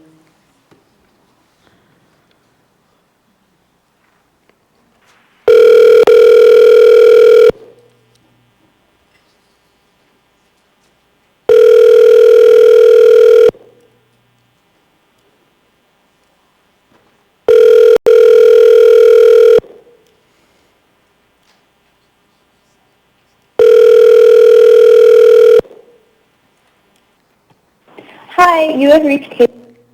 Thank you, Mr. Turner. We will go back to in-person testimony. Please come forward, state your name for the record, your community council, or area of the community in which you live. You'll have 3 minutes. Hi, my name is Jonathan Marsh. I'm in LaFrance and Weddleton's district. I'm here to speak in support of Ordinance 2021-110. I've read over the entire 14 pages of it. It doesn't change anything about the voting process at all, but brings forward language updates that are helpful and needed. It clarifies language of the terms signature, tabulate, and valid signature to perhaps give election workers the ability to differentiate between legit signatures and ballots signed by names such as Mickey Mouse, among other similar names. I know that's happened in this last election here. It adds forth a condition code to the voter list of those not automatically mailed a ballot, thereby saving tax dollars. It sets the same standards for a voter assistant as for a special needs rep, ensuring those who might have physical trouble voting due to medical limitations or handicaps that they can still have their voice heard, as is their right. It clarifies elements of the observer program with language that is more spelled out. This is definitely needed due to the many reports of harassment and disruptive behavior that a number of our election workers witnessed and received during our last municipal election this past spring. None of the rules for observers have changed, but the language of what is and isn't acceptable is definitely more spelled out so that the workers are able to do their jobs with more protections with defined terms in place, and also so that observers have every opportunity to be informed on how the voting process works. Our election workers play such an important part in our democratic process and deserve a respectful, stress-free as possible work environment without distractions and minuscule accusations from the public, as does any one of us at any of our jobs. The ordinance does not change the requirements for observer training, reasons why an observer may be asked to leave, or any commitments the MOA election team has to being as transparent as possible in letting the public participate. None of that has changed. In fact, I see these language updates, which happen every year, as them trying their very best to keep the public informed and engaged in the process. They deserve our thanks and support in the very important job that they excel at. Any accusations of widespread fraud or conspiracy are simply not accurate, factual, or reality-based. I thank the member who brought this ordinance forward and encourage any opposition to read through it in its entirety. I support a yes vote if it gets that far. Thank you, guys. Thank you for your testimony. Ms. Allard, sir? Actually, sir, if you'd come back. Ms. Allard is in the queue for you with a question. Thank Yes. you. I just have a couple of questions. Were you an observer at the, I was not one myself, no. You weren't.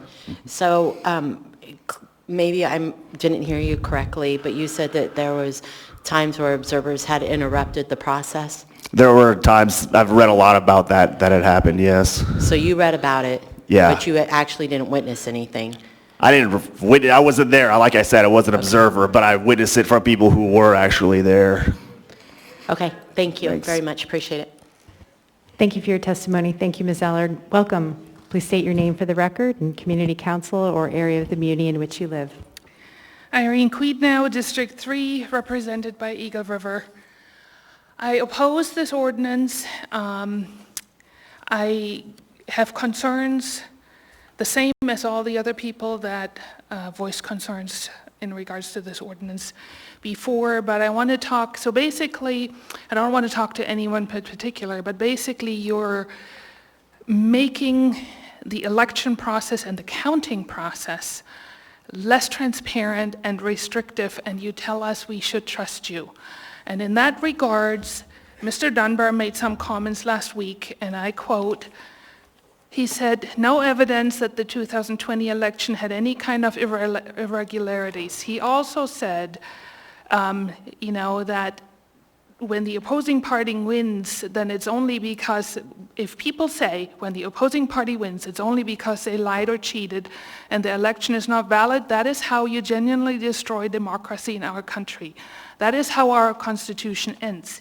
He also said it is the core of our country, our Constitution and our democracy, that we respect the vote after it happens and we don't falsify things to undermine American democracy.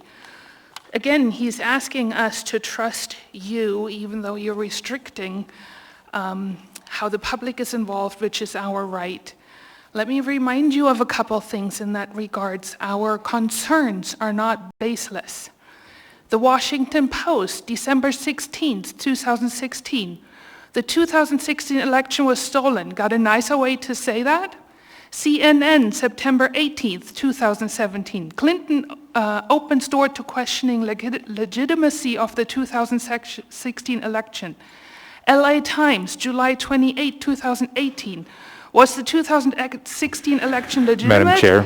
It's now Point of definitely order. worth asking Ma'am, the question. I'm pausing your time. This is directly related to you guys asking Ma'am, us there's to a point trust. of order. I need you to stop. Your time has been paused. Mr. Ma- Dunbar, what is your point of order? Madam Chair, we asked a previous speaker who was referring to the 2020 election to stay on topic, and this speaker is not. Thank you, Mr. Dunbar. I need to remind folks in the audience to refrain from shouting. We will warn folks, and if you don't stop, then you will be asked to leave. So yes, ma'am, please speak to the specifics of the ordinance before us. I will go Yes. ahead and continue your time. My point is that Mr. Dunbar asked us to trust in the election process. And what I just quoted you, and he said that we genuinely destroy democracy in our country when we question elections. Well, what I just wrote shows that the left questioned the election for 4 years. So I don't think that our concerns of questioning elections is unwarranted. And we have precedents. The left questioned the elections. Thank you. Thank you for your testimony. Remind members of the public to please speak to the specifics of the ordinance before us, particularly the S version, and also to please refrain from clapping or shouting while people are testifying, as this is disruptive. Welcome. Please state your name for the record. Dustin Sherman from District 6, represented by Weddleton and LaFrance. I can't support 2021-110, and here's why. First of all, I was an election observer for the first time last year. Actually enjoyed it, but I got to say it was very chaotic. Mainly because there were a lot of things that the observers were not adequately trained on. When I got to the library, I was an observer here, I felt like I was kind of an outcast, like I was almost like I was looked down upon, like I wasn't welcome.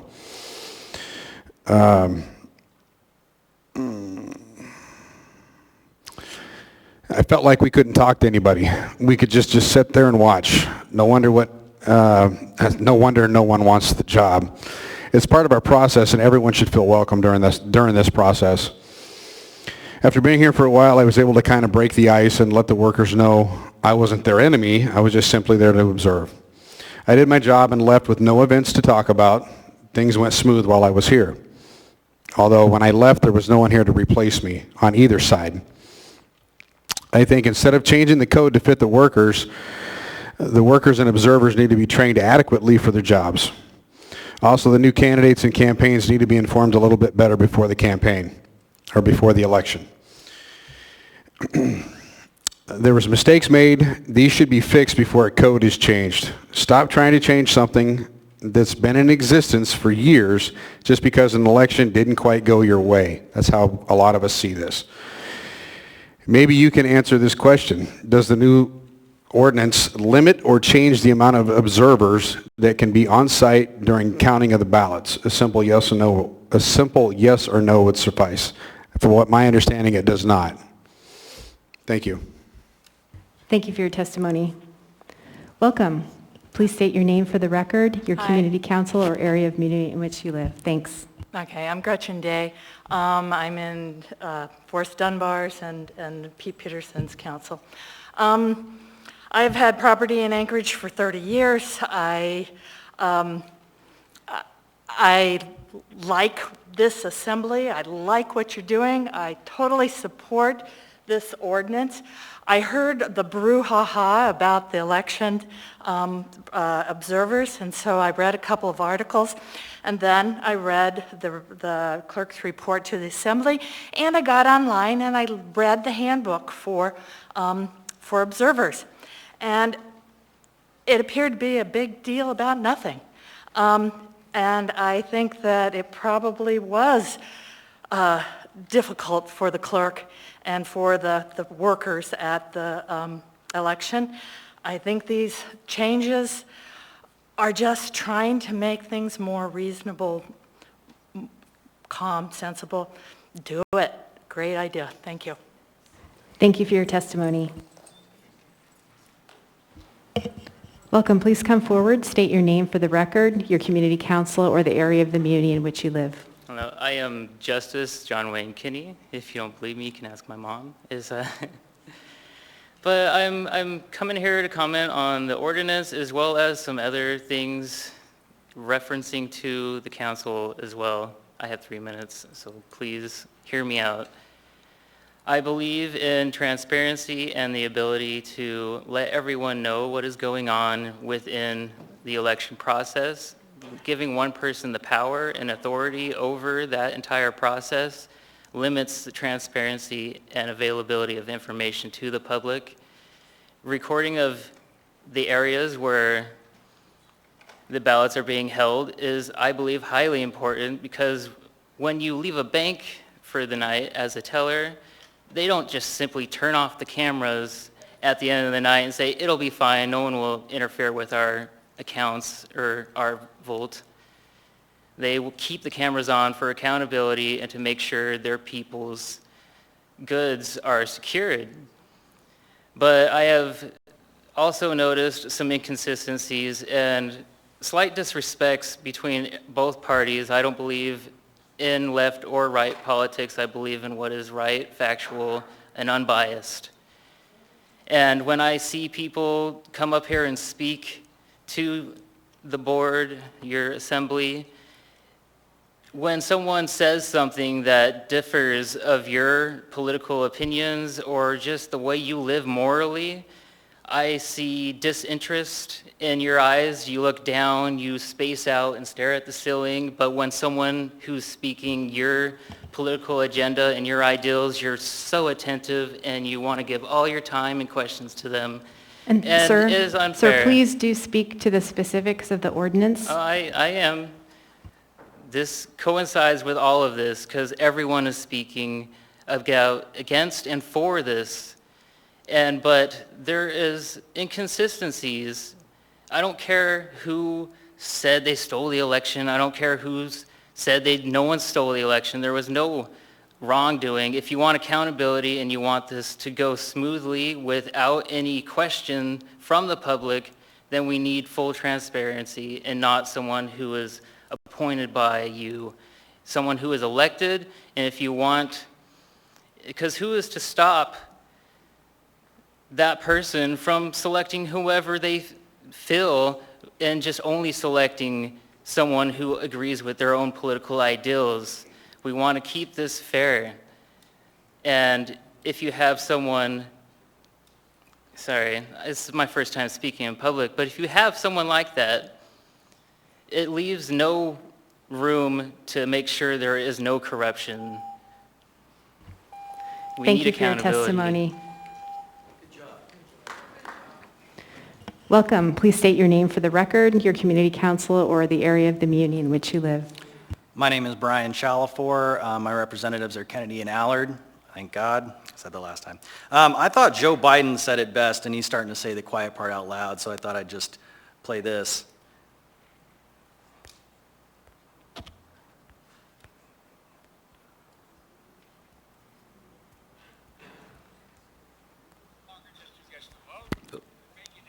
Eligible people to vote. It's about who gets to count the vote and whether your vote counts at all. So even Biden is saying out loud that basically what matters is the vote counting. I just looked at a study that I was sent from UAA in 2007 that said if we want secure elections, we should be increasing observers, not minimizing it. I think to the people who have claimed that people were threatened or worried about observers, there is this big vote-in by mail system we now unfortunately have. I don't know if you guys listened to last week's people giving testimony, but one guy received 7 mail-out ballots at his house of 2 residents. So we have several issues with our elections currently, and this is certainly not helping any. I also don't understand why you would not want to live stream the counting, as we want transparency. And, although I disagree with several people in this room, I do support their constitutional right for their own beliefs and freedoms and ideas and way of life. We're going to have to get along and basically come together as a people, because all I've seen is division. Maybe that's part of the problem, is where you get your news sources. I think a big portion of this is ignorance and not realizing what makes us great. So looking into how our elections work, we give our citizens the power. That's what sets us apart from other countries, other democracies. We're not under your rule. We elect you to lead us. I don't see any of these changes being good moving forward. I think that we need more observers. We don't need to eliminate it. And like I said, stream it live. I think people need to learn more about this, the Constitution, what sets our country apart from others, because ultimately the ignorance is causing stuff like this to pass and people support it. They don't understand what it's about, to be honest. And I hope that some people do some research, because it's scary to watch my state and my country fall as I have yet to have kids. So I hope you'll all reconsider, because my biggest question at this point, watching all this over the last 2 years, is you're either ignorant or you've been paid off and you're doing these things fundamentally tearing down our state on purpose, which to me makes you evil. So make that decision, but do some investigating, check into sources you're told are fake news, because that's what's doing this. Thank you for your testimony. Welcome. Please come forward, state your name for the record, your community council, or the area of the muni in which you live. My name is George. I'm in District 5, and I just want to express my support of not supporting this measure. I think you should not pass any election reform at the moment, because this just doesn't cut it, obviously. And as far as the 2020 election goes, that's simply not true. If you look at what's happening in Racine County in Wisconsin, election officials are being threatened with arrest. In Arizona, election officials there are withholding... Point of order, Madam Chair. Okay. I've paused your time. Mr. Rivera? Same as the previous 2 points of order. Sir, please confine your comments to the ordinance before us.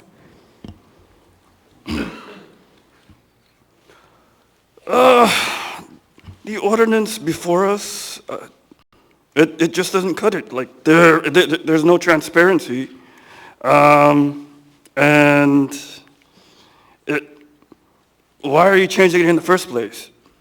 Intimidation? No, that's... come on. We need more surveillance, more eyes, and as far as I can tell, no one's been arrested for disorderly conduct during the last election here in Anchorage, and yeah, also, you should probably make it mandatory to count the votes right then and there where people cast their ballots. Have tabulators there, have cameras there, and when the booths close, you just count the votes right then and there, yeah? That sounds mighty fair to me. If you're going to have the ballots transported, you should probably keep a camera on the specific amount of people who are going to be transporting those ballots, and keep it on at all times, and we should be able to stream it, This is a sacred process, and you are being given too much leeway to not to make it sacred, if you know what I mean. Yeah, okay, that's all. Thank you for your testimony. And just a reminder to folks testifying to please keep your comments on the ordinance in front of us. Welcome. Please state your name for the record, your community council, or the area of the community in which you live. Good evening, I'm Peggy Robinson. I live in Midtown Community Council area, about 5 minutes away from here. Last spring, I was co-chair of the AVC that was here in the assembly chambers, and then for the runoff, I was the chair. So I spent multiple days within this last year of actually running the Alternative Vote Center here, and so have a lot of experience with the changes that you're proposing. I support all of them. I see them as being good tweaks to what currently has been in place. Specifically, I want to discuss the observer training. What I found was that when we always had observers in here and that they needed to sign in, so I would then take the book to them so they could sign. I'd talk to them about it, ask if they had done this before, if they had questions. Many people signed up to be observers because they wanted to see and learn more about the process and how it happened. And so obviously I could explain here pretty easily what we did, but that was pretty obvious. But then it was a lot of questions that they had about what happened at the election center and the vote center, and that I could describe a little bit about what happened, but I'd tell them, you know, you really got to go down and see it and take the tour. And that a few of those observers came back a subsequent day. I talked with them. They said that they did go down, they did take the tour, they learned a lot, and that it was extremely helpful. And so I was glad to see that that's something that you're wanting to put into this one, to this change, is that requirement. It will, you know, luckily, except for the last day of voting here, that I had enough time to spend that time to talk with observers about it. But certainly if you're real busy, I don't have that opportunity. There were other people that came here as observers, and they just really, they were sure they were going to catch us doing something wrong. And you could just get that vibe, that feel from them of being very skeptical. And so and they also weren't necessarily interested in hearing about the precautions and the systems that we went through in order to keep people's votes secret as well as accurate. And so of having everybody going through that process down at the vote center and through that training, I think is a very good idea. Thank you. Thank you for your testimony. Welcome. Please state your name for the record, your community council or area of the community in which you live. My name's Dave Weir in District 6. I oppose the following changes to Section 28.50.300. The wording on B1, in my opinion, is very generic, and B2 specifically says, and I quote, "Each candidate may have one observer." I was told that these changes were to clarify. Well, in B2, it's very clear that the intent is to only have one observer per candidate. As the Assembly has proven in the past, the code needs to be very absolutely clear, or this Assembly will interpret that code to see as they see fit, just like when they didn't have an election for a mayor. If the goal is to clarify the number and the location of observers, I suggest the following. 1, each candidate may have one observer at each polling location within the boundary area designated for the seat for which the candidate is running and at each vote center. 2, any organization or organized group that sponsors or opposes an initiative or recall measure may have one observer at each polling location and each vote center. This to me seems very clear and not open to interpretation. On B3, it says, subject to space or regulatory constraints. I think these both items must be spelled out ahead of time and not open for interpretation, and most importantly, should not be left to the discretion of one person, and that person being the municipal clerk who serves at the pleasure of the Assembly. This gives the clerk way too much power. I understand the clerk already has some of this power, but I think she already has too much. And giving the clerk even more power, I believe, is absolutely wrong. There should be a balance of power, and this doesn't do that. I think there has to be at least 2 people involved, and the other person should come from the executive branch, so then they must agree to make these changes. In Section E, recording devices, I understand in the S version that you have allowed recording devices in some of the areas, but not in the counting area. I think there's absolutely should be video in the counting area, and it should be 24 hours a day and should be open to the public and streamed. Just like APD is considering cameras, then why aren't you considering cameras in the voting counting area? It only makes sense to me, and the only reason why you wouldn't want video in there is you're trying to hide something of what's going on. Only being able to ask the clerk questions, my question is the clerk going to be available to every observer at every location? That's not possible. So there has to be some other alternative to ask questions. Otherwise, it's just another roadblock. In Section F, removing an observer. Again, I think this is way too much power for the clerk. I think there shouldn't be up to just one person. I think it needs to be at least two people, and one being from the executive branch. I emailed all of the assembly with multiple emails, but only Ms. Allard, Ms. Kennedy, and Mr. Welleton replied. Ms. LaFrance did reply, but only to pass it on to the clerk to respond. In those emails, there's much more items, or much more details on the items that I don't have time here to cover. And so I'm just interested why none of the far left members didn't bother to respond. Thank you. Thank you for your testimony. Ms. Allard has a question for you, sir. Ms. Hi, Allard? Mr. Ware. It's nice to see you again. Yep. So one of my questions is you said that the clerk has too much power. Yes. So if the clerk has too much power as a legislative branch, do you believe we should be able to delegate our authority to an unelected individual to make decisions on our behalf without us knowing about it? Well, I think that it should be split between the executive and the legislative branch, and especially when it's not an elected official. Well, I've sent that question in the legal department, and they're having a hard time finding an answer to that, so we'll see what comes up from it tonight. Thank you. Thank you. Thank you, Ms. Allard. Thank you for your testimony. Welcome. Please come forward, state your name for the record, your community council, or the area of the community in which you live. Hi, my name is Matthew Carey. I live in the area covered by the Scenic Park Community Council. I'm represented in District 5 by Mr. Dunbar and Peterson.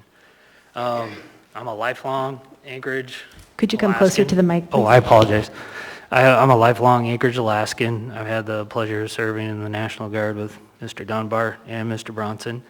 And I just wrapped up membership there in the last 2 years. But besides that, I work in an industry that is highly reliant upon processes and procedures, and I'm just here to speak, sharing my support of 2021 110S. Due to that, it further clarifies the practices and procedures that do allow for the transparency of the election counting process, which in the field I work in always enhances trust and transparency, which I think is desperately lacking in our community.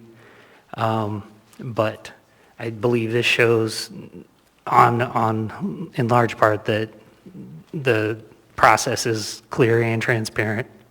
And that's about all I have to say. So thank you for your time. Thank you for your testimony. Welcome. Please come forward, state your name for the record, your community council or area of community in which you live. Good evening. My name is Marcy Tompkins. I live in District 6, coming upon 40 years this summer. I have worked at polling places in my area. It's been a while, but I have quite a few years where I did that. My concern is primarily with Section 6B, 2, and 3 regarding subject to space. Subject to space to me is unacceptable. Make the space a priority to enable to always have the minimum number of observers. A fool puts a cart before the horse. It seems like there's way too much responsibility placed on just one person during a very important time frame. In other words, during these elections. Let's see. Transparency and observers need to go hand in hand. We need to be able to trust that things are being run with integrity and no concern of shenanigans. That's all. Thank you. Thank you for your testimony. Welcome. Please state your name for the record, your community council, or the area of the muni in which you live. Hi, my name is Tammy Smith, and I live in Dunbar's district, unfortunately. I'm against this ordinance, and I don't understand why we need to make these updates or clarifying provisions of the code, because there hasn't been an issue until this leftist assembly decided to make the changes to the voting process and doing away with in-person voting, which occurred seamlessly. I find it interesting that some of the changes being made to the process is based solely on the dissatisfaction and frustration by the clerk, Barbara Jones, with the mayoral election. Because the clerk had never had the number of ballots cured prior to this election speaks for itself, and as to why Barbara is being given so much power with the changes. For example, under Section 6, 28.50.300B3, it states, if the municipal clerk determines based on good cause needs to be defined, and it should not be at the sole discretion of the clerk. Each candidate or organization should be able to determine the number of observers, and it most certainly needs to be more than one, and more than likely more than 4. In addition, the limitations under the S version of Section 6, 28.50.300E5 takes away transparency, and there is no election integrity in this process. What does the clerk or the clerk's office have to hide? Video should be on 24/7, and observers should be able to challenge the ballots. Clerk Jones has stated in previous meetings that when you vote in person, they do not check the signature on your driver's license. You sign in front of the election worker for your ballot, thus there isn't a question as to whether the signature matches. This whole election process has lost transparency, and if there was nothing to hide, the clerk nor the clerk's office should not have any objections to observers. The clerk is handpicked by the assembly and reports to this leftist assembly. The clerk should be an elected official to a 3-year term and limited to 2 terms in office. If the clerk is not an elected official, then the clerk should be appointed by the mayor and report directly to the mayor, just like all other department heads. I also agree with the testimony that was provided by Mayor Bronson's campaign manager, Bryce Wilbanks, last week, and I hope his recommendations are taken into consideration. Thank you. Thank you for your testimony. Welcome. Please state your name for the record, your community council, or area of the muni in which you live. Carson Brennan Young. I'm in District 4, so Meg Zillital and Felix Rivera. So I'll start by saying I don't actually oppose this amendment or this ordinance. I just have a lot of very concerns about Section 6. I will give credit where credit's due. The clerk has reached out to a lot of the critics of this bill and has addressed at least some of the concerns. I would like to highlight the changes to registration. Basically, those sections were deleted. So good on that. There's still a lot of daylight to cover, though. So I will start with I'll get as much as I can in 3 minutes. On line 23 of page 8, we're changing a wording of the code. It says observers shall not take a photograph of or otherwise record confidential information. That makes total sense. Very good. But it was changed to shall not possess any mechanical or electronic means of recording images or sounds within designated areas. I don't know why this change was put in there. I've brought it up multiple times. I have not gotten a good reason. Still waiting to hear that. So anytime would be cool. The next one, and maybe we can just touch on this as briefly as possible, but I'm going to have to read the whole thing to make sense of it. It's pertaining to line 50 on page 5. Subject to spatial or regulatory constraints, each candidate, organization, or organized group may have at least 1 but no more than 4 observers at the designated return location if the municipal clerk determines based on good cause that the election process can accommodate at least, you deleted the words more than, but it says at least 1 observer per candidate or organization. Otherwise, each candidate or organization is limited to an equal share of the total number of observers designated by the municipal clerk. This wording is extremely confusing. I don't know if anybody else finds that. Maybe I'm just stupid and I'm not reading it right, but the way I'm reading it, correct me if I'm wrong, it's reading as though there could be a situation where the clerk determines based on good cause that we can't have any observers. Is anybody else seeing that? Okay, cool. Like literally I can imagine a situation where like Well, given the number of candidates and given the number of workers and given the size of the buildings and the 15-foot social distancing requirements that were put in place because of whatever variation of COVID that's highly transmissible, that we can't actually accommodate them without discriminating against anybody else. And that might sound like an absurd situation, but I don't think it is. It sounds like, in a very exaggerated version of the situation she almost found herself in this last election, which it seems to me the reason this entire section is there to begin with. So we're going to have to clean that up. I see no reason to delete more than and replace it with at least, but it also just needs to be fixed tremendously. I don't have much more time, so I'll just say there's a lot of support for 24-hour surveillance that I've heard and some resistance to that. I hope we close that daylight as well. Thank you. Thank you for your testimony. Welcome. Please state your name for the record, your community council, or the area of the community in which you live. Donna Celia, District 6. And I'm on now, right? Okay. So I want to start with a general comment. This is pushing back with you guys shutting other people down when they talk about other elections. Frankly, no one can really understand the quality of anything without comparing it to other items of a similar type. How good is that apple? You're not allowed to compare it to any of the other apples, are you? Well, how good are our elections? In the context of this conversation, nobody has been allowed to compare your revisions to anybody else's elections to be able to say good or bad. I find that pretty disgusting, honestly. But now I'm going to speak specifically to your proposed S version changes. I have 3 comments. So first of all, it is a redundant comment. Subject to space or regulatory constraints, each candidate, organization, or organized group may have at least 1, but no more than 4 observers at the designated return location if the municipal clerk determines based on good cause that the election process can accommodate at least 1 observer per candidate or organization. So on the first half of the sentence it says there must be a minimum of 1, but then the second half of the sentence says if the municipal clerk determines that we can have 1. So you do have it both ways in that statement there, and that is not okay. Needs to be changed.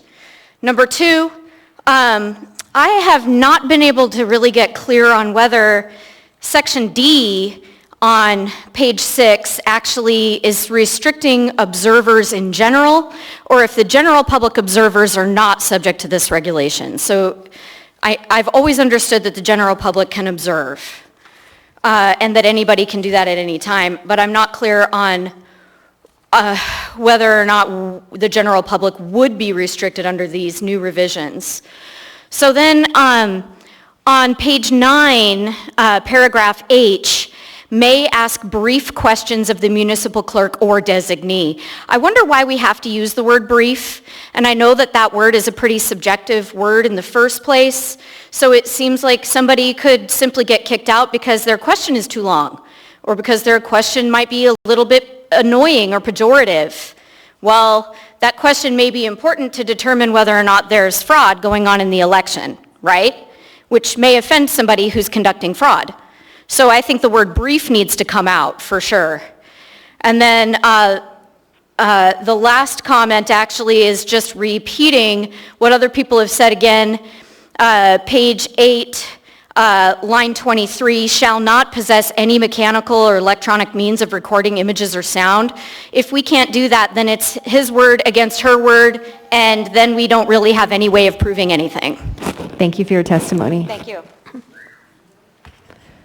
Welcome. Please come forward, state your name for the record, your community council, or the area of the community in which you live.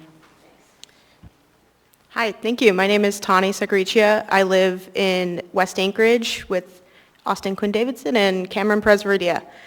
I just wanted to start by saying that I was an observer for the November 2020 election, so under the state, for the state election, and had a chance to go through a training and read the handbook that they provide. And I will say requiring training is so important because as somebody who's never observed before, I had been an election worker, it was a whole different ball game. And it was really important for me as a first-time observer to learn everything. And there was a lot to learn before even going into the place where I was going to watch And once I was an observer, I had printed out the rules to follow them. I found them very easy to follow because I was just there to observe and not interfere.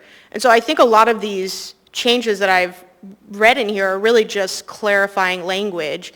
I think that everyone should have a chance to observe if possible, because it was quite emotional for me to see all walks of life come through the doors of the church that was holding the elections, and people getting help. I think I saw a 90-year-old man getting help from his 20-something aide, and that, just being able to observe democracy in action was pretty powerful. From the perspective of the things that I've heard about the clerk having a lot of power, with all due respect, like, Barbara Jones is amazing. I mean, I've asked her questions about things that I don't know how to even get started, and she'll send me an email, and it's generally not around elections, but she'll send me an email with a lot of information, and that's a repository of information that is really, really valuable, and I would urge you to make sure that any changes that you do are fair regardless of what political party appears to be in power, because that's really what's important. Is it should just be fair for everybody. And so even if in a few years we get a different mayor or a different assembly body, it should just be consistent so we can have faith in the process of elections. I think that I've heard a lot of different things today about people concerned about mail-in ballots as well, and I hope that I love mail-in ballots. I think they're fantastic. I know that it's increased our voting outcomes, and I would say that I heard a couple people say they wanted to go back to in-person voting. I just ask that if that's a consideration, you also consider making voting days mandatory holidays that allow folks who can't make the standard 8 to 7 time, make sure that they can get that per their employers. And finally, I keep hearing this thing about too much consolidated power for a person who isn't elected, and I hope the people who are saying that are saying that also about with all due respect, Ms. Dombowski, because it feels like that's also relevant. So, thank you. Thank you for your testimony. Ms. Allard has a question for you. Sure. Thank you, I appreciate it. Have you ever voted by absentee by chance before mail-in ballots happened? Yes, I have. Okay, did it work out for you? Yes, but Okay. I also know I had to make a special request for that versus when a mail-in ballot is sent to everybody, regardless of whether you make a request. Or whether you're registered or not, or out of state? Well, I don't think that's how that works per the code and ordinance, but... Point of order, Madam Chair. other Thank you. Hold on a second. Ms. Quinn Davidson? The last couple questions, I've just heard a lot of arguing with the testifier instead of asking clarifying questions. Thank you, Ms. Quinn Davidson. I do want to remind members to please just ask clarifying questions. Thank you for your testimony. I'm not Thank you, done. Ms. Allard. I have another question for her. Is it a clarifying question? Please go ahead. You know what, you're going to shoot me down anyway, so just forget it. Thank you. You can ask, Thanks. Ms. Allard, you can ask your question, but it needs to be on the point Thank you of very their much, I testimony. appreciate it. Okay. Thank you.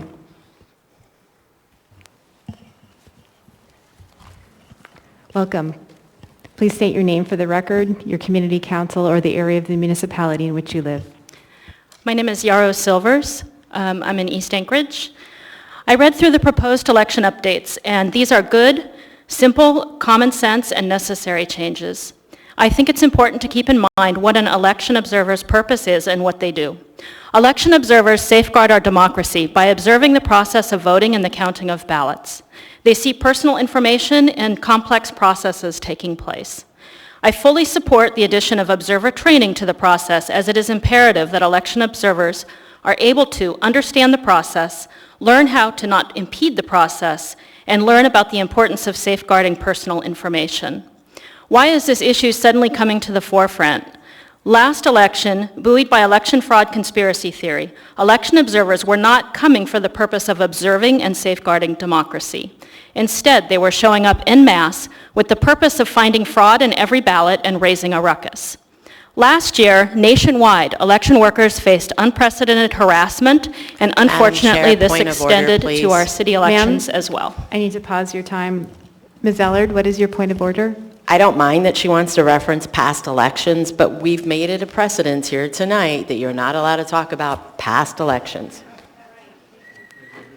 Thank you, Ms. Allard. Actually, What we have requested, folks, is to refrain from speaking to other elections. I believe the speaker was speaking to past elections here, but your point is well taken, and I ask members testifying to please speak to the specifics of the ordinance. This has extended to our city elections as well. In the same vein, I support clarifications to existing rules allowing election workers more protection from harassment. If people behave in the election center anything like they have in these assembly chambers, they should absolutely be removed. Although many have testified that only the municipal clerk has the ability to ask a person to leave, this is not true. There is a language change from election worker to designees of the municipal clerk. If anything, this gives election observers more protection, as they cannot just be removed by any election worker, but only by those given express authority to do so. Another change that I think is important is that employers and people working or volunteering for a campaign cannot assist you with your vote. This is important and common sense, and I can't imagine anyone being upset over it. Do you really want people working for a specific campaign assisting people with filling in their votes in the ballot box? Or possibly being pressured to vote a certain way by their employer? I sure wouldn't. Thank you for adding this provision. It safeguards against these things happening and makes our elections much more secure. I fully support no recording or photography devices allowed in designated areas. I don't want people recording me as I'm going to vote or taking photos of my personal information. I don't think that election workers should be harassed with phones in their faces as they are doing their work. People have the right to feel safe in their workplace, including election workers. This update will help avoid harassment and breaches of personal information. There is still recording going on in the election center, just not personal cameras.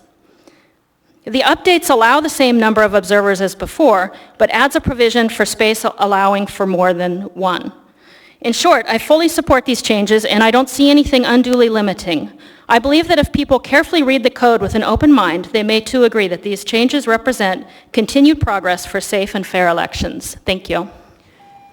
Thank you for your testimony. Ms. Allard has a question for you. Ms. Allard? Thank you for your testimony. Have you been an observer or an election official before? I have not. Thank you. Thank you. Welcome. Please state your name for the record, your community council, or the area of the muni in which you live. I'm Sherry. I'm out south, and I'm really happy for this opportunity to address this body. I was working on a campaign last year, and I was absolutely appalled at our election process. The feedback that I got from the people that were assigned as poll observers for our candidate were told they felt like they were the ones that were being observed. I thought it was the other way around, that we were the ones observing. And also, I was told that a lot of observers felt like if they were asking a question, they got told a lot of different answers. And I feel like, we talked a lot about have observers trained. Who's training the people in the election center? I feel like if there's a person that is in charge of the department, the election center, they should be running, because it is such an important part of our democracy. They should be running a well-oiled machine. They should make sure that everyone in that center is trained and can answer the question the same way she would if she was asked. Sometimes you have a question that comes up that's in the moment. You can't, if she's in the restroom or in the vault or wherever and she's not available, that doesn't seem practical. I would really strongly recommend that that be taken out.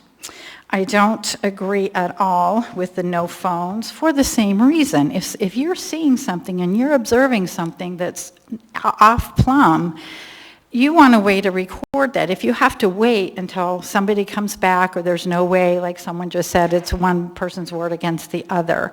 It seems a little unilateral that you guys can record what you want, but we don't have the opportunity to do that. I'm not okay with that. As far as the feed, last year, or the last election, they said they were doing a live feed. The reason I had to get a lot of information from my poll observers is because I was not allowed to be in the election center because I have a health issue and I couldn't wear a mask, even though it said in the mayor's mandate that as long as you had a mask or a face covering, I could go anywhere else with the shield, and that was fine. But I was treated very rudely and told that I must leave the center because I didn't have a mask on. There's no way that one person should have that much power in the election process, that they can just make up their own rules as they go along. So the people that were in there were not allowed to get very close. They couldn't hear what the signatures were saying, so they weren't allowed to get close enough to see. They couldn't hear what the people were saying.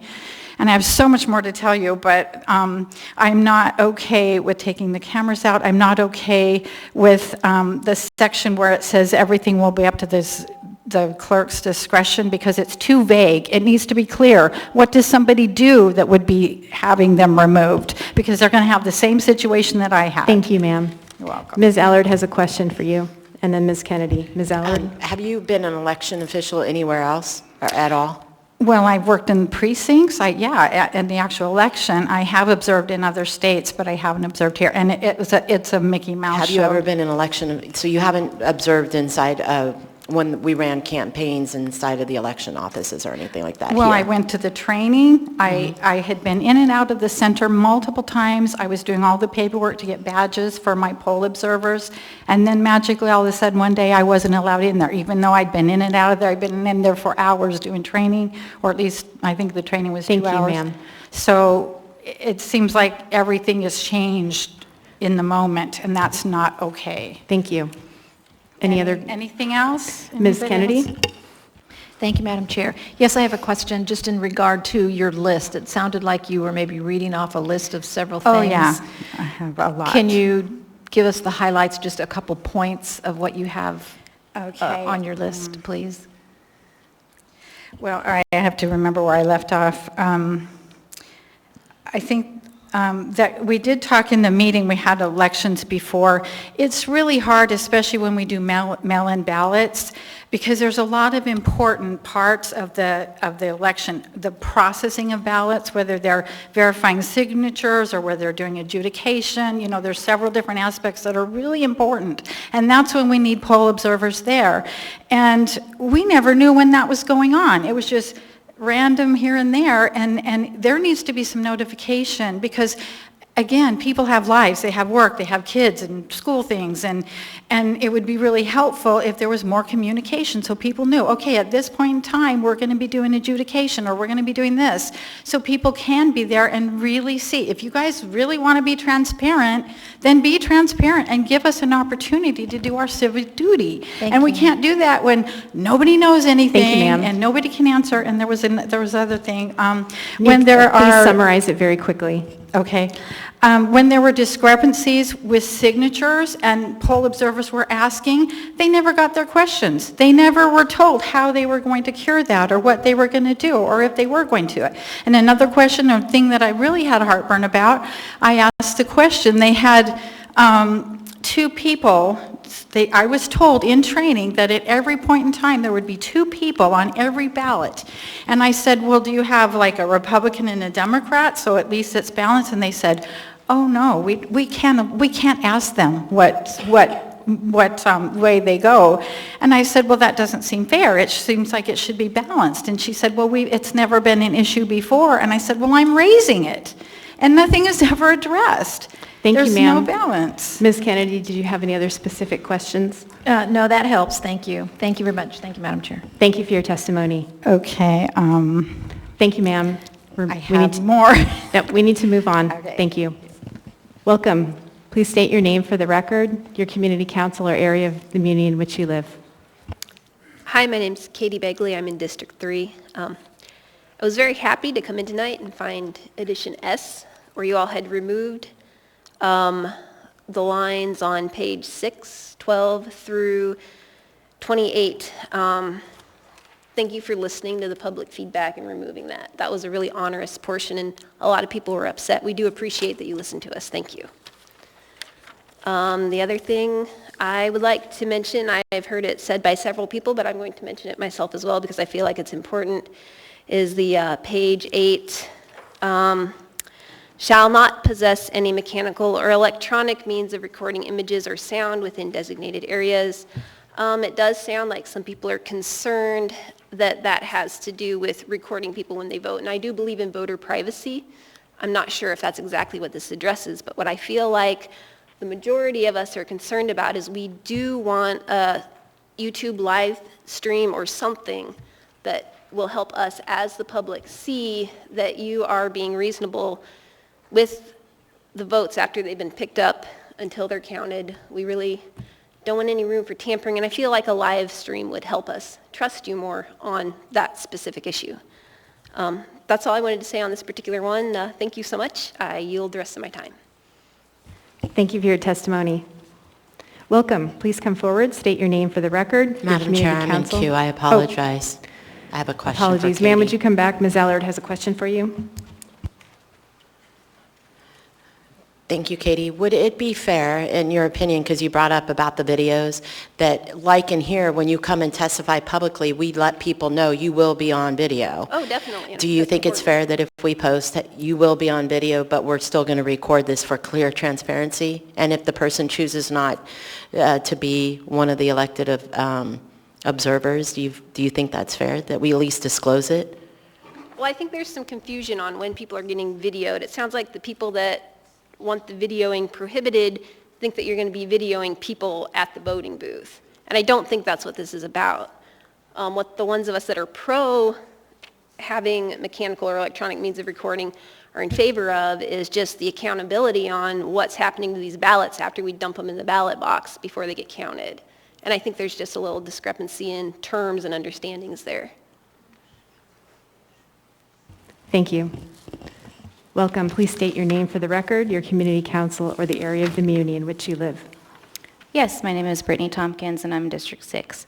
I also wanted to bring up the concern of the subject to space or regulatory constraints regarding observers. I think that you should always be able to have the space for observers, or there shouldn't be any counting, any things going on with ballots if observers are not, if there's not enough room for space. So that really opens it up to just make it up to the clerk, the one person, if that is an option or not, and that is somebody that we also didn't vote in. So I also want to say that it says right here, may not closely observe the signatures appearing on the polling locations. However, observers may sit close enough to hear the election officials say the voter's name. And I understand that, but when I volunteered probably 4 or 5 different times this last time, and it was my first time. I really appreciate being able to do that. And I also noticed that when I walked in, I was told to sit here and don't say anything and don't talk to anybody. So asking questions was off the table. The person I dealt with was very nice most of the time. There was one person, and he was in charge of all the other people checking people in and getting them their ballots, and he was extremely rude to everyone working, not just me. The people that were hired to work this, he was extremely rude. And he made it feel like you could not ask questions, even the people working, helping people come in and get their ballots. So the ability to be close enough to hear them, that was not an option. And also, I don't agree with being able to not have any observation electronically, whether that be you guys having the HD cameras. But I do appreciate being able to come in and observe. The one negative thing that did happen is when I was done observing and I was going to sit down with a couple other observers outside in the parking lot, we did get the cops called on us because I guess they thought we were camping out there. That's it. Thank you. Thank you for your testimony. Ms. Allard has a question for you. Ma'am? Ms. Allard? Thank you for your testimony. You said you couldn't hear the individuals when they were sitting beyond the yellow line. How far do you think you were from? So the locations I observed were here in this room, in the theater over there, and twice at the election center.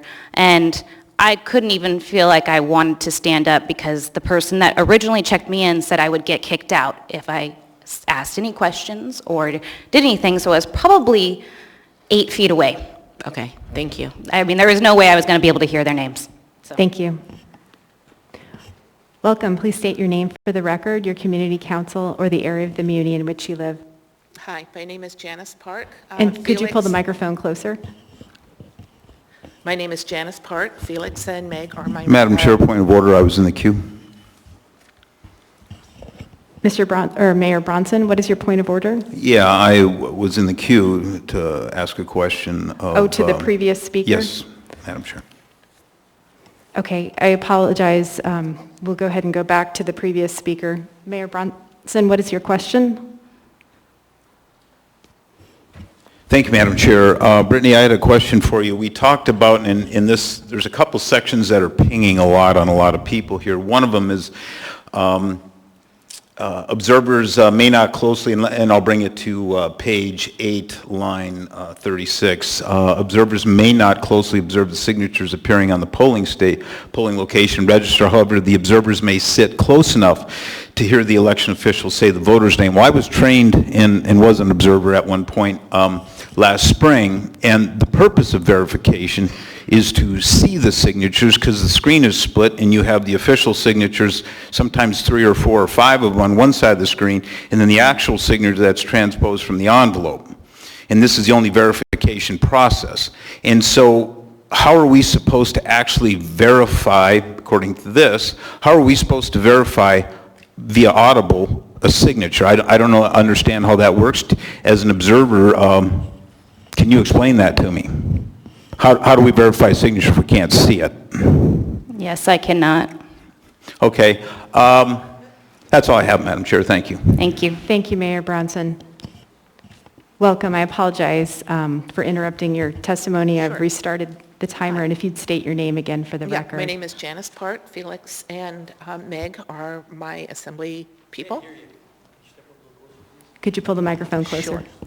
My name is Janice Park. Felix and Meg are my assembly people. And there are a couple of points. First of all, I agree with the changes that are proposed. They're very much similar to the process that's used by the state. Last year I was a candidate and I was also an observer for another candidate.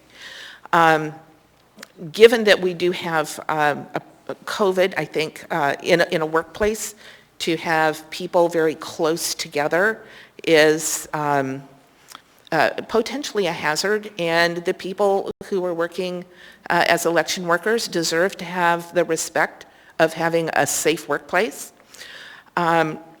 Insofar as the recording devices is concerned, I think it is disingenuous for the people who insist on having a recording device to ignore the fact that recordings of election workers have been used to out them to violence, to threats, to people stalking their homes, to very concerning messages left at their workplace, and the fact that the previous president actually used a recording of a pair of state election workers and outed them, saying that what they were doing was not their job. So when people want to complain about what the job is that is being performed, I think an educational session or an orientation is absolutely imperative so that they have a body of knowledge from which they can state that a process is not appropriate. And that's all I have. Thank you. Thank you for your testimony. Ms. Allard has a question for you. You brought up something that's a little bit scary. You said that the election workers have been stalked or threatened. Yes. Can you verify any that have been stalked or threatened and have been reported to the APD in the municipality? I didn't mean specifically in Anchorage. Okay. Thank you for your testimony. Welcome. Please state your name for the record, your community council, or the area of the muni in which you live. Good evening, Madam Chair, members of the Assembly. My name is David Dunsmore. Mr. Constant is my Assembly member. And I want to thank the sponsor of the ordinance and the Municipal Clerk's Office for, again, going through the annual process of working to make our elections even better. I remember, I believe it was 2012, where we just had like a nightmare municipal election where the polling places were running out of ballots, and since then, every year, the clerk's office and the assembly have worked to every year make our election process incrementally better, and we've gone from that nightmare situation to really municipal elections in Anchorage being kind of the gold standard for elections across the state. I do want to speak to 4 specific amendments I have emailed to the body that I think would make this ordinance better. The most important one would be to clarify that when you can clearly and convincingly tell how a voter intended to vote during the ballot adjudication process, that their vote should be counted accordingly. This is a concept that I actually worked with Randy Riedrich on. For those of you who are familiar with me and familiar with Randy, we don't really see eye to eye on very much, but working on opposite sides, observing the 2 school board recounts, we noticed several times where it was really clear how the voter intended to vote, but how the code was written, it required their vote not to count. And something like with how you have to go strike through both the oval and the candidate's name, the code working that way actually made the recount process go longer because we had to request the municipal clerks go dig the physical ballot out so we could observe to make sure that the strike-through line physically touched. So if you just go to a voter intent standard, you wouldn't have to do that. I would also suggest deleting a provision from code about erasures or corrections. This led to another bizarre thing where we had to physically look at ballots and see whether something was done with whiteout, which invalidated it, or done with a silver but whitish ink, and which wouldn't invalidate it. And just removing that section would allow for, and we're only talking about half a dozen votes across those 2 races, but it's still people whose votes didn't count, it was clear how they wanted to vote. The other 2 amendments I'm suggesting, one would just clarify that an automatic recount would happen when you have a candidate in the mayor's race who is just below the 45% threshold, but more than half a point from the second place candidate. And then I also suggested language to, as some previous speakers have mentioned about the recording thing, just to clarify that the recording equipment is only prohibited in areas where confidential information would be visible or audible. Thank you for your time. Thank you for your testimony. Ms. Allard and Mayor Bronson are in the queue for you. Ms. Allard? Thank you, Madam Chair. So you said that Anchorage holds, you called it the gold star of voting. We set the example or something here in Anchorage. Do you know of any other city that has had so many problems that we have that is a mail-in or not? Through the chair, Ms. Allard, I would note Anchorage is, as far as I know, the only municipality in the state that has full-time election staff working year-round. Most municipalities, it's just the one municipal clerk who, on top of their duties, also has to run elections. So that's one of the things, and we're definitely the only one that has its own election standard. I am aware of issues in other municipalities.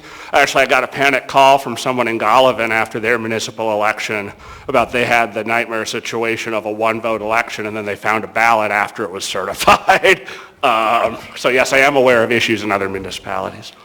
Okay, I guess my question is, basically, let me phrase this, and maybe you can answer it. So Juneau had hired Anchorage to run their election, and 300 ballots were disregarded because they weren't stamped on time. Yeah, through the chair, Ms. Allard, I really appreciate you bringing that up. That was something that my day job schedule didn't give me the time. But this is something that is an issue I've noticed at both the state election and municipal elections. I would think that it would be a good clarifying thing to say that if a ballot is received in the mail the day after the election but doesn't have a postmark, that it should be presumed to have been postmarked on time because it would have been impossible. So that is something that comes up in state elections too, where if the post office forgets to postmark something, their vote doesn't count. Thank you. Madam Chair, just for clarification, because I don't want false information to be put out there, this was bulk sent from the city, from Juneau, and I just wanted to be clear that these 300 ballots came in together were not counted. This wasn't straggling along, so just for clarification. Thank you, though. Through the chair, Ms. Allard, I hope I was speaking accurately. My understanding is these were ballots that arrived without a postmark, and so I don't know the code in Juneau. I assume they have the same code that the state has and that the city has requiring it to be postmarked by election day. And that's why I was suggesting that could be fixed by allowing a presumption that if it comes in a day late, that it had to have been postmarked, it had to have been mailed by election day, even if the post office doesn't provide a legible postmark. Thank you. I just was making the point that it was mail-in ballots that caused that. Thank you, though. Mayor Bronson has a question for you. Mayor Bronson? Yes, Mr. Dunsmore, thank you very much. Good to see you again. Your four amendments, if you could pass them along to our office, I'd sure like to look further into them if you don't mind your 4 changes you suggested there. I like those. The other thing I had a question for you on, it goes back to the last question that I have, and that's, again, line 36, page 8, and it's this notion of, and I'm soliciting your opinion because you've got a long history of working for the Assembly, working for the state. In your opinion, does it make sense to you that when you're, as an observer, supposed to be in the room observing or verifying signatures, that by law, prescriptively, you are compelled to sit in a place where you can't see the signatures? Does that make sense to you? Through the chair, Mr. Mayor, you're speaking of that language you read about that's being taken out about the may not closely observe the signatures? Yes. I believe this language is obsolete language that would be referring to in-person voting, where it was a practice for campaigns doing get out the vote campaigns to when a voter would come in and have their name, would vote, you would hear their name, you would strike it from your database, so then when you made get out the vote calls, you wouldn't be contacting people who already voted. And since we don't have precinct registers anymore, I believe this is what that section was intending. But if it would, I definitely believe that yes, it is important that observers be able to observe the signature verification process. So if a clarifying amendment is necessary, that would be appropriate. Okay, and you support that. I appreciate that very much. The other question I had, and that's line 23 versus line 26 on the same page, page 8. It seems to be confusing here. Going to line 23, shall not make or receive phone calls from designated areas. Then they say, shall not possess any mechanical or electronic means or recording of recording images or sound within designated areas. And then it goes on, in support of line B, line C says, shall not take a photograph or otherwise record confidentially by any means or method. It sure seems to me that this proscribes the use of or the possession of anything that resembles an iPhone or a smartphone in the room. I don't see how you can make a phone call this day and age without a camera on the phone. Do we need clarifying language there? Madam Chair, point of order. One moment, please. Mr. Perez-Verdia, go ahead. Madam Chair, just as a point of order, I appreciate the conversation that's going on. I'm just wondering whether this is more appropriate during the debate phase. We can call this person up to add additional comment. I just want to make sure that we're focusing on public testimony at this point. Thank you, Madam Chair. Thank you, Mr. Perez-Verdia. Your point is well taken. I agree. We need to reserve this sort of in-depth conversation for the debate portion. However, Mr. Dunsmore, if you would like to reply briefly to the mayor's question, and then I will move on to Mr. Weddleton. He has a question as well. Yeah, through the chair, Mr. Mayor, I know it is the standard procedure with state elections also that when you're in the room where they're reviewing the ballot envelopes, that they ask you to leave your phones outside, and then so if you have to make a phone call, you then have to step out of the room. I think with how the election center is laid out with the open space with some areas being publicly visible and then some areas farther away, you wouldn't have to quite physically leave the room. But I think the intention is that also, yeah, you wouldn't be making a phone call exactly right in the space where the observation is happening. Thank you. Thank Okay, you, Mr. Mayor. Dunsmore, are you going to be here for the debate section? Yes, I will. Thank you. Thank you. Thank you, Madam Chair. Mr. Weddleton? Oh, thanks. So, Mr. Dunsmore, so on your comments on page 8, and you're looking at the S version there? Yes. So page 8, lines 33 to 37? You have that in front of you? Yes. Okay, so I just want to, I think you clarified that when we do these ordinances, when things are all capital letters and brackets, that's something that's removed, it's deleted, that's proposed to be removed and deleted. Is that correct? Yes, my understanding is this is removing what I believe is obsolete language about. I understand the reason. I just want, but you had, all caps and brackets means it's proposed to be deleted. Thank you. Thank you, Mr. Weddleton. Thank you for your testimony. Welcome. Please come forward, state your name for the record, your community council, or the area of the community in which you live. My name is Joel Michael McKinney. I am a fourth-generation Alaskan. I was born in Spenard. I currently live in Spenard, and God willing, I will die in Spenard as well. I love Spenard very much. So thank those of you who showed up today to hear our voice. I very much appreciate it. I do appreciate some of the things in this part about like our disabled citizens. I really, really do like that part. But I have to say, if we are not allowed to have telephones inside, not me personally, I am not a professional. I've never done any of this stuff before. Clearly, I'm just basically some street kid. But if anybody younger than me sees that you guys aren't live streaming this, what are the chances that they will respect your elections? I mean, it's almost like you claim to be our representatives and then don't even show up. So that's my opinion. I am absolutely for a 24-hour live stream and having telephones so that people, if there is something crazy that does happen, are capable of capturing said evidence with their phones and calling the authorities, again, with their phones. Thank you very much. Thank you for your testimony. Welcome. Please state your name for the record, your community council, or area of the community in which you live.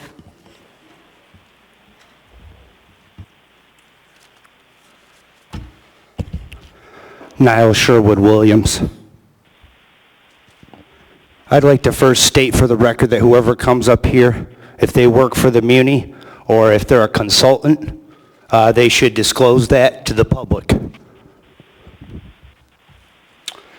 Right here, we're creating a fourth branch of government. So congratulations, assembly members. This is beautiful. Fitzgerald. So I'd like to describe my experience as an observer for the runoff election, for the mayoral election. We're down at Ship Creek. There's a bunch of tape on the floor. The mayor, the municipal clerk and the staff provided a clear description of what the rule set was, where you could walk, and what you could do. Then throughout the night, they continued to change the goalposts, to move the field goalpost to the left, then to the right. So whatever the rules are, they got to maintain the same rules. Whatever it is 30 days or so before the election, that's got to be the rule set, whatever you pick. When it comes to recording devices, as you can see, I have 1, 2, 3 going. There's no expectation of privacy in public. Let me repeat that. There's no expectation of privacy in public. Freedom of the press, an inalienable right under the First Amendment. That allows me, as a private citizen journalist, to audit the election. Can you pause my time, please? Please continue. Okay. It's nice that members of the staff can have side conversations, but we the people can't.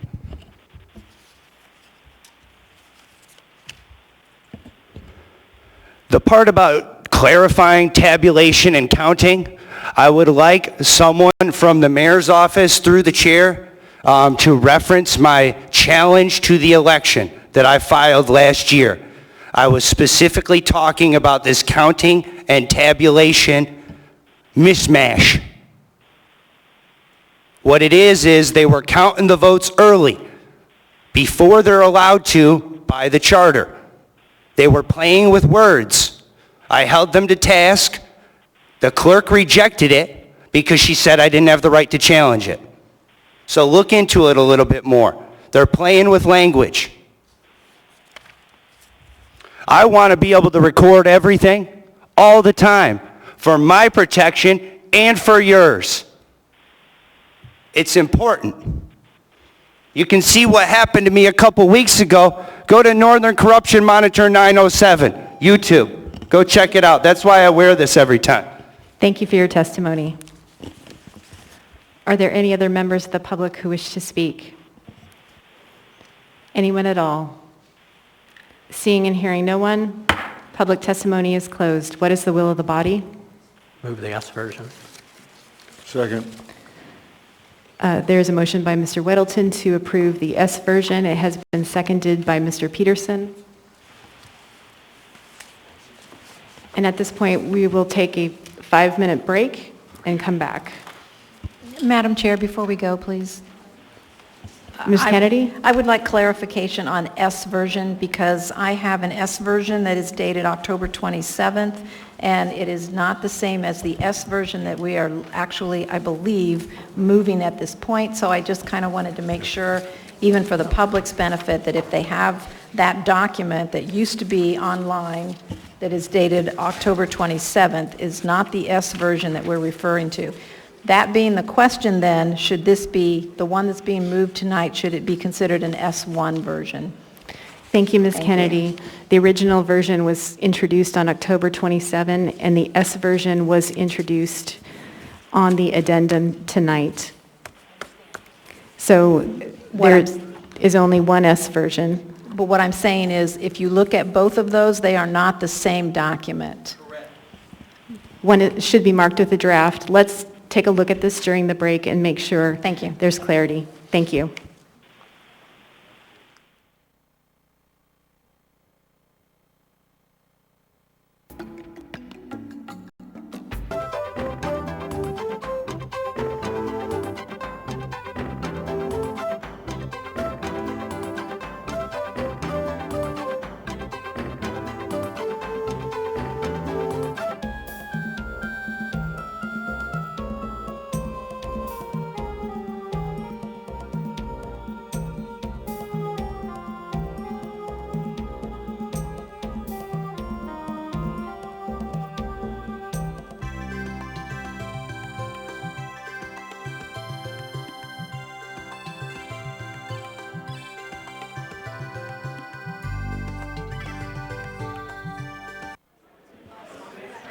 If Assembly members could please take their seats, we will go ahead and resume the meeting.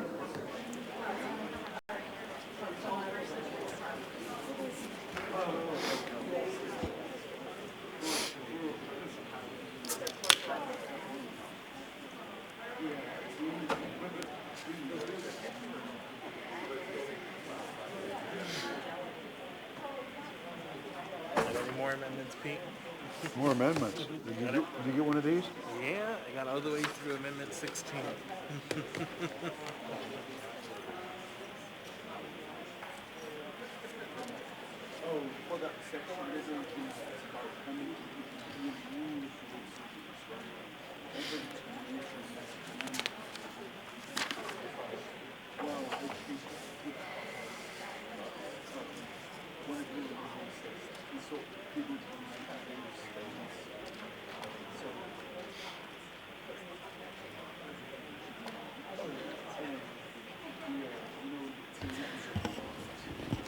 Okay, let's go ahead and get started. Before we take up AO 2021-110, there are two things that I just need to clarify. The first is regarding item 10F1. I need to direct the clerk to include AIM 225-2021 as a supplemental item with AO 2021-71S, which was set for public hearing on February 15. And again, that was item 10F1. Just a bit of cleanup as AO 2021-71S was pulled out of that by Mr. Weddleton and set for public hearing on February 15. The second pertains to item 11B, and that was the Houseless Lived Experience Advisory Board appointments. I just need to clarify with the mover, Mr. Rivera, and the seconder, Ms. Zelatel, that the A version was moved. Yes. Thank you, Mr. Rivera. And with that, we will go back to AO 2021-110S. Prior to the break, Ms. Kennedy had asked for clarification regarding the S version. The S version that was submitted for the addendum up in the right there should state for reading December 21, 2021. That is the S version that was introduced with the addendum. And I just want to state too that as Ms. Kennedy pointed out, there is a draft S version at the work session that has a watermark that says draft. And if you were looking at that one, I would encourage you to come and pick up the actual S version here on the dais that was introduced, or go online to get that updated version. So with that, we have a motion on the floor to approve, moved by Mr. Weddleton, seconded by Mr. Peterson, and we have a number of amendments. Mr. Weddleton? Thanks. I'd like to move Weddleton Amendment Number 1.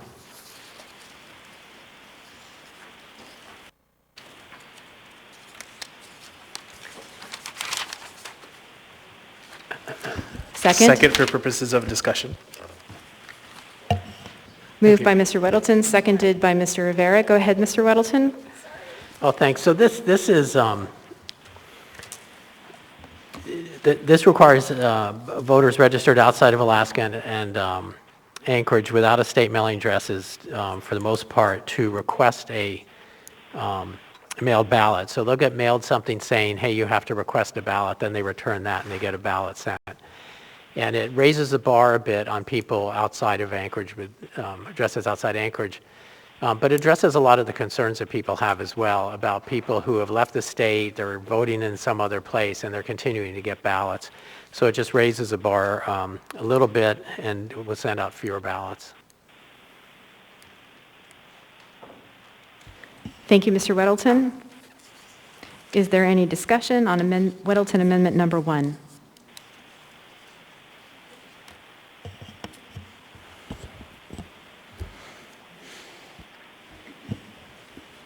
Madam Clerk? Ms. Jones? Thank you, Madam Chair. Through the chair, I wanted to point out that Mr. Weddleton may have inadvertently said voters registered outside of Alaska. That is not information that we know. These are voters who have addresses, and his amendment clearly states out-of-state mailing addresses. I just wanted to point that out for everyone.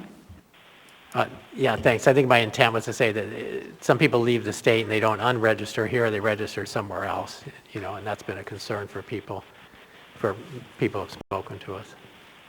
Thank you. Thank you, Ms. Jones. Thank you, Mr. Weddleton. Mr. Rivera? Thank you, Madam Chair. I'm not entirely opposed to this amendment. I think the only thing that I think would be beneficial if there is, a way for our snowbirds, rather than having them fill out an application every single year, to just do sort of a one-time application, because that's the whole point of vote by mail, is that you're not having to request an application all the time. I also understand that the issue that you are trying to address. So I'm a little bit torn on this amendment, but appreciate you bringing it forward. Thanks. Thank you, Mr. Rivera. Mr. Perez-Verdia? Thank you, Madam Chair. I just have a couple of comments. I'm not going to be supporting this. I think we need to make voting easier, not harder. And I don't think there's any evidence to the idea that there is fraud in our municipal election. And so I will not be supporting this. I think it's important that we try to create an easier way for people to vote and not put up additional barriers. Thank you, Madam Chair. Thank you, Mr. Perez-Verdia. Ms. Allard? Thank you, Madam Chair. I feel like if I say something, it's going to ruin John's chances here. But I support this amendment because it does give those checks and balances, and all it's doing is providing the information needed to make sure those individuals that are here and able to vote are recognized as so. Because if we don't address these issues accordingly, then it's all for nothing. Right now, I think what we're doing and moving forward on with these amendments really need to have more careful thought, and I would urge my colleagues to really think carefully about some of these amendments coming forward. Thank you. Thank you, Ms. Allard. Ms. Kennedy? Thank you, Madam Chair. I'm going to support this because I do think this is one of the, I think this was one of the suggestions that the clerk's office even brought up in terms of how to address this problem with people moving out of state but not notifying the state that they've since moved on to another state and they're voting there. You know, our state doesn't take anybody off of the rolls until that person calls in and says, please take me off the rolls. I'm now voting in another state. So this will help combat some of that. And a lot of people, even with the snowbirders, a lot of them are actually requesting to change their address every year because they do go to different places every year. Now, not all of them, but some of them do go out of the state for a while. And so they're going to be contacting the clerk's office in order to get that new mailing address put in with their voting registration anyway. But again, we've had so many, we literally have thousands of ballots, tens of thousands of ballots that are never returned with a voted ballot. And some of them is because people have already moved and they're voting in another state. And this will just be a way of making our voter registration for those with out-of-state addresses a little truer. So I think this is absolutely worth pursuing. I think there are certainly some ways that the clerk's office can do this in such a way to not make it necessarily more difficult for people that we know are going to be out of state during that time. And there may be, like Mr. Rivera was saying, make something some kind of form where they can sign it for a series of years by which it would be valid. But at least it would be a way of getting in touch with those people that we know are out of state, but we don't necessarily know that they're still a valid voter in the state. So I would suggest that, I would just recommend that we approve this amendment. Thank you. Thank you, Ms. Kennedy. I will go to Ms. Jones, and then next to Ms. Quinn Davidson, and then to folks who are in the queue a second time. Ms. Jones? Thank you, Madam Chair. Through the chair, I wanted to let the Assembly know that Ms. Kennedy is correct. The clerk's office prepared this amendment.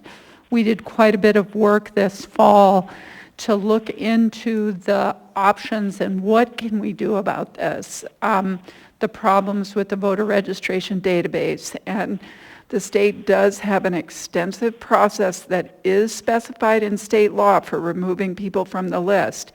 And I have made a commitment to the group of people that came to the election center last Thursday that we'll have a meeting in January and invite the state to come and talk about that process.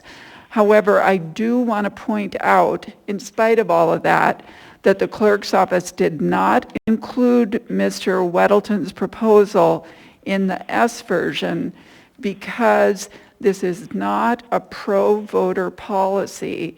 This is one of those things that does set up barriers to voting. and it's not consistent with the best practices for a vote-by-mail jurisdiction, which is why we didn't include it in the S version. The second thing I'd like to point out is that I think that Mr. Rivera's idea of creating a permanent absentee list for snowbirds is a possibility. I understand Ms. Kennedy saying if they move around, they still have to ask for a ballot to be mailed to a temporary address, but I still think that might be an option. So I just wanted to let you all know that. Thank you, Ms. Jones. Next is Ms. Quinn Davidson, then Mr. Weddleton, then Mr. Perez-Verdia, then Ms. Allard. Thanks, Madam Chair, and thanks to Ms. Jones. That was helpful. I think my challenges with this are sort of what Mr. Perez-Verdia mentioned, just that these seem to be, and Ms. Jones, that they seem to be setting up barriers to voting. And sort of from an efficiency perspective, I don't understand mailing something to someone to ask them if they want us to mail a second thing to them. Feels a little inefficient and costly. I also don't understand why there's a different standard for people who are overseas or military versus people who are out of state. So I think for all of those reasons, I'll be voting no. Thanks. Thank you, Ms. Quinn Davidson. Actually, I will go to Mayor Bronson as he has not been in the queue yet. Mayor Bronson. Thank you, Madam Chair. As I see this, it's been stated twice by Assemblyman Perez-Verdia and Assemblywoman Austin Quinn Davidson that this is a barrier to vote. Barrier to who? Because as it seems to me, we want the right people voting, the people who are legally and registered, and in the face of the corruption of the data that we're using from the state, they've been hacked twice on this in the last year and a half, and this seems to me to give the clerk one more bite at the apple with a 60-day window to make connection with the voter out of state or overseas.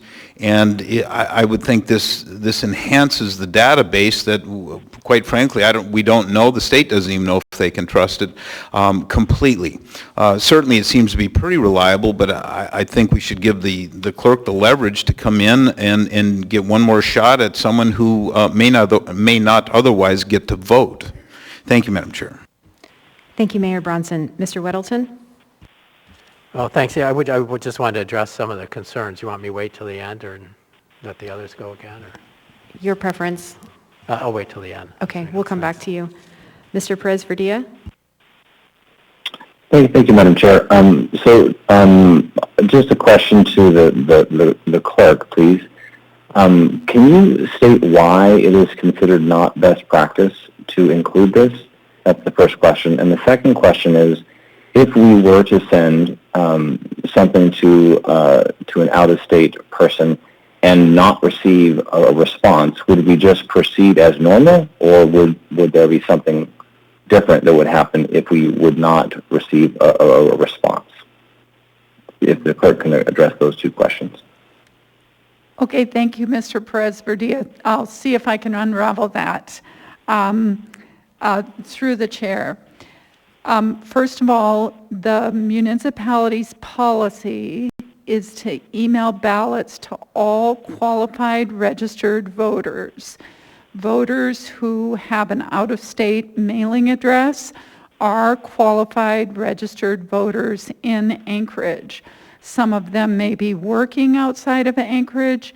Some of them may be going to school outside of Anchorage. Some of them maybe snowbirds living outside of Anchorage. Some may be giving care to another family member outside of Anchorage. So to require those voters who are qualified registered voters in Anchorage to complete an application to vote is a barrier to voting. I think that's the first question. The second question... Sorry, can I just make sure I'm understanding what you're saying? So you're saying that the qualified voter that lives out of state would be required to submit an application, and if they did not submit that application, they would no longer be a qualified voter? No, I am not saying that they would not be a qualified voter. They would not be mailed a ballot. They would have to apply to get a ballot. If they were in Anchorage, they could go to a vote center and vote. Thank you for the clarification. Thank you, Ms. Jones. I just want to make, Madam Chair, I just want to make one last comment, and that is that so what I'm hearing is that if a qualified registered voter in Anchorage has an out-of-state address, and then they are now required to complete an application.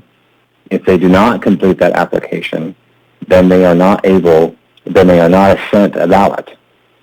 And so in that way, we certainly have set up another level of a barrier for people who are registered to vote, who should be sent a ballot and should have the opportunity to vote. But if for some reason they don't complete that application, then they are not sent a ballot. And so in that way, I do believe that this is a significant barrier and not something that we should put in place. Thank you, Madam Chair. Thank you, Mr. Perez-Verdia. Ms. Allard? Thank you, Madam Chair. Speaking back on John's amendment, I don't know if everybody else did. I believe we did. We received an email from one of the community members. There were over 500 individuals that were registered to vote here, but actually when we looked them up, they registered and voted in a different state. So we're talking about barriers, but at the same time, having an absentee ballot and requesting that is not a barrier. Not at all. We have that statewide, and what we're doing is doing our checks and balances. And when we tell people that you don't have to apply to vote, you're not. You're saying you need to request, because if we have individuals across the country who are snowbirds, are voting in other states, the way we can stop people from voting illegally is by saying, if you are registered to vote in the state of Alaska, you will apply. And those 500 people that voted somewhere else would not have applied because they're not registered in the state of Alaska. And what we're doing is we're using the state rules and guidelines for voting when it's convenient. But then when it goes against what we think might be better, it's not okay.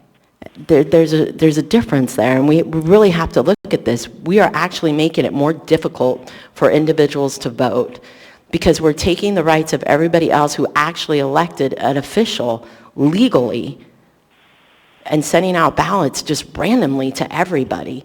And there's no checks and balances on that. Mr. Weddleton's amendment absolutely needs to pass. Thank you, Ms. Allard. Mr. Weddleton?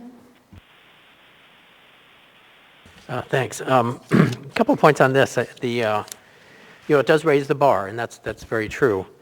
But it's something that I think in one respect it may not raise it very far. I mean, one is that they get a postcard like we all have gotten recently, and the application could be as simple as returning that postcard with a box check that, yes, please do mail me a ballot.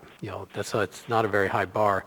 Not every person who is on the state's voter registration list is a valid voter. I mean, some of those, they left the state and they registered to vote somewhere else. It could be years later, but they never took the time to notify the state that, hey, I moved and I'm not voting there anymore. So, this is one way to ferret that out. If they don't return that and they go, hey, where's my ballot? At any time, they can email or call the clerk and have one mailed. So there is a way out, and that happens even here in the city. Anywhere you are, you can get another one. And ultimately, I would like to try this, for maybe 1 year or 2 years and see how it goes. If we send these postcards and we get like most of them back, yes, send me a ballot, then I think we've got a signal that, okay, we should stop. Most of these people who are out of state and on that list are legal or correct voters, and they vote. But if we don't get many back, well, we'll save a lot of money. And in fact, it is much cheaper to send a postcard than to send that big ballot packet. So it is quite a bit of savings. So I think it's worth trying this, and maybe we find out. It'd be great to find out that we don't need to do it after a couple of years, but at least initially it'd be worth trying out. Thanks. Thank you, Mr. Weddleton. Ms. Zalatel? Thank you, Madam Chair. That last comment by Mr. Ms. Zalatel? Weddleton. Could you speak up, please? Sure. Trying not to wake everyone up. Right here. That last comment by Mr. Weddleton is what really caused me some concern. Is you read the language of the amendment, it says, you shall mail an application request a ballot, but then if they didn't mail in an application, but then later say, hey, I didn't get a ballot, they should be able to get a ballot. That just really negates the whole need for this process. I think it's an undue restriction because it's ultimately... Madam Chair, point of order. Ms. Zalatel, could you hold a second, please? Go ahead, Mr. Perez-Valdea. I really want to hear what Ms. Zalatel is saying, and I can't hear her. So there sounds like there's an audio challenge. Just wanted to make sure that she's aware of it. Thank you. Thank you, Mr. Perez-Valdea. Ms. Zalatel, it's still difficult to hear you. All right, I'll try again. Mr. Perez-Valdea, can you verify that you can hear me? Yes, now I can hear you. Thank you. Okay. So all I was saying was that based on the language in the amendment by Mr. Weddleton, it says you shall mail an application for requesting a ballot, but then if Mr. Weddleton's argument is if you didn't do that and you could request one later when you didn't get your ballot, just call the clerk's office up and they'll send you one, seems to negate the whole purpose for the amendment and does create an unnecessary step and barrier and likely an expense or potentially an expense for the clerk's office, if not just more work. So I won't be supporting the amendment. Thank you. Thank you, Ms. Zalatel. Mayor Bronson? Thank you, Madam Chair. Just more as a point of information, and I'm asking Amy and Larry here what MUOCAVA voters identified as, what that means, and maybe Barbara can answer the question here, because if we kind of look at that sentence in reverse, it says, so we got an out-of-state mailing address, a person with an out-of-state who hasn't been identified as a MUOCAV voter. Does that mean when they do vote, that if it comes in, they're not identified, so their vote doesn't count? Barbara, I'm just trying to figure that one out. Thank you, Mayor Bronson. Ms. Jones, would you address the MUOCAVA voter question? Yes, through the chair, Mr. Bronson, the MUOCAVA is military uniformed overseas voters, and we identified those voters last year, and they get their ballots mailed a little bit earlier, just like under state and federal law. And so we exempted that group of voters from this exception for Mr. Weddleton, because again, I didn't mention military members may be residents of Anchorage, but they're living overseas, and they're not covered by this amendment. So they still get a ballot. Thank you, Ms. Jones. Seeing no other members in the queue, members may proceed to vote on Weddleton Amendment Number 1. Madam Chair, I'm in the queue. I just have a quick question for Ms. Jones. Okay, go ahead, Ms. Allard. Thank you. Ms. Jones, you had said that the military, just for clarification so I absolutely understand this, you said that when military members are overseas, do they automatically get a ballot? Currently, under the code, yes. If they are qualified registered voters in Anchorage, they have an overseas address, and just like all of us, they get mailed a ballot. Their ballots get mailed earlier. That's the amendments that you did last year. Mr. Weddleton's amendment today carves out out-of-state voters except military and overseas voters. So those would be people with an overseas address or an APO address. Okay, so if you're, just for, Madam Chair, may I? Go ahead. When you're mailing, when an individual is stationed overseas, They don't have an address here any longer. So I'm confused on why you say that military persons overseas who are registered to vote here get a ballot. As a military person, I can argue this, and I'm trying to find out what information are you going on and how are you doing this, active duty military. So I'm confused because when I'm overseas, we vote by absentee ballot, and I have never heard of any military person stating that they had a ballot sent to them overseas because they can vote in Alaska and based on what address? Because it's APOAE, so that doesn't fit in. And if you're not APOAE, you're on the economy, and that's a German address. And they don't get mail like that. It still goes to APAE or APAO. Thank you, Can you Ms. Allard. explain that to me? Ms. Jones, would you like to address the question? This is not an issue in this ordinance. This is something, again, that the Assembly passed last year.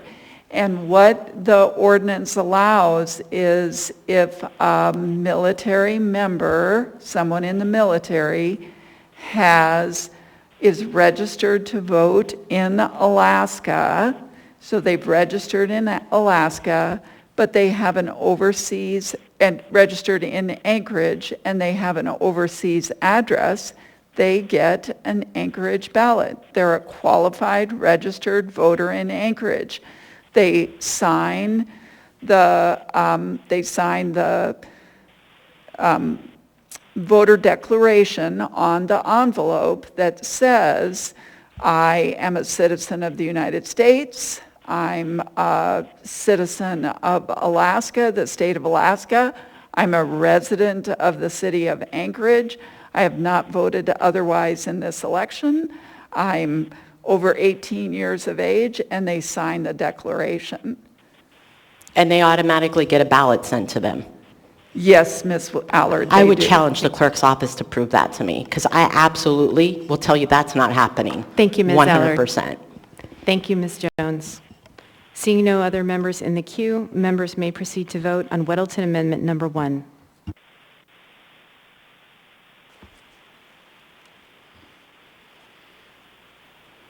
Mr. Constant?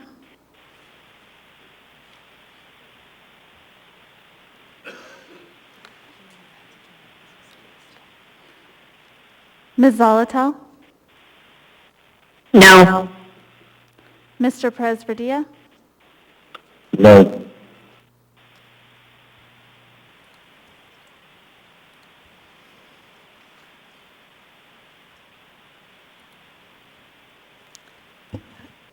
Amendment Number 1 fails 5-5. Mr. Weddleton? Move Weddleton Amendment Number 2.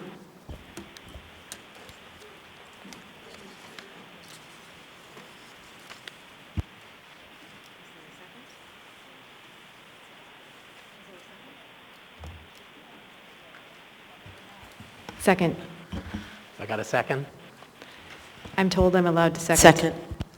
Thank you. This is actually just adding a couple things to the definitions. It's just to help clarify things. Designated return location wasn't defined, and that's used extensively in the changes that we're looking at. And also facsimile, told as a term of art for people in the elections business, but for the rest of it means this archaic thing that we send pages to some faraway place on a phone. But basically it means an exact copy. Thank you, Mr. Weddleton. Ms. Allard? Thank you. I'm going to support John's amendment, and especially the facsimile part. And the reason why is because I actually did a review with the Department of Military and Veterans Affairs, and in 2018, via fax, they had one military person who voted via that way, and that's all that it should pertain to. There is no security with it, and I think we open ourselves up to fraud. Thank you. Thank you, Ms. Allard. Mr. Dunbar? Thank you, Madam Chair. And sorry, John, I'm trying to match this to where it exists in the ordinance. But when you talk about designated return locations, how does that relate to drop boxes, or is it not relevant because of where that term is used?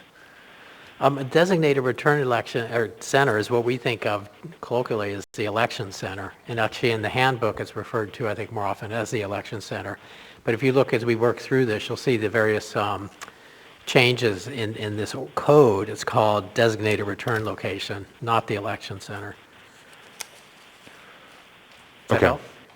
I believe so. So we're only talking about sort of physical locations where observers could be present, and Well, it no, doesn't relate to drop boxes and that sort of thing. It's not because it already has vote centers in the definitions. Okay. Polling place isn't, but designated return location is election central down in Ship Creek, and only that, in the context of this ordinance. Okay. Madam Chair, can I briefly ask the clerk? Madam Clerk, I saw you nodding. What's your thoughts on this amendment? Through the chair, my thoughts on this amendment? Well, we drafted this amendment. This one came after the S, and the MOA elections team supports this. I mean, the code and the term designated return location were written before we had an election center, so we didn't have the word election center. But it doesn't make sense to change the term to election center because it could be someplace else. If there was an earthquake or we had a fire drill or something like that, it could be an alternative location. In the olden days, it was City Hall. So I think this is a good amendment. Thank you, Mr. Weddleton and Mr. Dunbar. Thank you, Madam Clerk. Thank you, Madam Chair. Thank you, Mr. Dunbar. Thank you, Ms. Jones. Mr. Rivera? Thank you, Madam Chair. So I'm looking at this amendment as well as a LaFrance amendment number 5. Are these two amendments doing something similar, the same thing? And is there a reason, and if they are doing something similar, is there a reason for the difference in language? Thank you, Mr. Rivera. Ms. Jones or Mr. Weddleton, do you want to speak? I can address that. They define different things. One is designated return location, generally a place, a building. The facsimile, I think, speaks for itself, but in the one, LaFrance Amendment 5, designated area refers to frequent times when this code where it talks about where cameras might be used and where people can talk on their phone and so on. Okay, great. Thanks for that clarification. Thank you, Mr. Rivera. Thank you, Mr. Weddleton. Seeing no other members in the queue, members may proceed to vote on Weddleton Amendment Number 2. Ms. Zolotel? Yes. Mr. Perez-Verdia? Yes. The amendment passes 10-0. Mr. Weddleton? I'd like to move Weddleton Amendment 3. Second. Seconded by Ms. Allard. Go ahead, Mr. Weddleton. And this is also something I work closely with the clerk on. It's just adds that there will be a brief pause in adjudication to note the ballot number. So, you know, things move pretty fast, and I think this is actually in the handbook, and it's current practice. But there were people who were worried about this. You know, how do you, you know, they're moving quickly. How do you stop them? And they say, well, you holler it out, and then, you know, please pause, and then you get the information you need to move on. Thank you, Mr. Weddleton.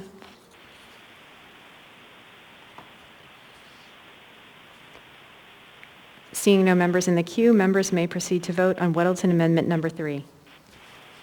Ms. Zolotel?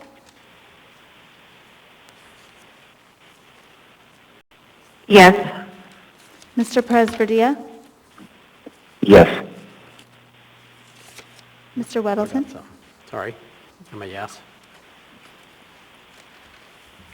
The amendment passes 10-0. Mr. Weddleton? Yeah, I'd like to move Weddleton Amendment Number 4 revised. It's, you got one in the earlier packet that was not correct, and this is the Second. newer version. Thank you.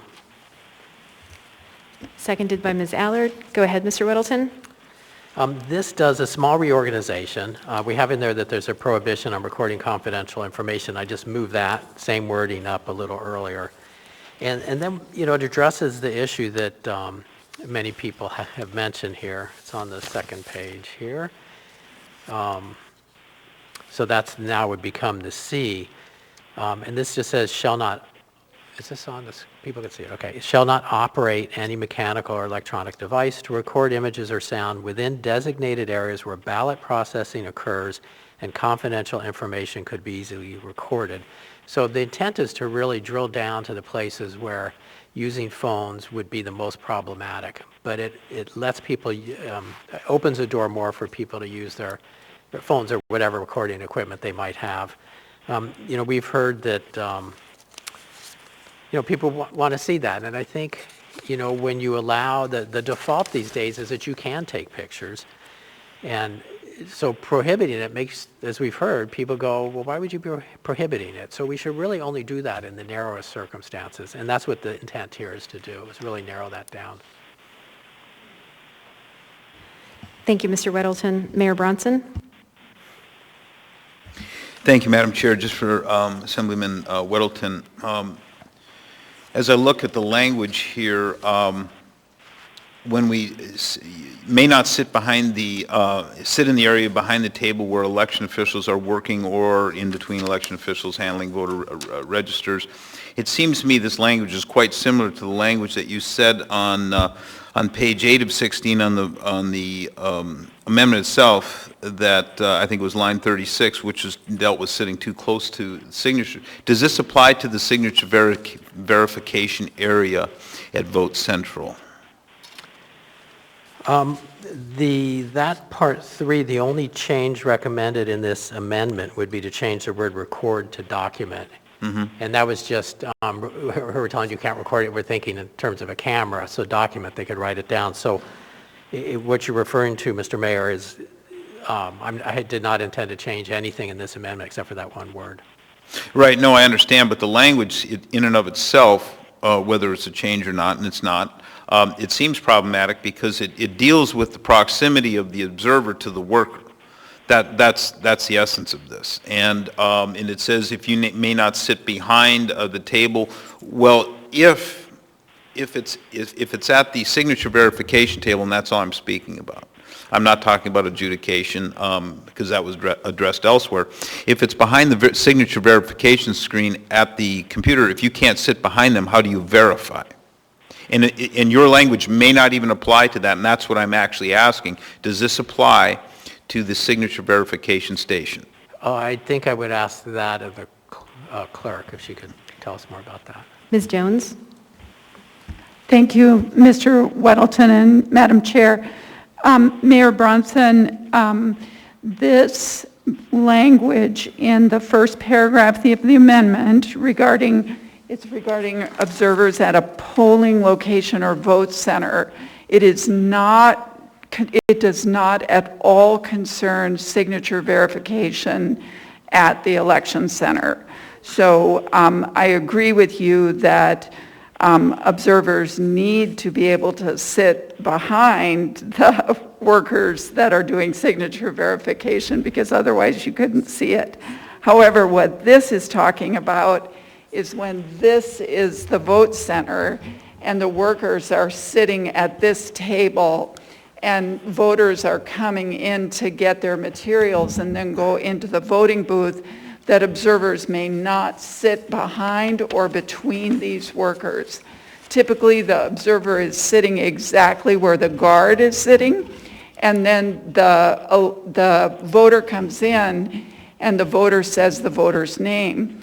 And the election workers are trained to repeat the name back sufficiently loudly so that the observer can hear that name. And as Mr. Dunsmore said earlier, check that voter off their list. So back to the beginning, this does not apply to signature verification at the election center. Thank you, Madam Chair. Thank you, Mayor Bronson. Thank you, Ms. Jones. Ms. Zalatel?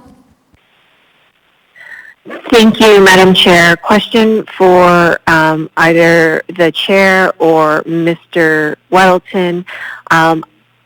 5A says shall not make or receive phone calls from designated areas, comma, as specified in the observer's handbook. However,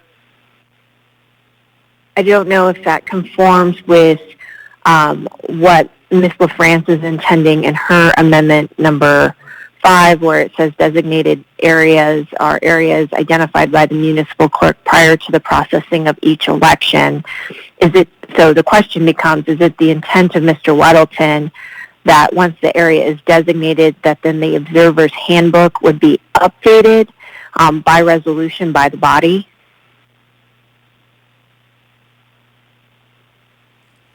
Do you want to go first, Mr. Weddleton? We have, I don't know that it's an amendment. I think it was in the it's in the AIM for this, that, I'm sorry, that there's the intent to update, and I think in our approving this, we approve the clerk's ability to include a map showing various designated areas in voting centers and in the return center, the elections center. So that would be taken care of at that point. Thank you, Mr. Weddleton. Actually, Ms. Jones, would you speak to this amendment and the LaFrance amendment that's forthcoming, number 5 as well? Yes, Madam Chair, I think they all kind of work together. You should have an AIM XXX 221A that was passed out, and as you can see, it added a number 4 on that says, add map of election center, including as any designated areas to the handbook. So that's what Mr. Weddleton is referring to. So the answer to Ms. Zolotel's question is no, it would not require an amendment to come before the Assembly to approve the handbook because you're approving it right here. I do think, though, that you may want to, because of Ms. LaFrance's amendment, which I do think it's a good idea to define designated area, we use it throughout the observer manual, and so we need to define it. And so I think you may want to make an amendment to Mr. Weddleton's amendment to say, as specified in this code or the observer's manual. And I think Mr. Gates may want to, it may need to say in this title, that might be better than this code. Oh, he's not here. It may be this title. Thank you, Ms. Jones. Ms. Zalatel, any follow-up? With Mr. Gates wanting to weigh in, I'm sorry, I couldn't quite tell. Mr. Gates is not in the room at the moment. Okay. No, I'm fine. Thank you for the clarification. Thank you, Ms. Zalatel. Mr. Dunbar? Thank you, Madam Chair. I move to extend until 11:30. Be optimistic, Mr. Weddleton. I move to extend to midnight. Second. Well, the first one wasn't seconded, so, oh, you did? Oh, I did not hear that. Okay, actually, Mr. Dunbar's motion to extend to 11:30 was seconded by Ms. Quinn Davidson. Before yours, Mr. Weddleton. Is there any opposition to extending the meeting to 11:30? Seeing no opposition, we're extended until 11:30. Were you also in the queue to speak to the amendment?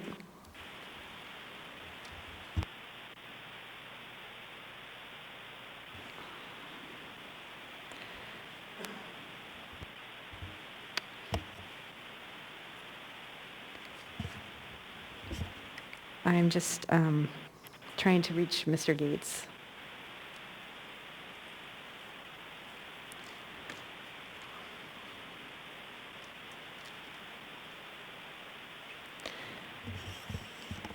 And Ms. Domboski has advised that Ms. Ennis and Ms. Christensen are on the line as well. Otherwise, seeing no other members in the queue, members may proceed to vote on Weddleton Amendment Number 4 revised. Ms. Zolotel? Yes. Mr. Presberdia? Yes. The amendment passes 10-0.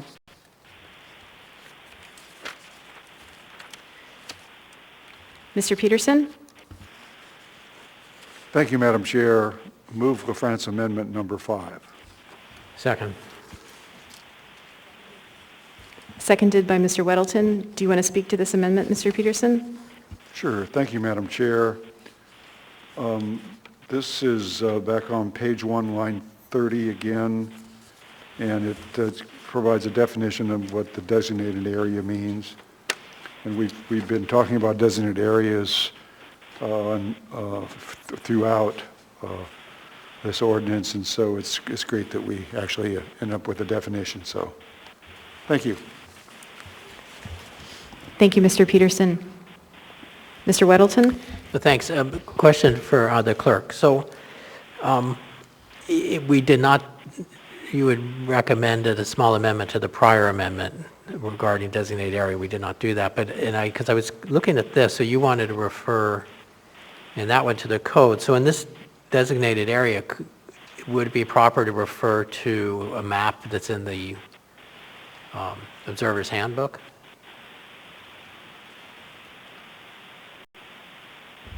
I think that might, I think the difference between the Observer's Handbook and the code, you know, I think one, obviously, I would just prefer it would be in code and not refer to the Observer's Manual. I mean, we're going to try to make both match exactly. So I'd like not to refer to it if possible, Mr. Weddleton. Sure. Well, that's fine. Thank you. Thank you, Mr. Weddleton. Seeing no other members in the queue, members may proceed to vote on LaFrance Amendment number 5.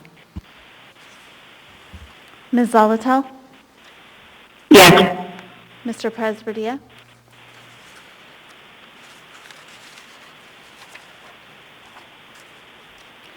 Mr. Presberdia?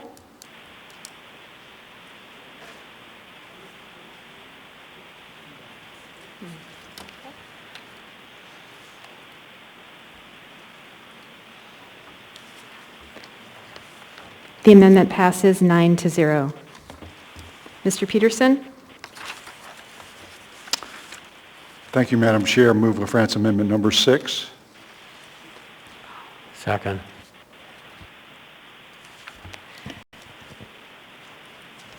Actually, Mr. Peterson, I may ask if it's okay, Ms. Jones, to weigh in because I'm rereading this and I'm not sure I need this one anymore.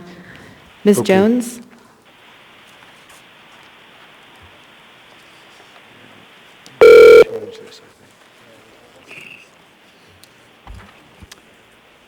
Madam Chair, I think I may agree with you because I believe that Mr. Weddleton's revised number 4 took care of this one. Do you agree, Mr. Weddleton? Mr. Yes, I do. Withdraw Amendment number, LaFrance Amendment number 6. Agree. Thank you, Mr. Peterson. Thank you, Mr. Weddleton. Thank you, Mr. Weddleton. There's an echo. Mr. Peterson? We'll try this one. Move LaFrance Amendment number 7. Second. Moved and seconded by Mr. Rivera. Mr. Peterson, do you want to speak to this one? Yeah, this is on page 1, lines 14 through 19.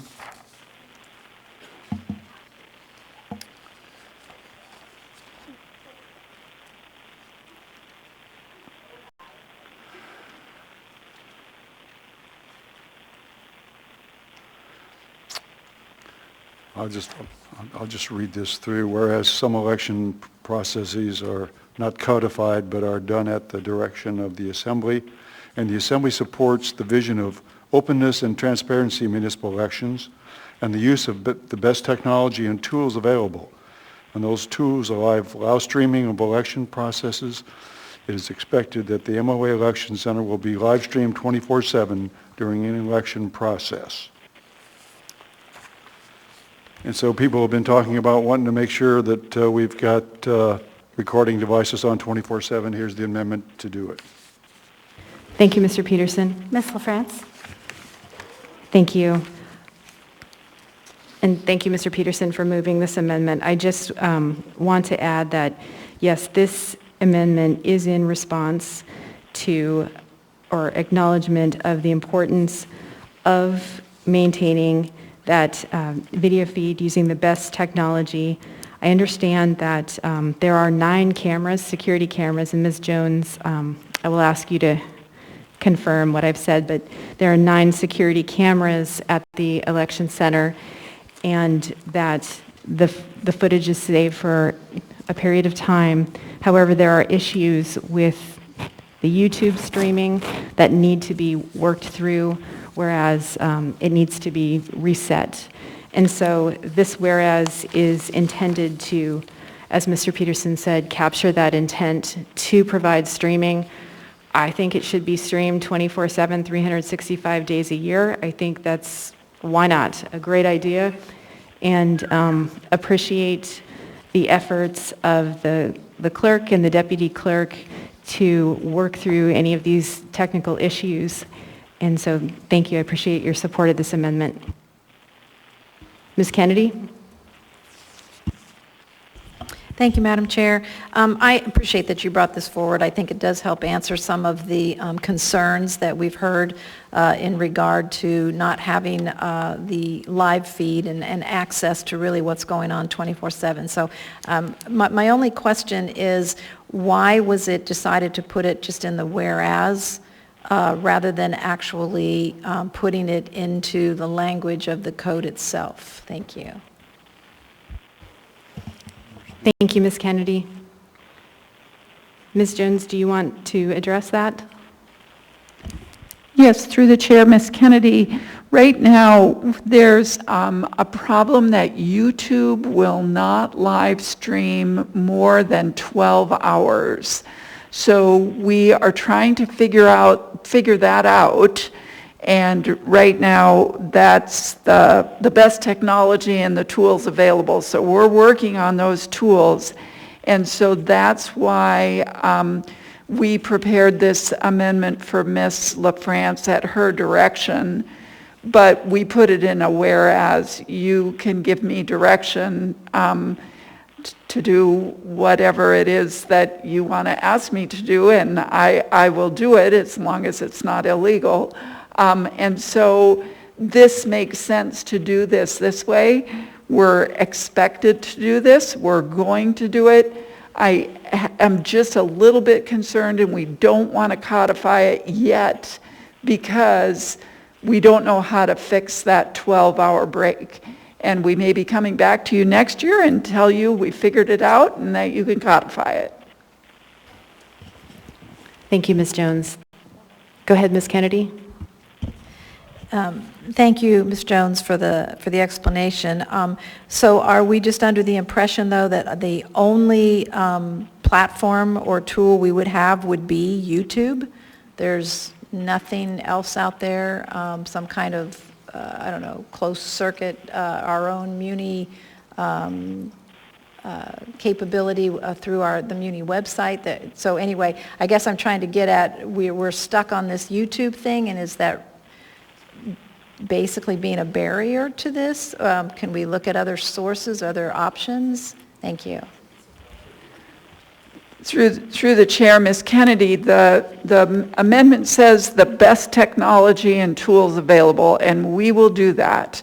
So I am telling you that the current system that we have, that we created with MOAIT during the pandemic, because we wanted to make this visible to the public when people couldn't come in, that would have been in 2020, that was the technology that was available. We tried Facebook and that failed, and then we moved to YouTube. And now we have just a little wrinkle there, but we'll figure it out. Thank you, appreciate that. Thank you, Ms. Kennedy. Thank you, Ms. Jones. Ms. Allard? Ms. Jones answered, thank you. Thank you, Ms. Allard. Mayor Bronson? Thank you, Madam Chair. I was just wondering, in the interest of, and I completely am sympathetic with the YouTube problem there. One suggestion, we do live stream this venue here. We might consider, I think it's Channel 9, which is the in-house one. But the other fix to this would be that we would, when we can't live, 24/7 we record, so that, and then upon request, someone could ask for that section that isn't. The other thing I don't understand is that if it's only a 12-hour window, you can stop and then start, and it starts a new file or a new account with YouTube. I don't understand why. Is it 12 hours a day? Is it 12 hours a week? We're asking for 24/7, and I can't believe we can't create another YouTube account or several more accounts and satisfy this, because certainly it's not a server limitation at YouTube. So maybe Barbara can answer that. Thank you, Mayor Bronson. Ms. Jones? Well, Mayor Bronson, I'll try, but I am a clerical worker. I am not an IT person, so I'm doing my best. We have an IT department, or I can send down Bryce. He seems to be able to fix just about anything. Oh, and we've worked very well with the IT department. They've set up the cameras at the election center. They set up the YouTube system, so we're happy to work with the IT department. Two things that I will say. Number one, the cameras are on 24/7, 365. So I think that's really important that we make that clear. They are on. The question is the live streaming, and we haven't done that. And now this is going to do live streaming 24/7 during the election processes. So just so I can clarify, my current understanding of the YouTube live streaming is this, that let's say we start the live stream at 5 o'clock p.m. and we leave the election center, and the live stream goes until someone comes in at 8 o'clock a.m. And again, I'm a clerical worker. I'm not real good at math. But the 12 hours is up at 5 a.m. So what happens is that if you're watching the YouTube live, you can see it from 5 p.m. until 8 p.m. It's live streaming, but the recording on YouTube will only be 12 hours.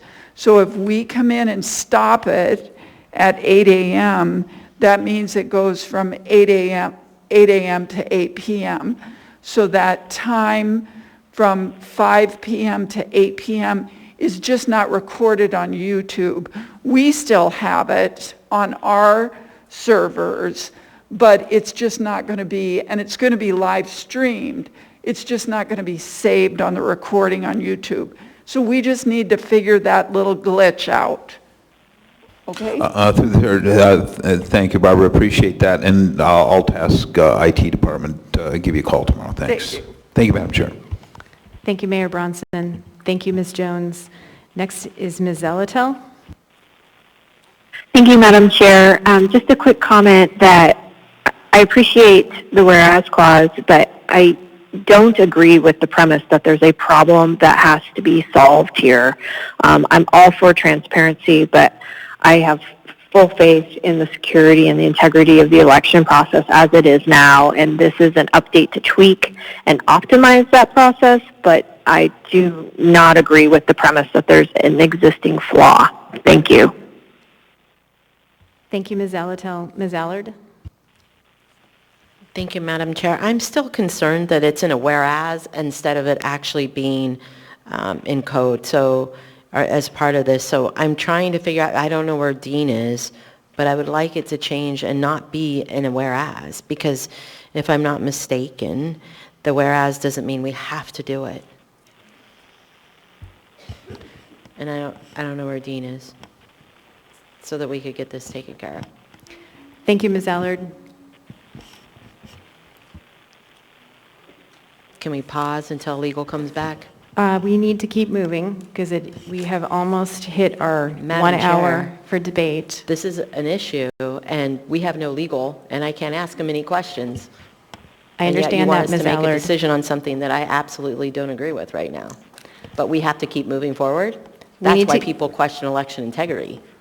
Please hold on, Ms. Allard. I said we need to keep moving forward. I didn't say we necessarily need to vote right now on this amendment. We oftentimes set them aside while members work out their amendments. Mr. Weddleton?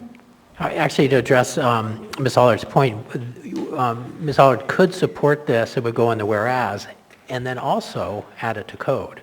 So we could vote on this and then ask whatever attorney is available to take the same language and find a place to put it in code. And I think as we go through these, it should be relatively easy. I don't know, it's up to the attorney, but supporting this does not prevent putting it in code. In fact, it would almost reinforce it. It's in a whereas and then also in code. You kind of double down. Thank you, Mr. Weddleton. I think that's an elegant solution and would provide Ms. Allard additional time to work on her amendment. Seeing no other members in the queue, members may proceed to vote on LaFrance Amendment Number 7. Ms. Zolotel? Yes. Mr. Presverdia? Yes.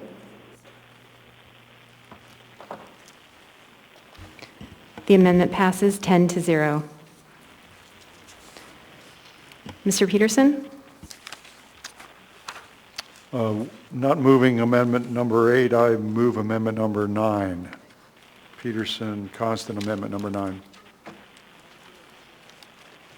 Second. Seconded by Mr. Rivera. Go ahead, Mr. Peterson.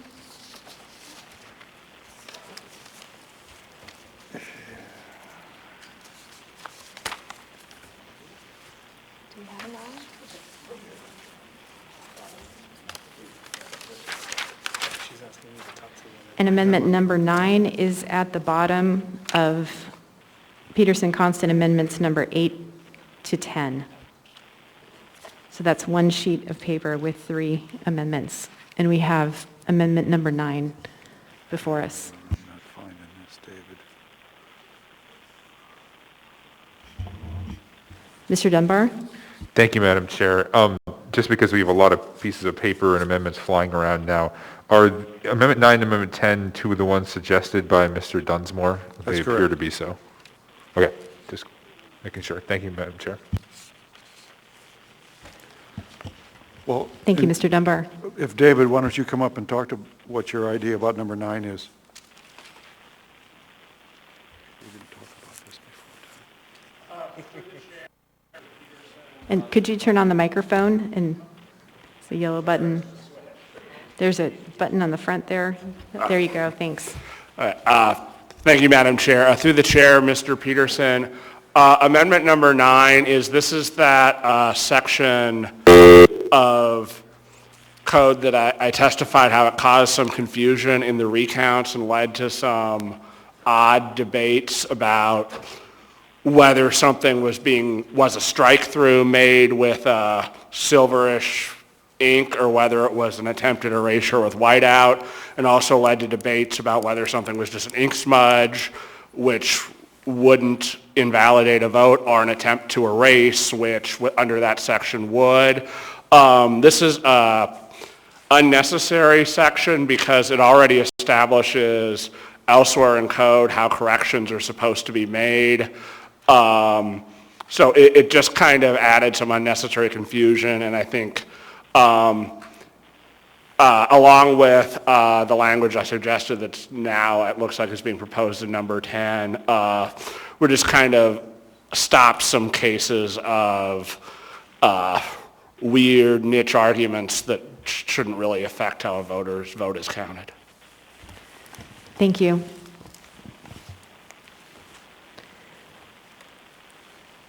Seeing no other members in the queue, members may proceed to vote on Peterson Constant Amendment number 9. Ms. Zolotel? Yes. Mr. Presverdia? Yes. Ms. Allard? Amendment 9 passes 10-0. Mr. Peterson? Thank you, Madam Chair. Move amendment number 10. Constant Peterson Amendment 10. Second. Seconded by Ms. Quinn Davidson. Mr. Peterson? Thank you, Madam Chair.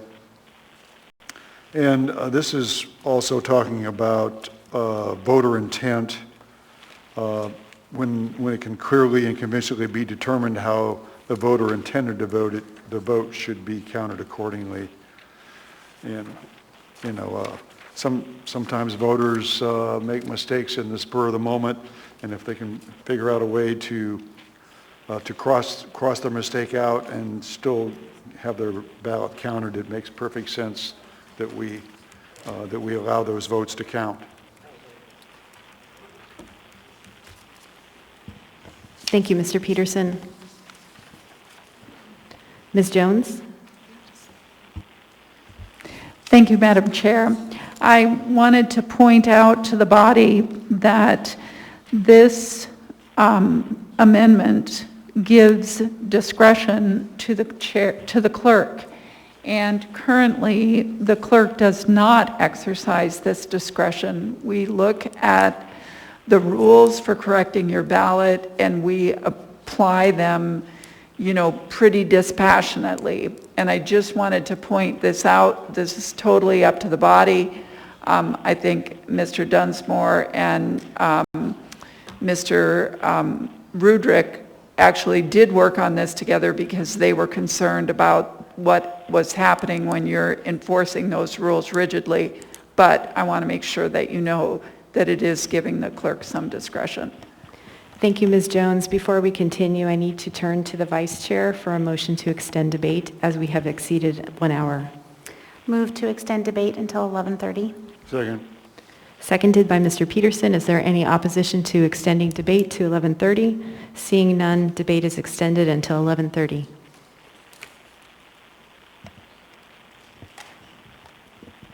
Seeing no other members in the queue, members may proceed to vote on Peterson Constant Amendment Number 10.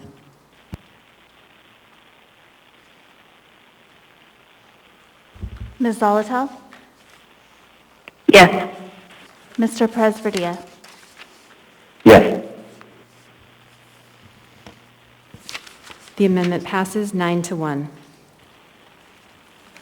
That's all for me, John.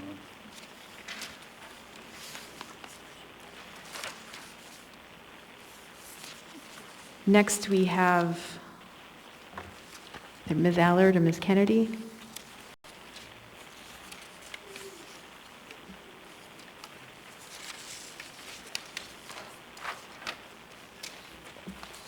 For an amendment. Thank you, Madam Chair. I move Allard Kennedy Amendment Number 13. Second. Seconded by Ms. Allard. Go ahead, Ms. Kennedy. Thank you, Madam Chair. This would just add a section of those candidates or organizations that it expands the definition, I guess, if you will, to make sure that a write-in candidate is also eligible to register observers. So it just adds to that on Section 6, page 5, lines 31 to 32, just adds that a write-in candidate can also register observers.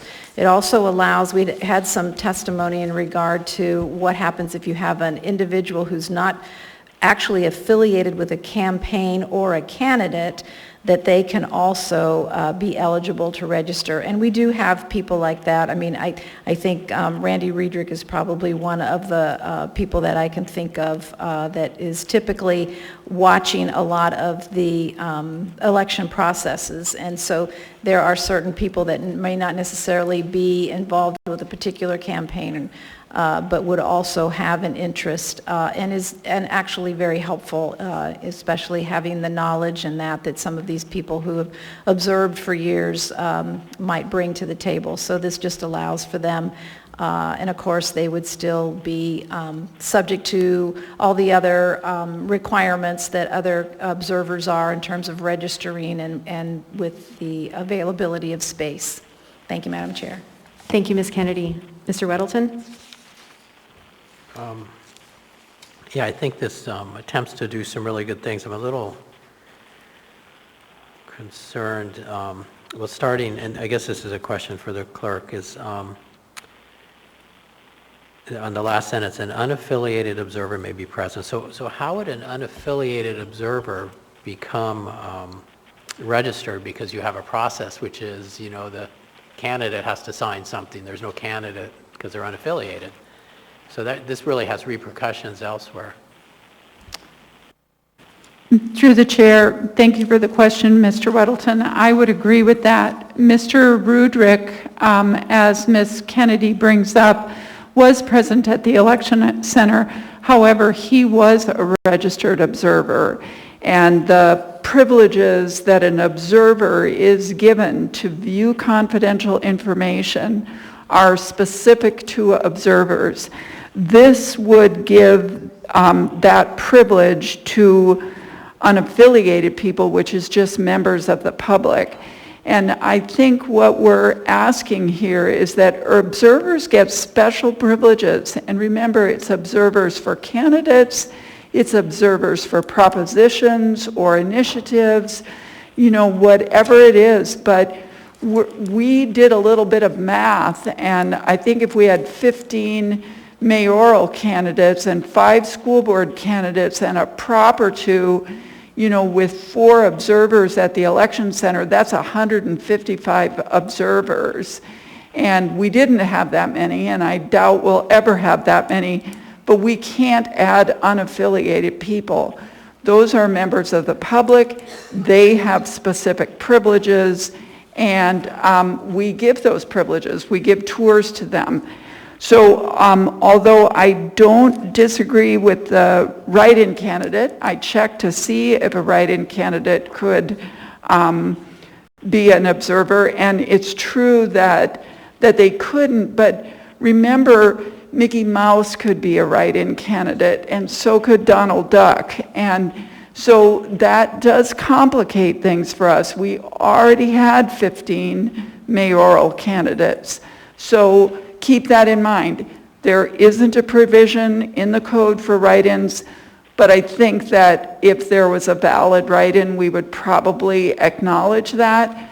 But the last sentence, I think, is, it's contrary to the whole idea of observers. Thank you, Ms. Jones. Thank you, Mr. Weddleton. Ms. Kennedy? Thank you, Madam Chair. I do think it's important to acknowledge write-in candidates. Obviously, a write-in candidate has to actually register to be a legitimately recognized write-in candidate for their ballot votes to actually count. But I'm going to move to amend my own amendment. So I move to delete the line, an individual, unaffiliated, and everything to the end of that amendment, both sentences. So move to omit, and an individual unaffiliated with any campaign or candidate must also register in order to become an observer. An unaffiliated observer may be present along with observers for a candidate or campaign, but may be subject to space constraints. I'll second, but Seconded by Mr. Weddleton. I think we need to add on to that, also in the rest of this where it says except unaffiliated observers, down at the next part. Yeah, I read both sentences. Oh, you did? Okay, Thank you. I missed that. Thanks. So an amendment to the amendment is on the floor, moved by Ms. Kennedy, seconded by Mr. Weddleton to strike the language starting at the third line, an individual unaffiliated until the end. Is that correct, Ms. Kennedy? Yes, that's correct. Thank you. Madam Chair.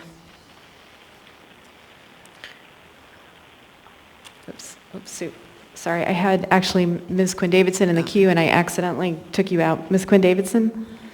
Yeah, actually, I was just jumping in to make sure that Ms. Kennedy and Mr. Weddleton were speaking the same language, because I think John was referring to the next piece in section 6, page 6, line 34, except unqualified or unaffiliated observers.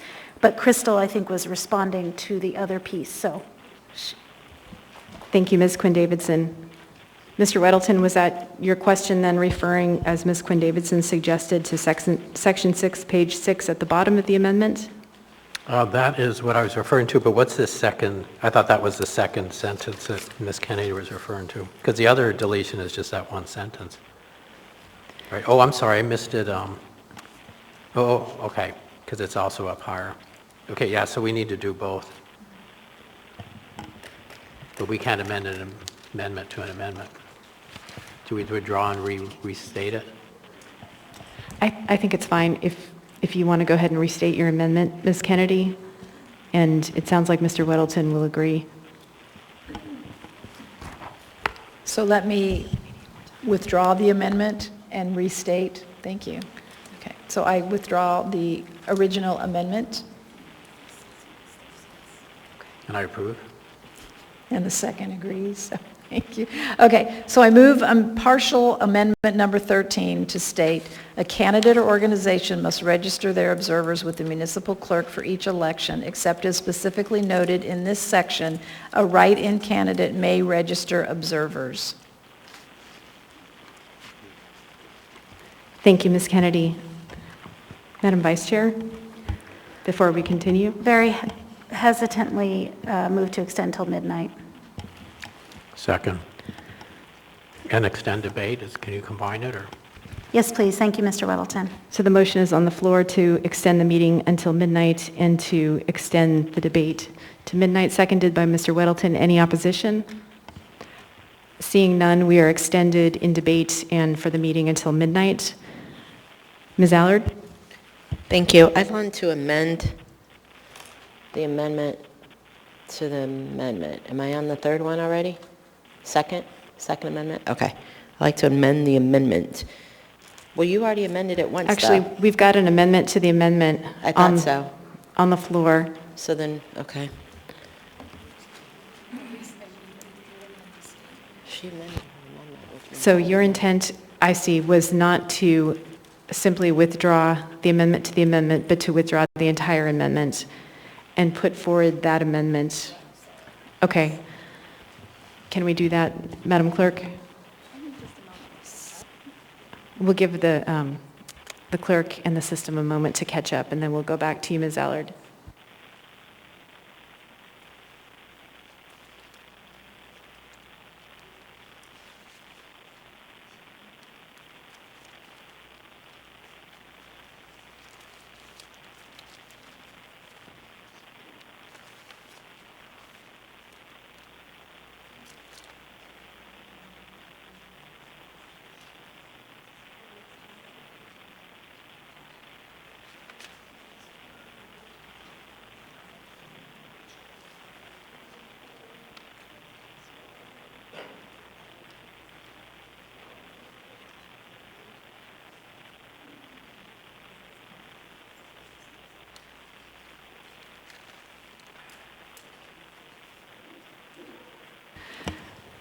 Okay, so we have the amendment as verbally revised on the floor. Ms. Allard? I'll add it to a different section of of what we're doing, Madam Chair. I'll hold off. We're going to amend somewhere else. Okay, thank you. Ms. Allard.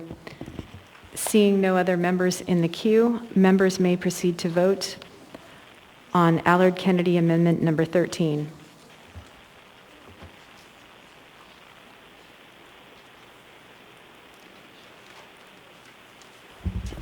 Ms. Zolotel? Just to be clear, this is Allard Kennedy Amendment number 13 as revised by Ms. Kennedy.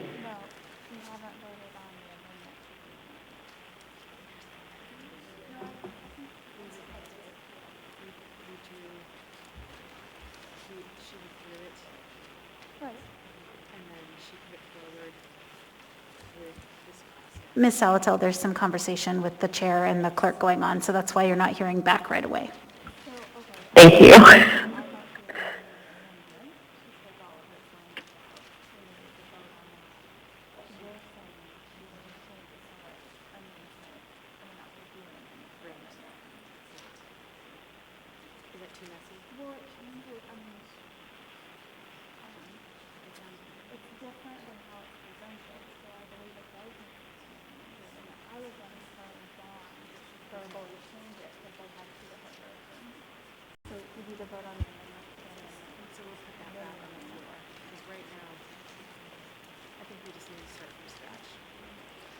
So I have Ms. Kennedy amending her amendment, seconded by Mr. Weddleton.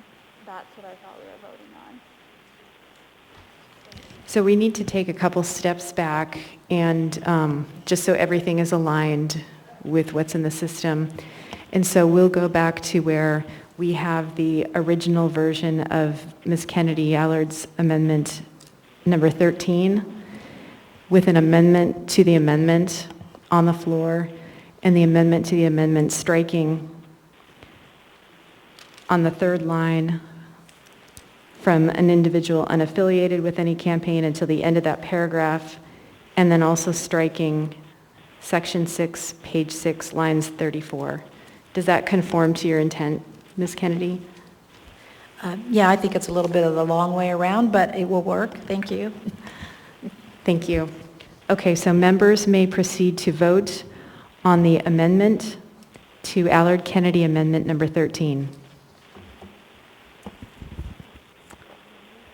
Ms. Zolotel? Yes. Mr. Presverdia? Yes.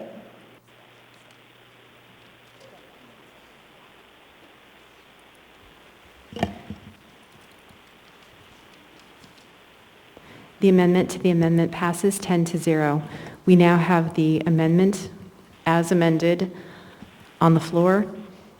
Seeing no other members in the queue, members may proceed to vote on amendment number 13 as amended.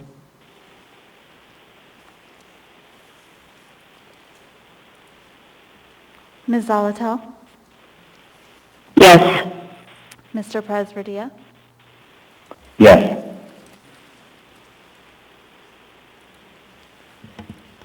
Amendment number 13 as amended passes 9-1.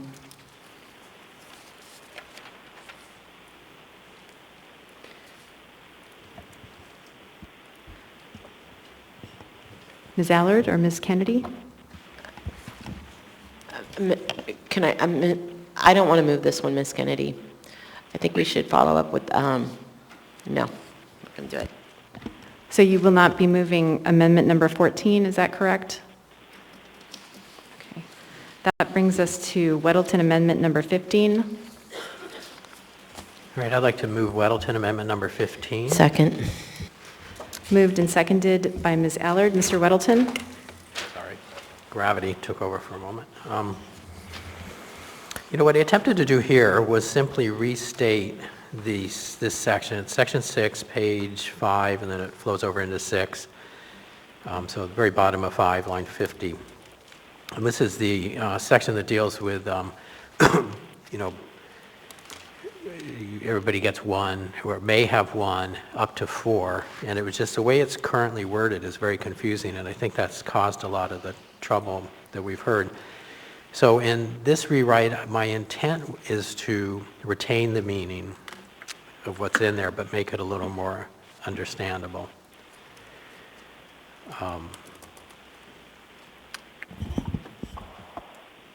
That's my starting point, though we have had a suggestion in testimony from Mr. Carson that recommended that any decrease in any case would be the smallest change needed for whatever situation we're in. And I'm scratching my head to see, I think that's valid. I'm just trying to figure out how to insert this in here. You can amend the amendment. Thank you, Mr. Weddleton. Well, it says it. What already is dealt with.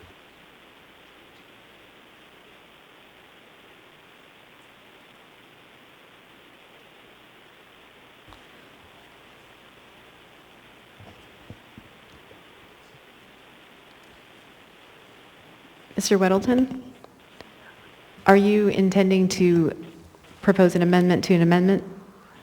I am. I'm just not quite prepared for it. Madam Chair, can we have just a couple of minutes to discuss that last part of that amendment? Sorry, is this the last one? Yeah, There's a 16. maybe 3 minutes. We need to keep moving. Can you go to 16 Let's and go we'll to come back to this? Amendment 16, and we can come back to 15. Just don't make 16 complicated because I'm busy.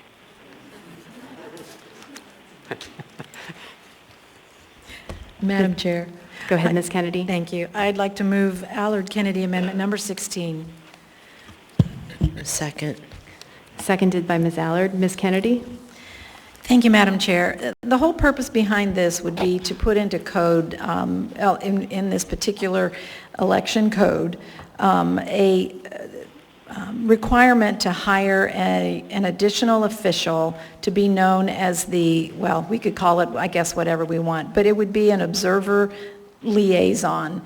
And one of the things that I have noticed it is so prevalent in a lot of the comments that we've heard from the public is a little bit of a disconnect and maybe a lack of communication. And granted, all of us know how stressful and busy and chaotic, and I shouldn't use the word chaotic because that really probably paints the wrong picture. But it's obviously a process that is very regulated by our code. It involves a lot of people doing a lot of different things. And even though we have made this promise to transparency and just providing for a better process, I think what we find has been happening is that people coming in as observers are not necessarily feeling like they are really allowed to do their job. People are coming in as observers because they've been tasked by a campaign to do the duty of really watching how the process progresses.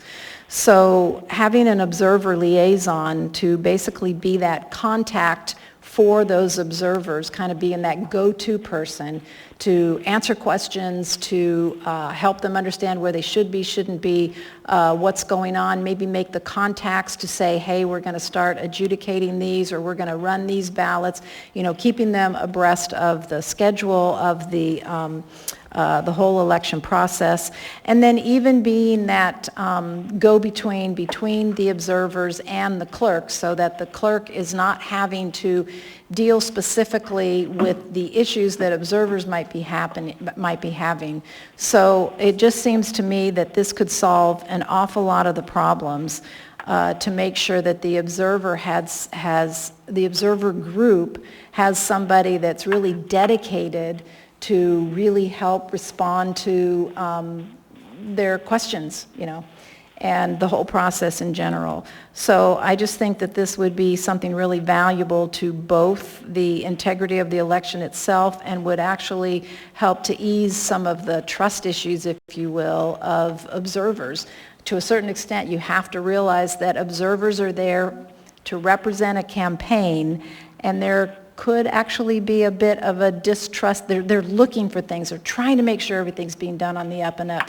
And it's not that they're there to make sure that somebody is doing something wrong, but they want to be able to say that it's all being done right. So we really have to give them the leeway to be able to do that. But in the same vein, you want them to be able to have their questions answered and without impacting or without causing more problems for the clerk or the other employees. So I would just hope that we could support something like this and maybe kind of kill two birds with one stone. Thank you, Ms. Thank Kennedy. you. Ms. Allard? Thank you, Madam Chair. And simply, I would say it would just assist the clerk with some burden that she's already been taking, or the clerk has been taking on, and it would relieve that. Thank you. Thank you, Ms. Allard. Ms. Quinn-Davidson? Thank you, Madam Chair. I'm wondering, I guess I'd like the clerk to speak to whether she feels that this would be helpful since she knows her staffing better than we do. And also, would this be a full-time position? You know, it says hire this person. Would this person be there? Would it just be one of the other election workers you have down there? How do you see this working practically, and would you support it? Through the chair, thank you, Ms. Quinn-Davidson, and thank you, Ms. Kennedy and Ms. Allard. I think there are a couple of questions that I think that we have to ask ourselves, and The first one is that our election workers make $15 an hour, and I will tell you that we are really, really lucky that most of them are very skilled people that have retired from other jobs or have lots of experience as election workers, because they are worth far more than that. But that is what we pay. So I am a little bit concerned that the duties that we're asking this person to perform are probably a little bit higher level than that. The second thing that I'll tell you is that Ms. Allard may know that we did assign one of our employees, but it was a full-time employee from the clerk's office to serve as the floor manager. And that task, that role was working out quite well. It was really important to have someone on the floor to answer those questions instead of having someone have to get someone else to come and interrupt me or the deputy clerk. But I think the bottom line for some of these answering questions, some of those questions cannot be answered by anyone except either as we put in the code, it's going to be the clerk or the designee, and that could be the deputy clerk, it could be one of the team leads, it could be one of the call center people, it could be the chair or the co-chair at the vote centers. But so I'm not opposed to it, but I just want to let you know we don't have that person, and I'm not sure where to find that person. But if you have someone, you can let me know. So thank you. Thank you, Ms. Jones. Thank you, Ms. Quinn-Davidson. Ms. Allard? Thank you, and Ms. Jones is correct. When I was down there, there was an individual, a woman that was on the floor that was ready and available to answer all questions, and she was kind of like a rover, and she did go around and answer the questions, and maybe that's exactly what we need, but we just need to make sure that that person is designated to do that, and it sounds like you already have that person in your staff, that we could just continue with that process. I found it worked really well, and getting feedback from other individuals, it did too. I understand where Ms. Kennedy and I were coming, but you triggered my memory. That did work very well. Thank so you, I'm Ms. not really Allard. sure how to make this work for Ms. Jones as well. Through the chair, thank you, Ms. Allard. By the way, that is our executive admin assistant in the clerk's office, and she is the one that makes sure that you have food for your work sessions and these meetings.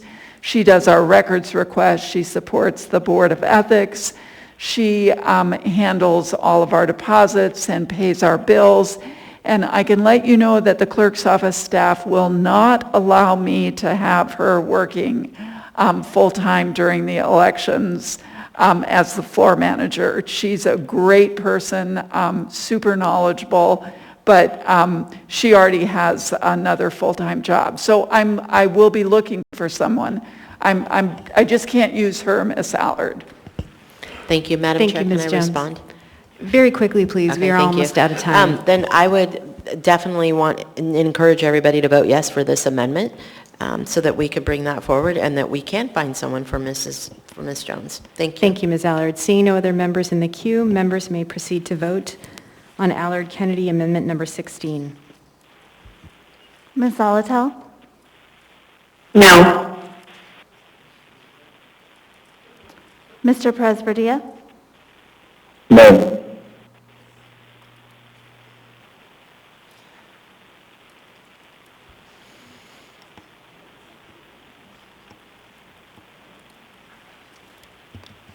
Amendment Number 16 passes 6-4. We now are back to Weddleton Amendment Number 15. Mr. Weddleton? I apologize. Mr. Gates is working on that, and we'll have a 15 revised in a little bit. And I actually believe he's working on one for Ms. Allard that was related to that whereas with the live streaming. I wonder if we could, we have ample time left here. Was there another item to do in the meantime? Christmas carols, we got Santas here, 3 of them.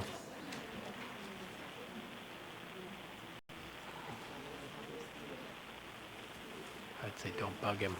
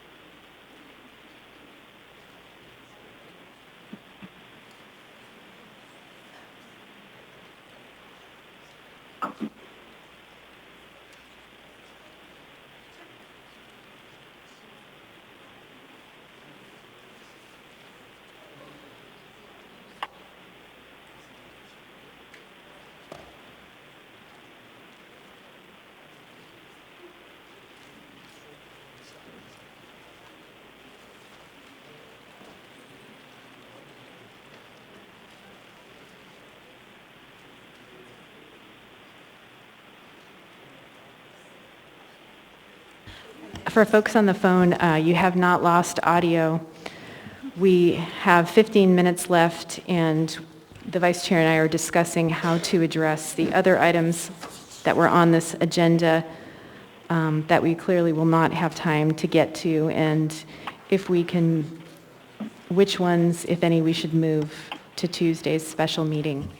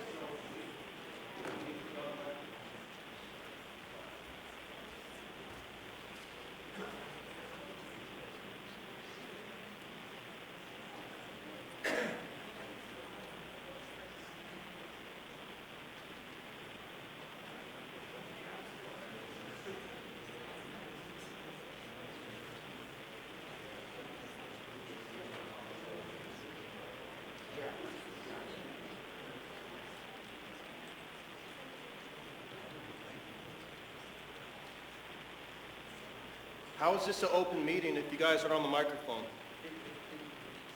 This is out of control. This is supposed to be an open meeting, not a private, three-persons meeting.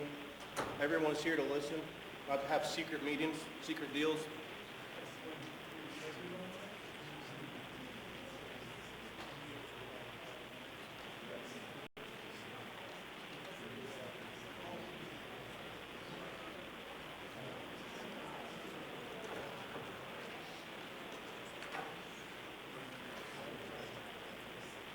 It's a violation of the Opens Meeting Act.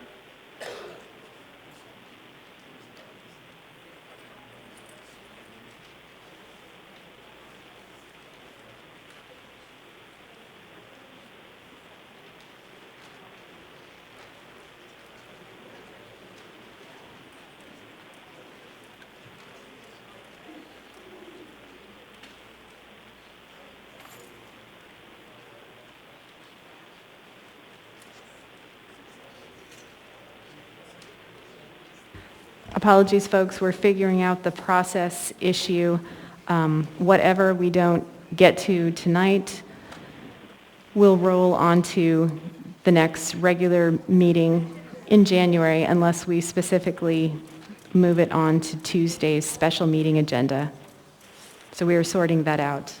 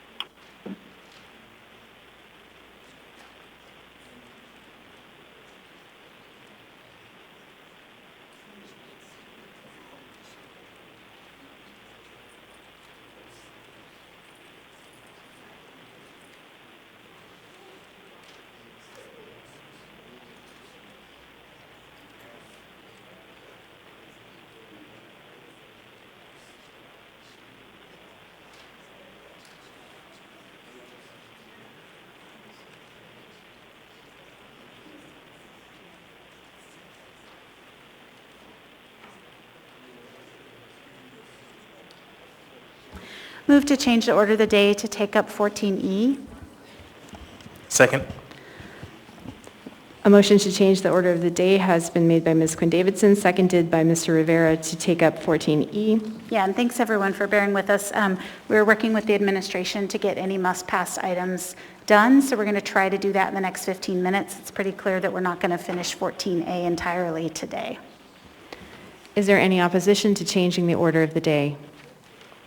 Seeing none, we will now take up item 14E, resolution number AR 2021-401, a resolution of the Municipality of Anchorage appropriating an amount not to exceed $1,125,000 of claims and judgments revenue as a contribution, appropriating said contribution from the 2021 Anchorage Police Department Area-Wide General Operating Fund to the Area-Wide General Capital Improvement Projects Fund, all within the Anchorage Police Department for the Elmore Facility remodel and current technology projects. Waive reading. Thank you. Public testimony in this item is now open. Are there any members of the public who wish to speak? Please come forward, state your name for the record and the area of the municipality in which you live or your community council. Dustin Darden. There was a case today in room 15 at Boney Courthouse, the request of a restraining order on one of these agents that habitate this facility they want you want to shuffle funds around to improve. Through the chair, the sergeant's name was Sergeant Bashu. In this hearing, Attorney Willoughby for the Municipality of Anchorage colluded with the presiding judge.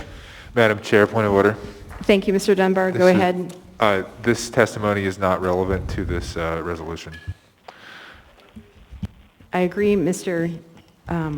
Please focus on the item before us. Please continue. So you turned off my microphone for the record. I didn't turn it off. Go ahead, please. So there was a Supreme Court ruling which specifies, that's the highest court in the land of the United States of America, that specifies that you can't arbitrarily censor people when they're speaking because it doesn't fit your narrow minds. So you need to stop censoring the citizens. Every time you do this, you're liable of violating while that flag stands behind you. And you need to stop it. You need to cease and desist from your censorship because it's already been ruled on. And I was speaking in regards to the courts. And you have a problem that tyranny is being exposed, that collusion between your municipality and our small-minded judges are refusing actual testimony in the same manner you do with people like Willoughby and people like the presiding judge in room 15. Please speak to the item in front And of us. like I said, I do not want you to interrupt me one more time, Ms. LaFrance, because it's inappropriate. You're violating the highest law of the land every time you press that button to every citizen that sits in this room or is intimidated by your cowardly actions.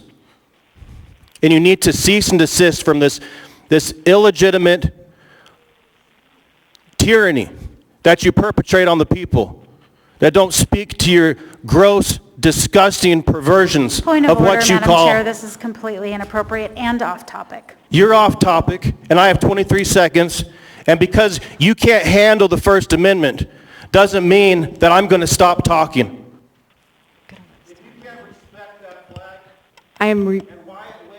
Sir, your testimony is over. You have been repeatedly off topic. Security, please escort this gentleman out. You are creating an actual disruption.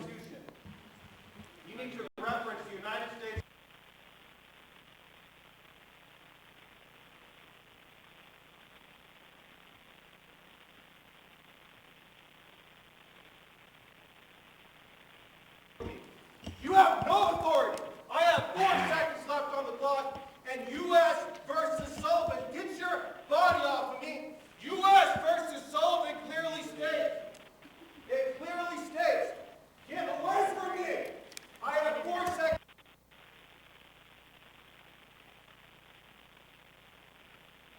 I'm not supposed to. You know that the shoes are... And you got witness, I had 4 seconds left on that clock.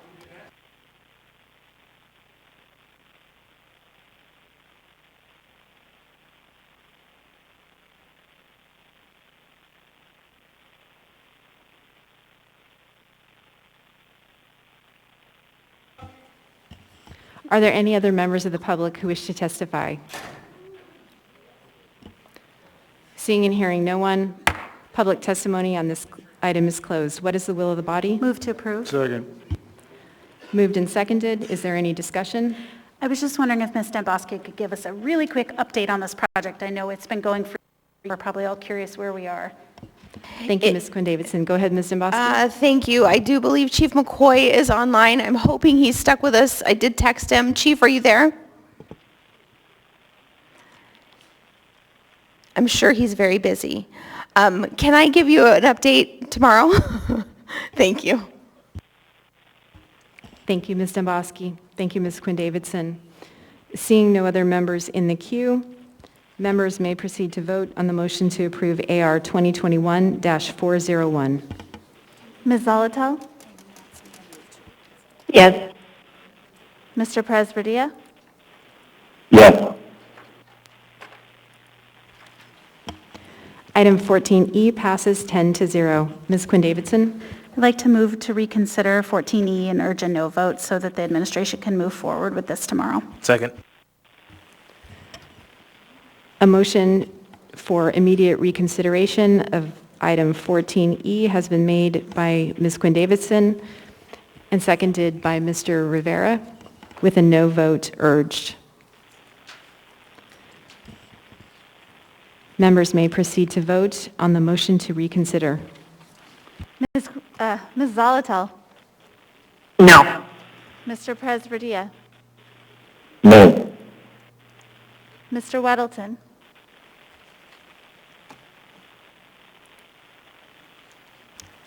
The motion to reconsider fails 0-10. We have only 4 minutes left, and Mr. Weddleton, do you want to go back to your amendment and just explain what was passed out? Yes, I will. This is very much the same as what you saw before on 15, where I simply tried to reword the existing word so it makes more sense. And then I add something that we heard in testimony, and that is Part B, so 2B, that says, in the case that the total number of observers who wish to be present no longer violates space and regulatory requirements, the clerk shall lift the limit to the greatest extent possible. I expect this is the intent in all cases anyway, but it was something that people have brought up, so we're just putting in the code to add comfort.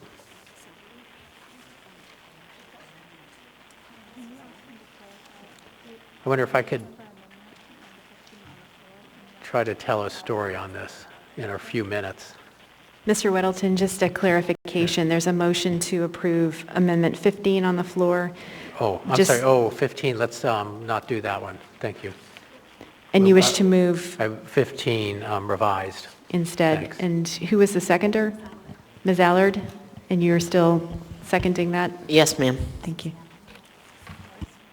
Thank you.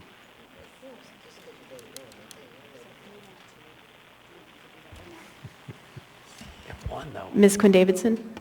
Or actually, Mr. Dunbar? Thank you, Madam Chair. Just because we're running out of time, I move to continue this discussion and I suppose every other item in our agenda, or are you opposed to that? Okay. I won't do that. I move to continue debate on this item to the special meeting of the 28th. Second.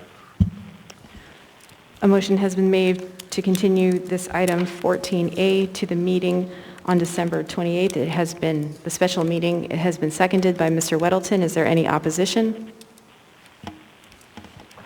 Seeing none, this item will come before us at the meeting of December 28th on the special meeting agenda.